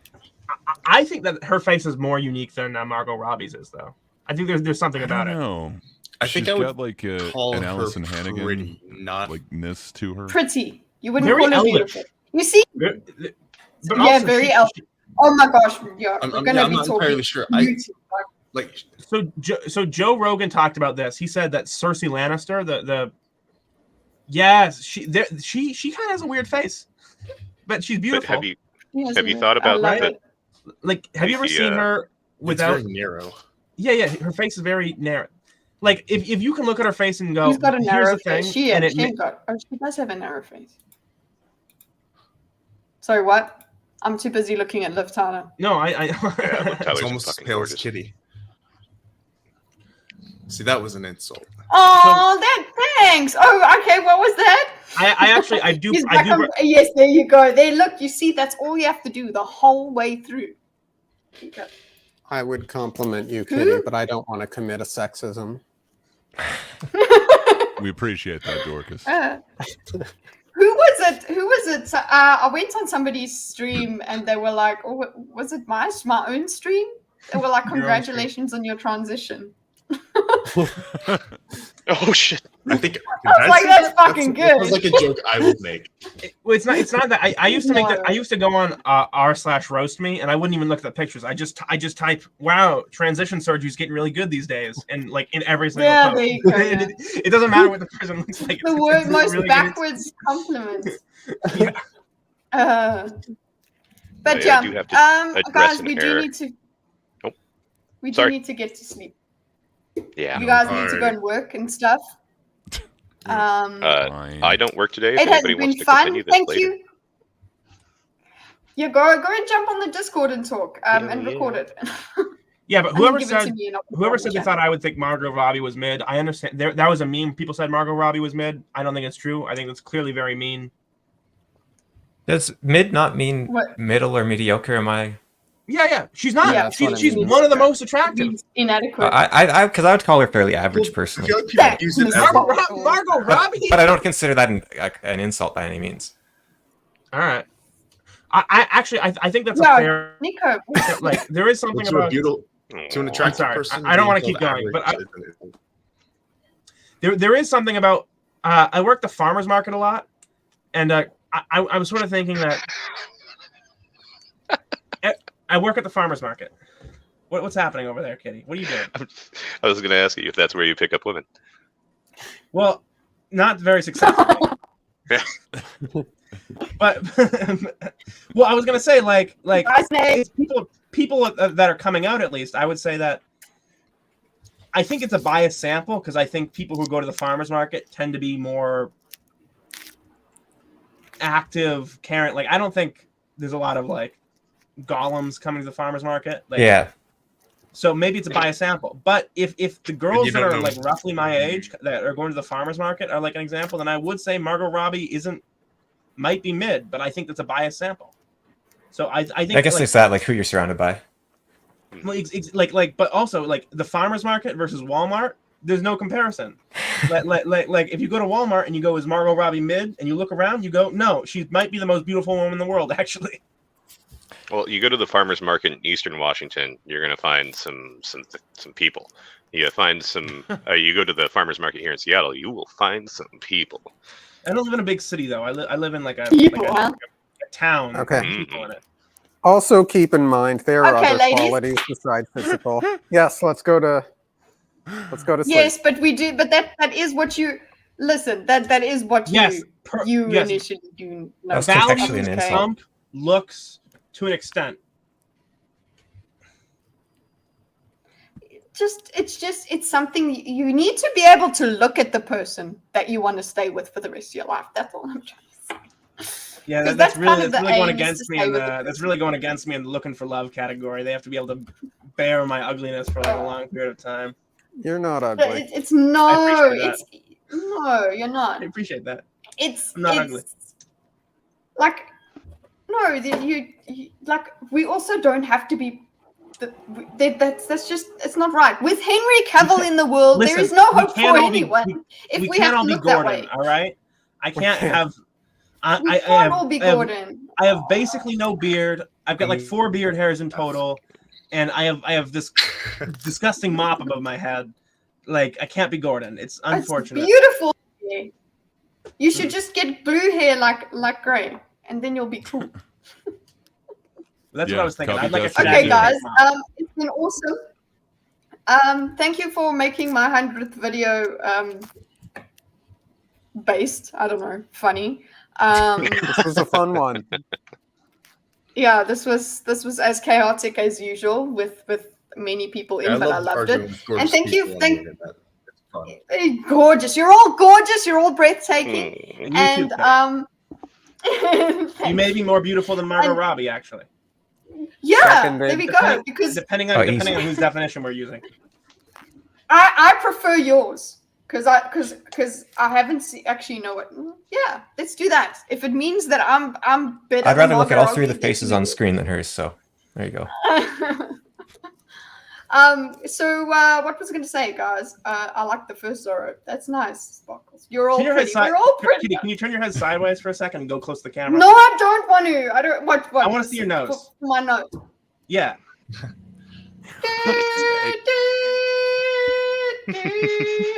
Listen, that's a beautiful. It's a beautiful nose. Majestic.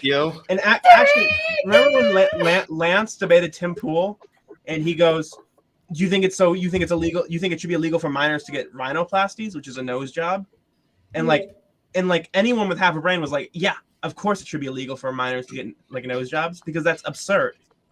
Mm-hmm. I legitimately thought you were talking about like digging minors for a second there, and then it clicked at the end. You know what? I love that. That's where your brain went, because I also get rid of child labor laws. Send them in the mines. I think if you like your face, they spend 10 hours on Minecraft. They want to be in the mines. Your face sort of develops unevenly, and if you get a big nose before any of your other like adult features, then you're gonna be like, "Why is my nose massive?" But like you'll like, who's the TikToker who got a nose job and like regrets it? Like that's that's the thing. That's the only reason. Ollie London. Like, look, I have a thing about my nose, but I won't get it. I won't let anyone touch it because it's a you beautiful fuck the nose. nose up. It's done. Thank you. I wish I had. Listen, my nose is like gross. I wish I had a better nose. I think that's the real problem. My real problem here is my nose. Yeah, that's true. No, you see, anyways. Yeah. Anyway, I would switch noses with you any day of the week. Thanks for spending your 100 with us. I got another. Yeah, 100 episodes. Oh yeah, another question that 100 could lead to. 100. Yeah. So there you go. Sure, no. Okay. Well, what I want to also say, I'm gonna mute myself so I stop interrupting. That would be nice. Okay. I was just gonna say thank you everybody for indulging my mind mapping of your actual conversations while we were having them. I really enjoyed that. Thank you. FAwful, you may speak, and then we can say good night. Yeah, time for another 2-hour conversation. So I was inspired by Sir's post, and I wanted to ask everybody, since we have the brightest minds here, is Rogaine for men gender affirming care? Listen, if that means universal breast implants, then I am off. No, I'm joking. Oh my god, I love that so much. There was that thing that says like, listen, if you're saying like, listen, this Rogaine or these breast implants affirm my gender as a biological sex, like you're biotrans or something, then like what? And then we have universal health care. It's gonna be nuts out there. It's gonna be crazy. I will say that Rogaine is probably not going to be gender affirming care because there's not a whole lot more masculine than a cleanly shaved right head. now. Is that just But it's called male pattern baldness. Yeah, and that wouldn't that be affirming your gender then? But what if you don't want to bald early? Well, I mean, dying. that's your own preference. Losing her hair, wouldn't it help affirm your gender to have a luscious? I mean, men go to prison. I don't think you want to go to prison to affirm your gender. I don't know. Is my hair more masculine than Gordon's? Kitty, do you think? Yes, but just if you're comparing hair only. Is the top of my head more masculine than Gordon? It is kind of like a crown of some kind. It is luscious or like locks. a coonskin cap. I made that joke earlier. You can't reuse that. Oh, really? I didn't even hear it. Yeah, sorry. I man. wish my hair was that Like, thick. yeah, stole it. Anyway, no, I do need to go to sleep, guys, and there is Alright. work tomorrow. Good Work night. needs to get done and stuff. But you know what? Go in the Discord and talk. I love that you guys were talking in the Discord beforehand. Hell yeah, I'll be there. I like that there is a whole ass community and stuff. A community! Oh my god! Sorry, the cat pun is great. Oh, why didn't I put puns as part of the thing? We're gonna do another. Okay, so this was episode 12. We didn't have time for puns. We'll do puns in episode 24. Yeah. You know what is a pun, really? But he's got top hair. I violate everyone's brain in Discord. No, I'm so happy that you're there. You're great as well. Earlier, you weren't here when I made a swallowing joke. You were here like Whoa, I think whoa. That's disgusting. Okay. Anyway, we also need a. I'll just play this video as our outro. It's thanks to Gray who put these clips together. I'll try and make an outro at some point, but cool. Yeah, this is how we're going to end the stream. Let's do it. Have a nice life, everybody. Oh yes, we were supposed to say what's everybody doing. That's what we usually do. What's everyone doing with their content? Quickly, Dorcas, Everyone Gray, doing one all of you sentence. guys. Nothing Yeah, one special. sentence. So that This. Great. Something soon. Stay posted. also something soon on my end. Okay. Nice. Carl, we're doing D&D with Dorcas and Kitty and Andrew and more. I'll hopefully more. be joining that again. I have to catch up Yes. though, so it may take a little bit. Well, he has to speak to Calvin so he can write you in. Dying. Oh, don't die. Okay, and Destiny's a peach. Blue-haired princess. More Royal Road writing.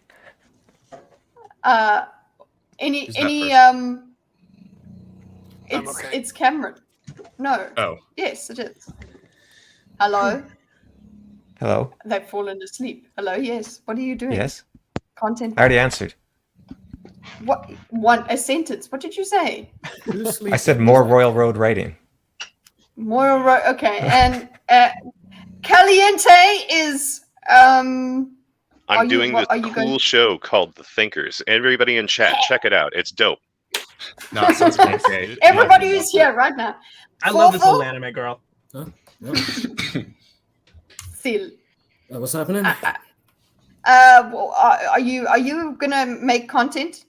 No, probably not. Okay. Not even an Just go old back- Yeah. Anytime, Just go back okay. to posting essays in comment sections. I love them. Okay. Cool. Like and subscribe, all of those things. Have a nice life. Thank you, everybody. Wild Words Part 1 ends now.